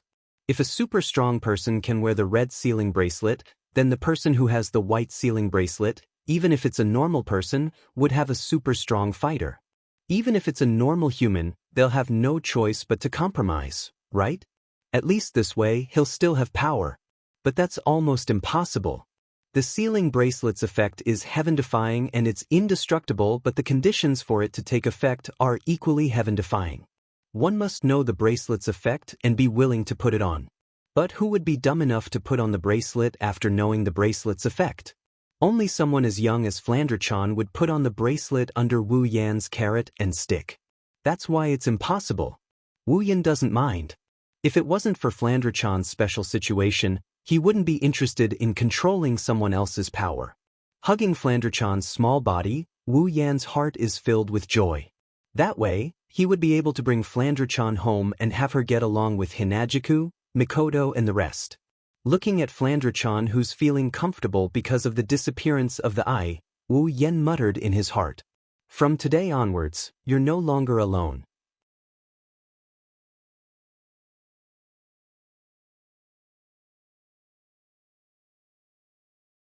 Chapter 278. Academy City, School District 7. On a certain street, a young man is walking down the street, attracting the attention of passers-by. Their eyes and faces are filled with amazement. If one were to take a closer look, they would notice that the passers-by aren't looking at the young man, they're looking at the sweet and adorable little girl in his arms. When the female passers-by saw the little girl, their eyes immediately emitted the light of love and countless little stars. Some of the more unique women even directly coughed out blood from their noses and lay on the street, unable to get up again. Male passersby passed by and cast their eyes on the little girl. Their eyes immediately emitted a wolf-like green light. And this group of people, basically, were a little older. As for the younger ones, their eyes would light up and they would embark on a path of no return called Lilican. Of course, there are some who would look at the young man with the little girl in his arms. However, these gazes are filled with envy, jealousy, hatred, and bone-chilling coldness. The young man who has been baptized by these gazes countless times is already used to it. He's walking down the street with a calm expression. So what if these gazes are twice as hot? Fighting 5 trash, that's all. Young man, or should I say uncle, you're an uncle. Your whole family are uncles. Of course, it's Wu Yen and the little girl is undoubtedly Flandre-chan. Flandre-chan wrapped her arms around Wu Yan's neck and let Wu Yen hug her. Flandre-chan looked at the dazzling array of shops and buildings on the street and gasped in surprise. In the fantasy village, even in the human world where humans lived, there were very few elements of modern society, living as if they were living in ancient times. Flandre-chan, who had never been to the human world even once, was naturally surprised to see the advanced technology of Academy City. Flandre-chan has never seen such interesting scenery before. Flandre-chan's wine-red eyes are filled with amazement and joy. She's like a little girl who's been allowed to play on the streets. She's having fun while laughing. Her bell-like laughter kept coming out of her mouth. It's like a cool breeze, cooling down the hot streets. This can be seen from the smiles on the faces of the passers-by on the street. However, it seems like Flandre-chan's charm isn't just to help people cool off. At least, there's a perverted uncle standing in front of Wu Yen and Flandre-chan. He's here for Flandre-chan, his nostrils are bulging and he's breathing hot air like a mad bull. A pair of loving eyes stared at Flandre-chan who is in Wu Yan's arms. The perverted uncle crossed his arms and wriggled his body like a snake. He growled and growled, he's asking for a beating. Swallowing a mouthful of saliva, the wretched uncle took out a comb from his pocket and combed his hair. He pretended to be serious and coughed. However, his series of actions just now had already caused him to lose control of his body. Young man. The perverted uncle took a look at Flandre-chan, his eyes are glowing. He's just an ordinary person but he's exuding a strong aura. He's shouting at Wu Yen. Please give that lowly, cough, that little girl in your bosom to me to raise. I have 2 chain stores, 5 companies, and several tens of houses in Academy City. People who are commonly known as filthy rich refer to people like me. If you let me raise this little girl, I'll definitely be able to let her live a life of happiness. How about it? Are you tempted? Don't hesitate, just give her to me and I'll take care of her. In the beginning, he still sounded quite righteous when he ignored the words that lowly. However, towards the end, the vulgar uncle's face was already flushed red. His nostrils flared up again, and he was panting like a cow. It was simply disgusting. Yen smirked at the sight of this perverted uncle who tried to stop him and even tried to raise Flandre-chan. Wu Yen smiled at the sight of this perverted uncle who tried to make Flandre-chan live the life of a Fu family. Although he said that he was smiling, there was a thick black aura behind his back. The wretched-looking uncle instinctively felt a chill run down his spine. Before he could react, a fist suddenly enlarged in his line of sight. Following that, it smashed his glasses and sent him flying into the sky like a cannonball with a scream. Then, it violently smashed into a person who was walking out from a corner not far away. The person was smashed to the ground, and the ingredients in his hands were scattered all over the ground. It was as if he had obtained a precious treasure. My special ingredient. I spent all my living expenses this month to buy it. The person didn't care about the blood on his head. Instead, he cared about his so-called special ingredient. It's like he's already used to getting injured. He reached out his hand towards the ingredients scattered all over the floor as if he's trying to keep something. The person looked up at the sky and screamed in pain. Why did someone fall from the sky? Why did it hit me? How unfortunate. Wu Yan's mouth twitched when he heard the familiar screams. He couldn't stay calm. This unlucky guy is a bit far away from me, but if I'm not mistaken, he's the hedgehog head. As for the passers-by around them, they all glanced at the hedgehog head and the wretched-looking uncle who dared to make a move on the little lowly. They all unanimously chose to ignore them. Wu Yan even saw one of the people who wanted to look for him after seeing him injure someone. After understanding what happened, that person ran towards the bruised and swollen uncle and handcuffed him. "I'm a disciplinary committee member. I'm arresting you for molesting an underage girl. If you have anything to say, you better keep it to yourself. Your words will determine the severity of your punishment." The person who called himself a disciplinary committee member gave him a thumbs up. It's like he's saying, "That was a good punch." His words shouldn't be used as evidence in court but to determine the severity of his punishment. Is this a direct sentence? Although the decision of the wretched uncle who dared to make a move on Flandre-chan was definitely a wise one, why do I feel like I should change my view of Academy City? Speechless, he watched the perverted uncle being dragged away. Yes, he's being dragged away. Wu Yan's heart is throbbing. If his heart wasn't strong enough as a primogenitor, he would have died from a heart attack by now. Flandre-chan giggled as she watched everything unfold.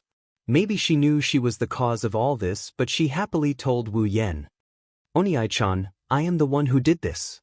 Those people are so interesting, they're so fun." Wu Yan retracted his awkward expression and he rubbed Flandre-chan's head. He smiled at Flandre-chan. "Yeah, are you happy, Flandre-chan?" "Yes, I am," Flandre-chan said without hesitation. She even cheered excitedly at Wu Yan. "Flandre-chan is so happy. There are so many weird houses here, it's so fun." Flandre-chan glanced at the passers-by and after killing a bunch of them with her cuteness, she turned to Wu Yan with a strange look in her eyes. "Also, there are so many people here," Wu Yan was surprised. "So many people?" Flandre-chan nodded vigorously and said in a low voice. Flandre-chan has never seen so many people before. Other than those who came to play, with Flandre-chan, Big Sister, Zuiyi, Mei Ling, Patrice, and a person in black and white, I've never seen anyone else. Wu Yan sighed and pinched Flandre-chan's cheeks. Flandre-chan yelped in pain and said with a smile. "Then Oniai-chan will bring you around today to see more people, okay?" Flandre-chan's eyes lit up and she cheered happily. But, long live Oniai-chan.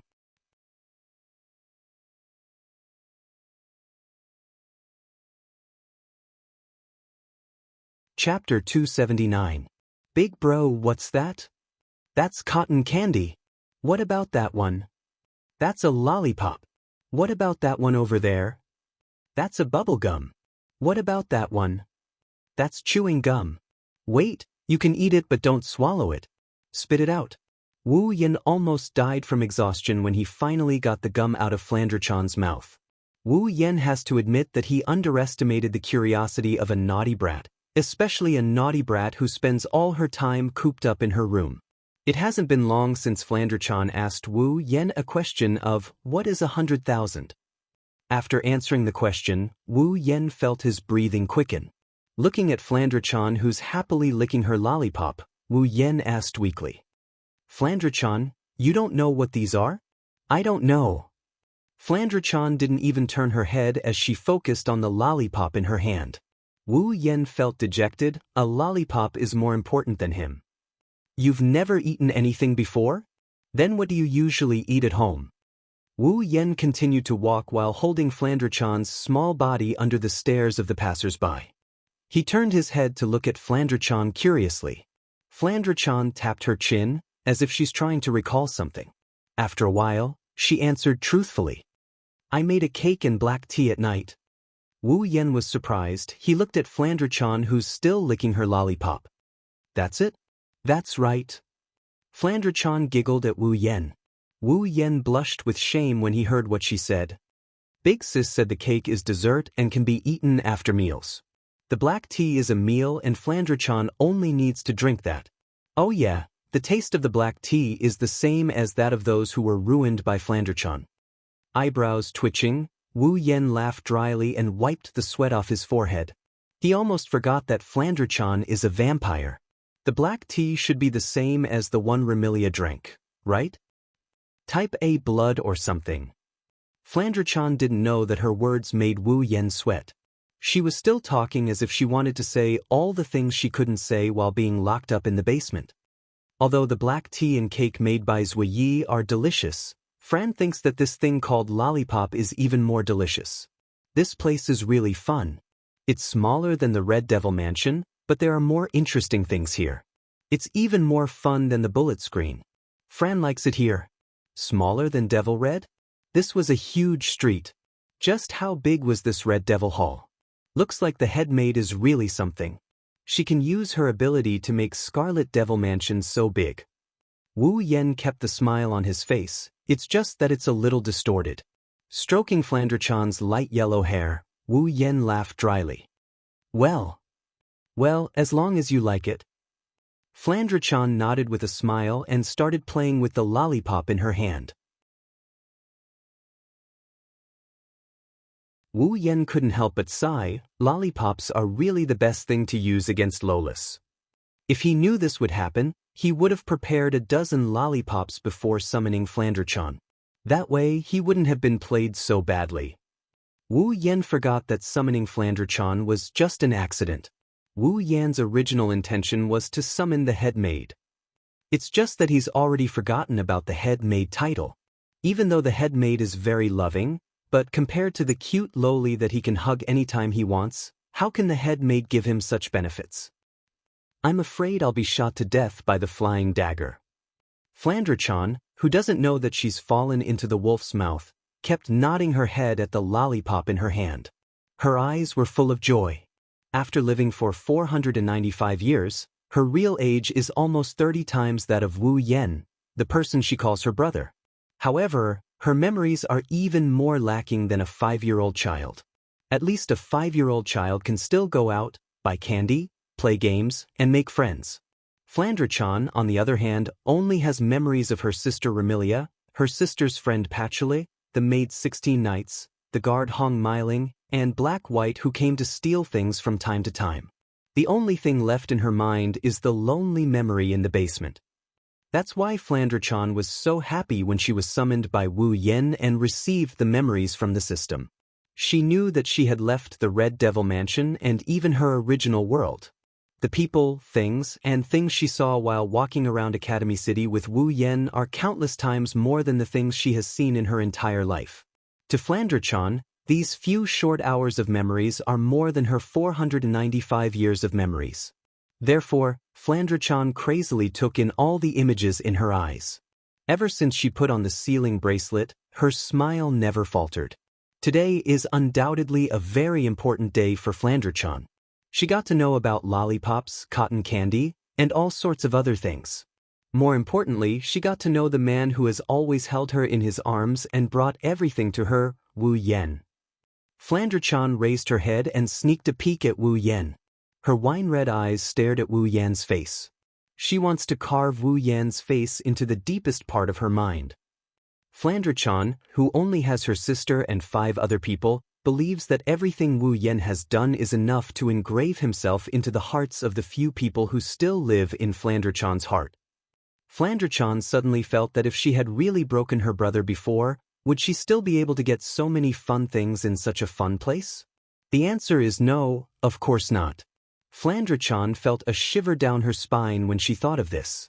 She grabbed Wu Yan's shirt with her tiny arms and buried her face in it. She's afraid of him. This is the first time in her 495 years of life that Flandre-chan is thinking about the cause and effect of something. If Wu Yen knew about this, he would definitely be overjoyed. In the past, Flandre-chan would only allow her limited rationality to be dominated by great power. She would follow her heart's desire to find someone to play with, trampling on lives and spilling blood all over her life. Because of her incomplete mind, Flandre-chan had never thought about anything seriously. But now, she was thinking about it seriously. What does this mean? This means that Flandre-chan's flawed mind is slowly being normalized.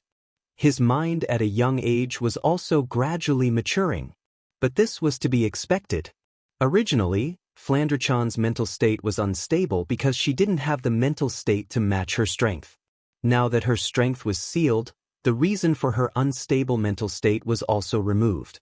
Flandre-chan's mental state became normal, and that was to be expected. But when her power is unsealed, will she be as normal as she is now? Feeling someone tugging at his shirt, Wu Yan looked down at Flandre-chan and tilted his head in confusion. What's wrong? Flandre-chan shook her head and buried her head in Wu Yan's chest. Big brother, can you always play with Flandre-chan from now on? Wu Yan felt a bit weird, but he nodded anyway. As long as Flandre-chan doesn't play her bullet screen games, Wu Yan wouldn't be willing to part with her. Although it's only been a few hours, Wu Yan has to admit that he's already taken a liking to this naive, romantic, and cute little girl. He tightened his arms as if he was trying to fuse Flandre-chan into his body. Wu Yan said in a soft yet firm tone, Big brother will always be with Flandre-chan. Always. Yes, always.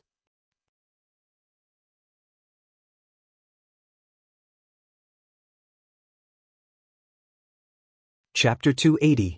With Flandre-chan in his arms, Wu Yan stood in front of his own house, staring at the door. He kept sighing as he couldn't lift one of his legs to take a step forward. A lot has happened in the span of one day, but that doesn't mean Wu Yan has forgotten about today's events. With the perfect memory ability, it's hard to forget something like this. If I'm not mistaken, Hinajiku, Mikoto, Ikaros, and Astria should be going out today. Also, I have to ask? They asked me to clean my house. If I'm not mistaken, Kinoda-sai, Frenda, and Takitsubo Riku should be wearing maid outfits and helping me clean my house. If I'm not mistaken, the house I was planning to clean today was probably turned into a wasteland by Kinoda-sai, Frenda, and Takitsubo Riku. If I'm not mistaken, Chuju, Mikoto, Ikaros, and Astria shouldn't have gone out until late at night, right? And if I'm not mistaken, Kinoda-sai and Frenda, those two cute girls, are probably still hating me. In other words, they shouldn't be cleaning up after me. In other words, Chuju and Mikoto are already looking at the rubble of the living room. It's his own house, but Wu Yan stood in front of the door for 15 minutes without opening it. It's like he went out to pick up girls and came back late at night, afraid that his wife will teach him a lesson. Other than the aforementioned reasons, the situation is more or less the same. He didn't go out to pick up girls, but he did bring back a loli. It might not be late at night yet, but the sky has been dark for who knows how long. Flandre-chan looked at the house in front of her curiously. She looked at Wu Yan with a curious expression. Even after playing for an entire day, this loli who had her powers sealed didn't look tired at all. Seeing Wu Yan staring at the door in a daze, Flandre-chan pulled on Wu Yan's sleeve. Oni-chan, what's wrong? Do you hate that door? Do you want Flandre-chan to break it for you? Flandre-chan paused for a moment and stuck out her tongue in embarrassment. Flandre-chan forgot, Flandre-chan can't break things anymore. Flandre-chan's words successfully pulled Wu Yan back to reality. Wu Yan bitterly smiled and rubbed Flandre-chan's head. Oni-chan doesn't hate that door, this is Oni-chan's home, why would Oni-chan hate it? Home! Flandre-chan nodded and frowned. Big brother, you're talking about home? Are you going to bring Flandre-chan home? That's right. That's right. Wu Yan's heart skipped a beat. He checked Flandre-chan's expression to make sure she didn't see anything wrong with it. Wu Yan laughed dryly. Technically, that's what I meant, but why do I feel like I have committed a crime? Why are you like this? Flandre-chan heard Wu Yan's words, but she didn't understand them. However, she understood that Wu Yan was going to bring her home. Flandre-chan pouted in dissatisfaction. Flandre-chan can still play, why do we have to go home? This time, Wu Yan's heart skipped a beat, even his veins twitched. Looking at Flandre-chan who's still in a daze, Wu Yan wanted to flip the table. Play? If this goes on, it'll be late into the night. Oni-chan, let's not go home, okay? Let's take Flandre-chan out to play. Flandre-chan looked at Wu Yan with teary eyes. She even grabbed Wu Yan's shirt. Wu Yan almost spat out a mouthful of blood from her cuteness. His heart shuddered violently. Wu Yan wants to go home, but Flandre-chan doesn't. This is her first time coming into contact with the outside world and learning about all the interesting things out there. Flandre-chan, who has lived in a basement for half her life, knows that home is a scary thing. After all, going home meant that she couldn't play anymore. Therefore, Flandre-chan decided to act cute. Although she didn't know what acting cute was, after a day of interaction, Flandre-chan knew that when she put on this expression, her big brother would accept any request from her, no matter what it was. Flandre-chan has grasped Wu Yan's weakness very well. Just look at Wu Yan's wavering face and you can tell. But if they don't go home now, this might be the last time he can go out with Flandre-chan. Worried that his stance will be shaken, Wu Yan punched himself in the heart. Wu Yan's voice was shaking. He smiled awkwardly and braced himself against Flandre-chan's cheat-like expression. Flandre-chan, it's dark now and all the fun things have gone home. Flandre-chan is such a good girl, it's time for you to go home. It's dark, we have to go home? Flandre-chan looked up at Wu Yan in confusion and asked, but why did sis say that we should go out when it's dark? Wu Yan broke out in cold sweat and scolded himself for being such an idiot. He has perfect memory, so why did he keep forgetting the identity of the little loli in his arms? Isn't night the time for vampires to go out? I'm really Wu Yan forced a chuckle, but there was an unspeakable guilt in it. He had to do it to make himself look good. Now that he did it, he realized how stupid he was. His house's soundproofing isn't that good. The door in front of him opened with a loud bang. The scene inside the house was imprinted into Wu Yan and Flandre-chan's eyes. Flandre-chan was stunned and Wu Yan was sweating profusely. The two door gods in his house. No, the two wives in his house are standing side by side, one on the left and one on the right. Their brown eyes and yellow-green eyes were looking at Wu Yan at the same time. There was a smile in their eyes that made Wu Yan's heart skip a beat. But when the two pairs of eyes saw Flandre-chan in Wu Yan's arms, who was looking at them curiously, they were stunned and didn't say anything. Their silence made Wu Yan sweat even more. It almost dripped onto Flandre-chan's face.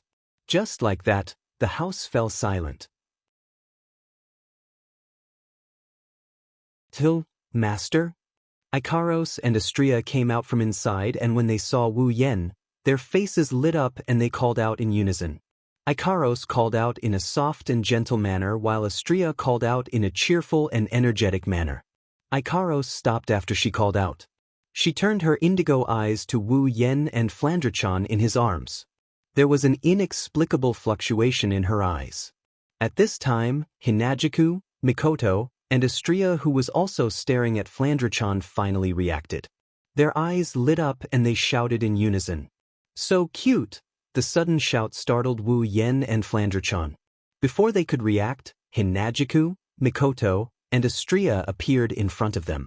They looked at Flandre-chan in their arms and they started shouting excitedly. So cute! So cute! This child! Hey, what's your name? My name is Astria. Can I hug you for a bit? Just for a bit. Looking at the three creatures with red hearts in their eyes, Wu Yan's cold sweat started pouring down like a waterfall. Flandre-chan stared blankly at Chuju, Mikoto, and Astria, who kept calling out to her. She panicked and tried to grab Chuju and the others. Flandre-chan forgot that her powers were sealed. She stared at her hands blankly before she buried her head into Wu Yan's chest. Chuju, Mikoto, and Astria finally stopped. They looked at Wu Yan, who was laughing awkwardly with a dangerous glint in their eyes. Ikaros saw Flandre-chan hiding in Wu Yan's arms. She looked at Wu Yan's hands that were holding Flandre-chan tightly. She clutched her own chest. I wish I could be like her. You're tuning in to the Passion Pages YouTube channel. We're so grateful for your support, and don't forget to subscribe to join us on this incredible journey through captivating stories. Your generosity through donations truly makes a world of difference, as it's the primary source of revenue that allows me to expand and enhance this channel for you. Thank you from the bottom of my heart for being a part of this adventure.